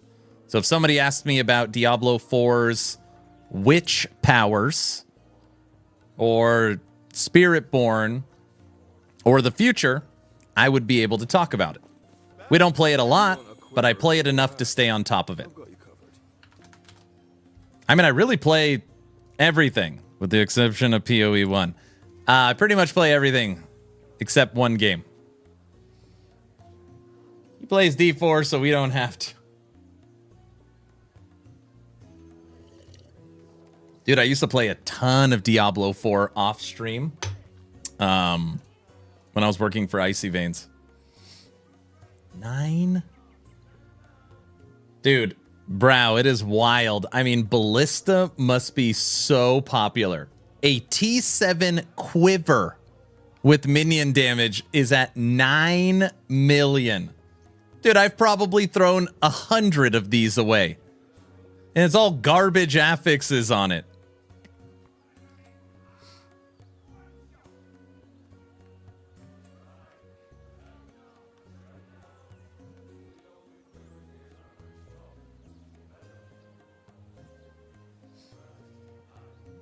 WTF, is that Aaron? What? Place with some NPCs and a ring I never see. That I played a lot of last Epoch, a vendor. Never been a fan of Merchants League. Really? When did you play it? Most people that say they hate Merchants Guild have never tried it. Get in, loser. We're going shopping. That's normally, and that's okay. But most people are like, oh yeah, I hate Merchants. And when did you play it? Oh, I've never played it. I go. Is the season or non-season character Ellie economy is wacky? This is Legacy. Merchants Guild for life. Brown knows it. Okay, let's see.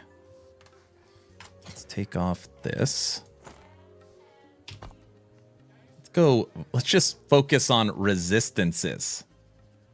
We can get the base, like forget damage. We can go classes, reset, classes, it is physical and necrotic. Base. And then for the affixes, we want fire and void. That's pretty specific. Quad resistances. Search. Rarity exalted. That's necrotic, physical, fire, and void. Oh, we didn't set an affix. We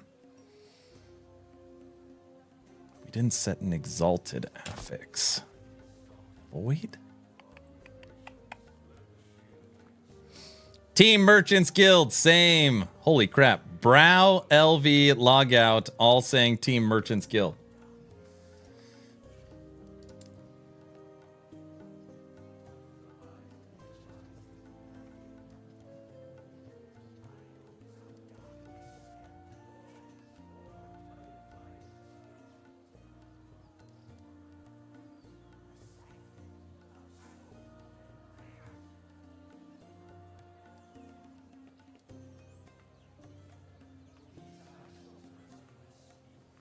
You think I could seal the tier 3?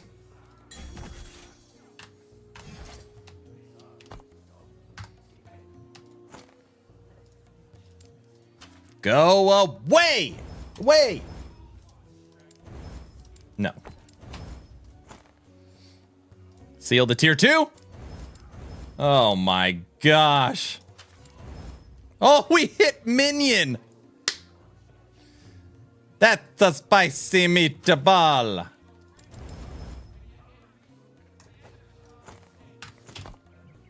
Fire maxed, necrotic almost maxed, void higher. Well, that's something. Okay, now.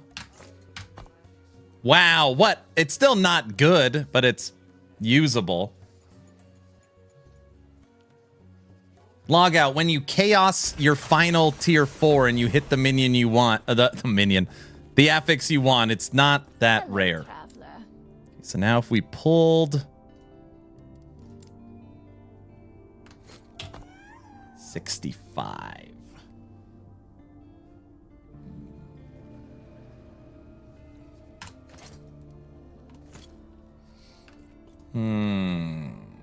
Okay. What? You know what I mean.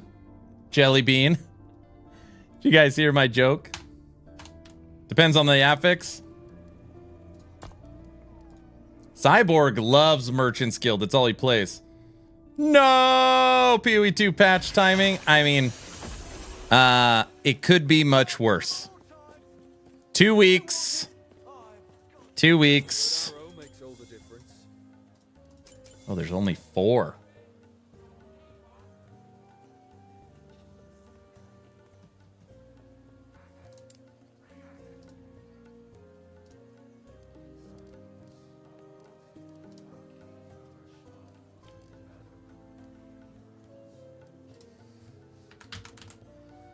I'm actually playing COF 1.2. What are you, insane? All right.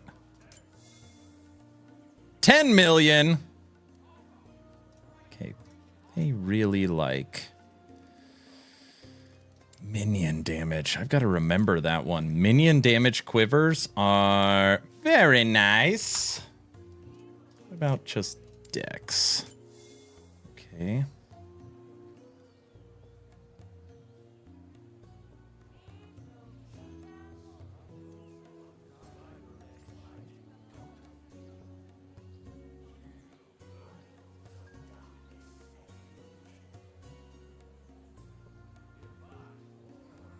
They all suck.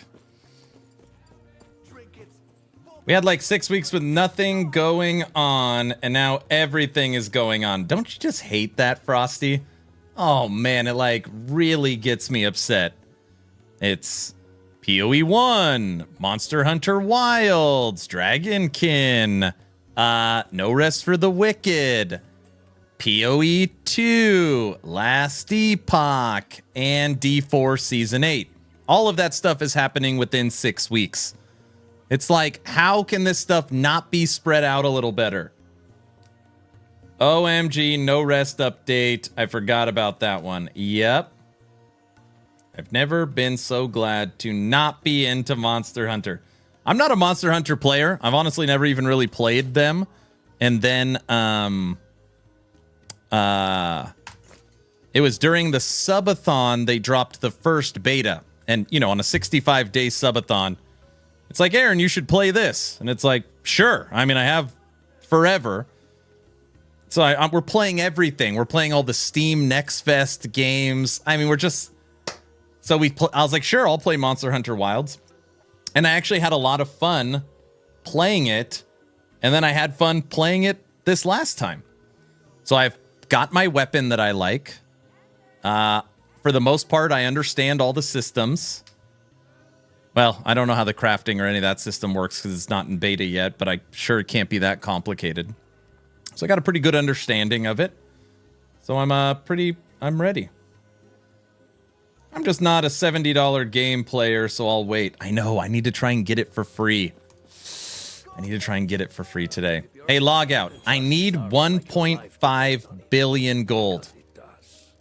I really, really want this. An almost perfectly rolled 3LP Aaron's Will. It's up for sale for... Oh, no. This one. It's up for sale for 1.5 billion. I need 1.5 billion gold. What do you think? We think we can get that together? One day we will hunt together. Deal. You have my word. Steam Next Fest starts February 24th. Great. Great. Hey, log out. Look what I was looking at earlier.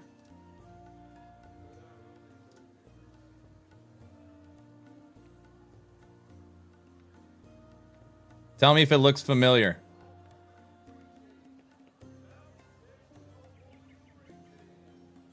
Where the hell is it?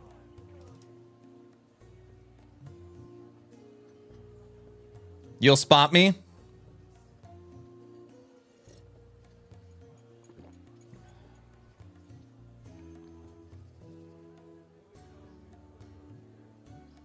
Look familiar? Toxic Tink. What? Sorry. My bad. I don't know where that picture came from. That's my wife's setup.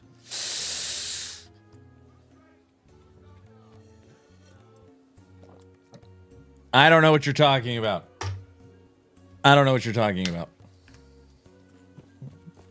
Sorry.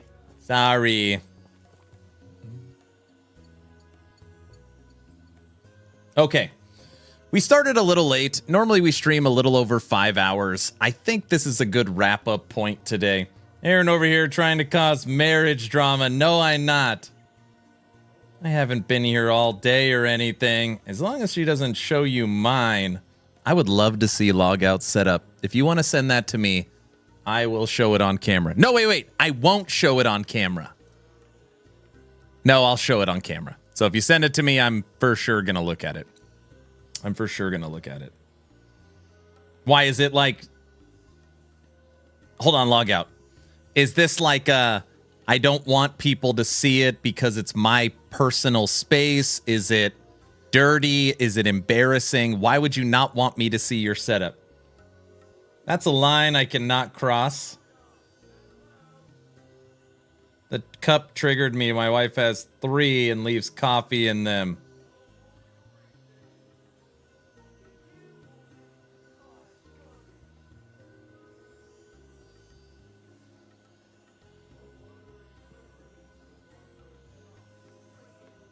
Actually, log out. If you sent me your setup in a DM, I would not show everybody.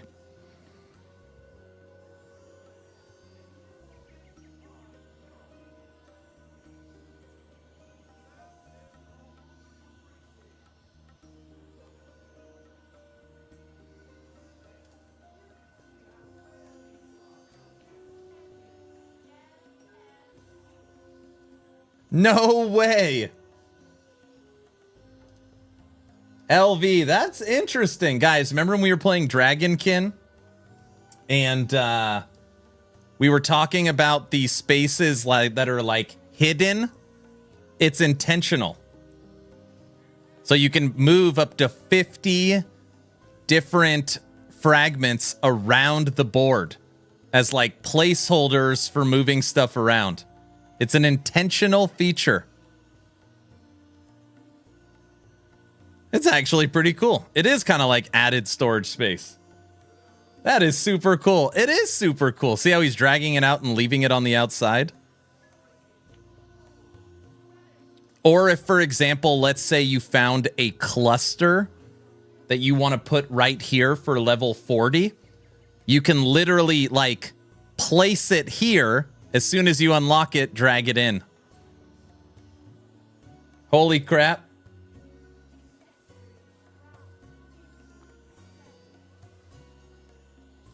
Yeah, I like that a lot.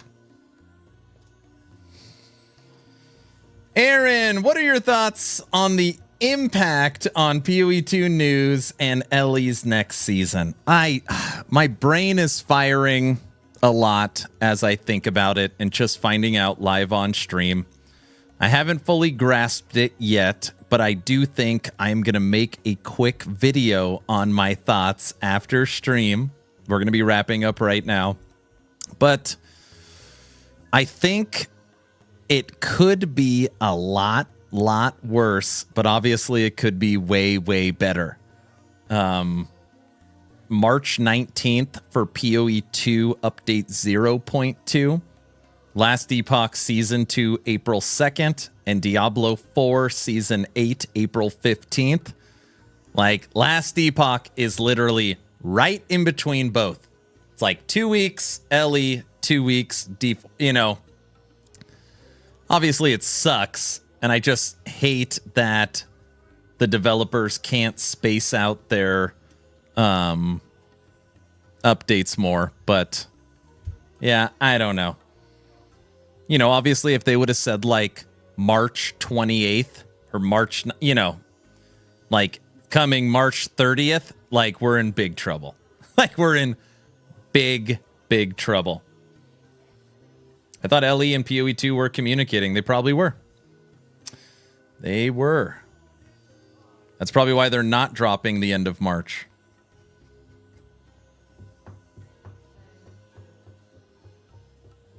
So I don't know.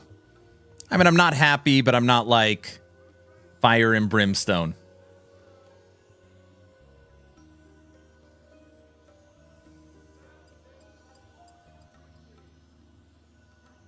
My team doesn't play D4 anymore. Yeah, that's a lot in a short time period.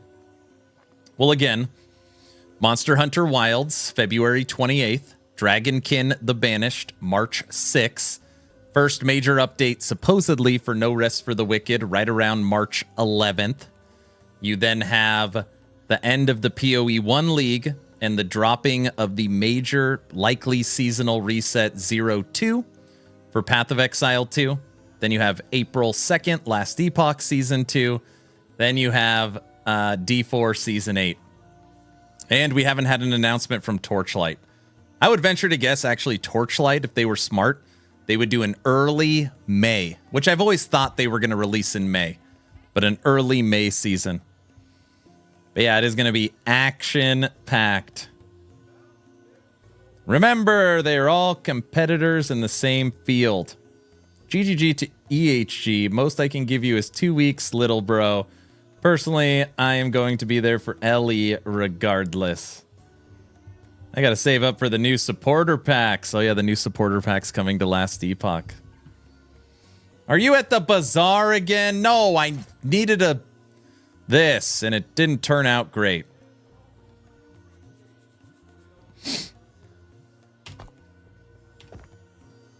But yes, I'm at the bazaar again. It's not my fault. Log out made me come here, he said. I'm playing LE for sure, then some PoE2, but LE is number one. Stop it. Get some help. Don't you blame him. Hey, Tink, you're not allowed to suck up to him now. Okay, I lied. That's not true. You can. All right. One final thought on PoE2. what actually matters more than anything else is the size of the PoE 2 0.2 update. He's driving. If it's, oh, I see. If it's, hey, we're rebalancing and we're adding in new supports and we're fixing these 10 things and we're doing a seasonal refresh and blah, blah, blah. Like, that would be even better if they're like, we are doing a seasonal full refresh. This is season 1 of PoE 2. New skills, new balance, Huntress, Druid, 4 new ascendancies. We're adding 50 new uniques. We're adding these 2 new endgame systems. We're adding Act 4. It is going to be a completely transformative experience playing PoE 2 on March 19th.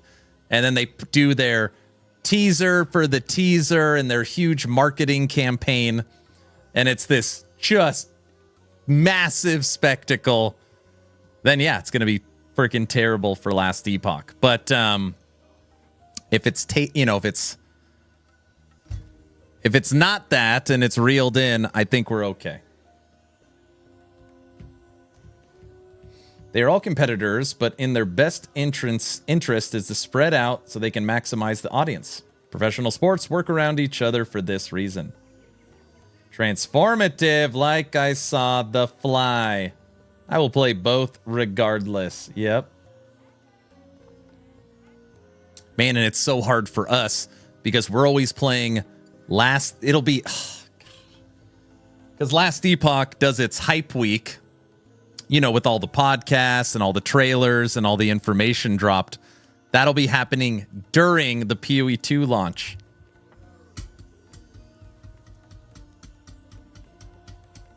It'll be fine. All right. I'm going to make a video on it right now. People probably aren't going to like it, but yeah, I think that's what I'm going to do. I think that's what I am going to do.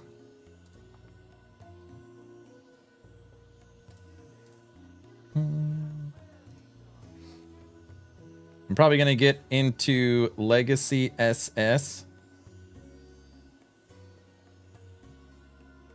No. Well, you could try it and you could tell me what you think. Try it. Tell me what you think. Okay. Let's see. I said we're going to draw today's giveaway today. So we're going to draw today's giveaway. You have a day of standing tomorrow. I'll be in Canada. Got it. All right, everybody. We are done with Last Epoch for today. Let's draw today's giveaway. As long as you are following this channel on Twitch or subbed on YouTube, type in !giveaway. Get this timer off the screen.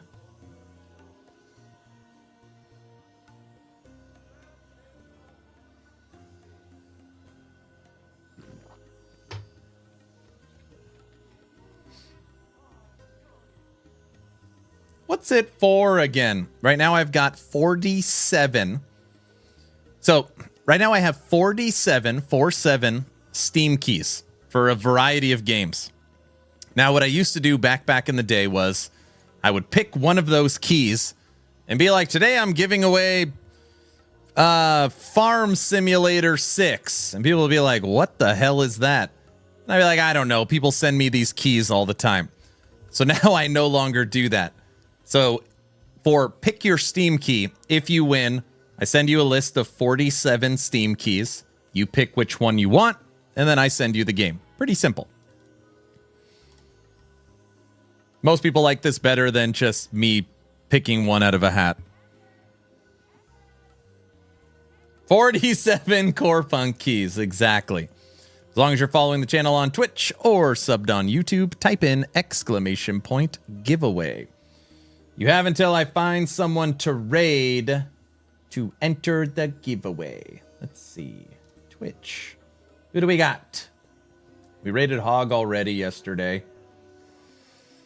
We raided Rax.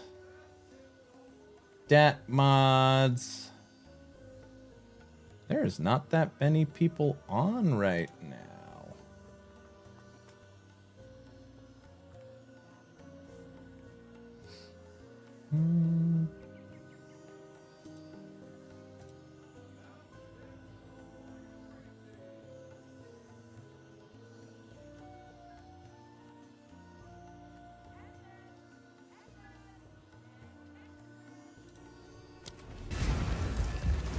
Is DM and Rax still playing together? Okay, we have one more attempt worth.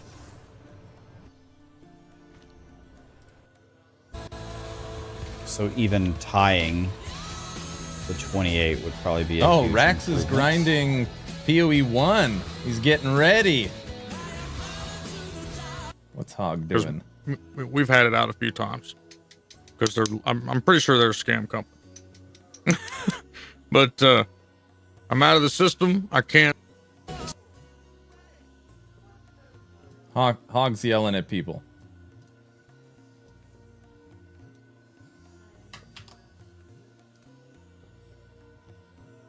All right, we ready to go? Oh, come on. We have 68? Get it? We need one more. As long as you're following the channel on Twitch or subbed on YouTube, cost you nothing. Type in !point giveaway. Starting the countdown right meow. 10, 9, 8, a 7, a 6, a 5, a 4, overshot, a 3, 2, 1, and entries are officially closed. And the winner of a Pick Your Steam key, which you join the Discord and DM me. If you win, you don't have to be present to win. You do have to claim your prize. Is click Divine777. I know you. I know you. And again, I'm not saying I know you as in I picked the person that I knew because I knew him. I just mean this is a real person. Not that there's ever not real people. It's all random. Oh man, totally not rigged. See? See? Totally not rigged. Guys, it's rigged. It's not rigged.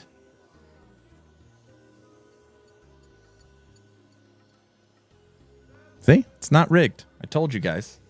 This is a real person. The bots are getting better. No, they're not. Yeah, just keep digging yourself a hole there, Aaron. You know what I meant, I think. All right, everybody. 4:00 p.m. Mountain Time, Idaho. I am done for today. We almost made it to 5 hours, even though we got a little bit of a late start. Thanks for the win. Much appreciated. Oh, wait. The way you worded it, it sounds like, you know, I gave you the win. This is a random drawing. Okay, forget it. Great stream. Well done, sir. Thank you. Thank you. Cajun, don't laugh at that. It's not funny. Glacier Sorcerer is good. Yeah, if you do mana stacking, of course. Yeah, random. Very funny.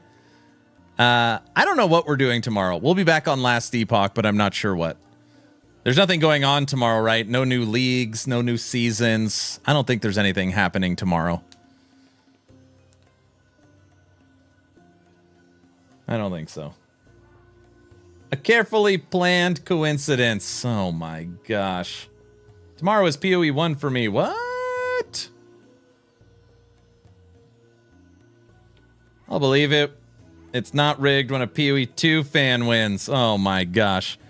I am done for today. If you guys need anything, hit me up on Discord. I'm going to work on a video on the released timing of PoE 2. Hope you all have a great night, and I'll see you tomorrow.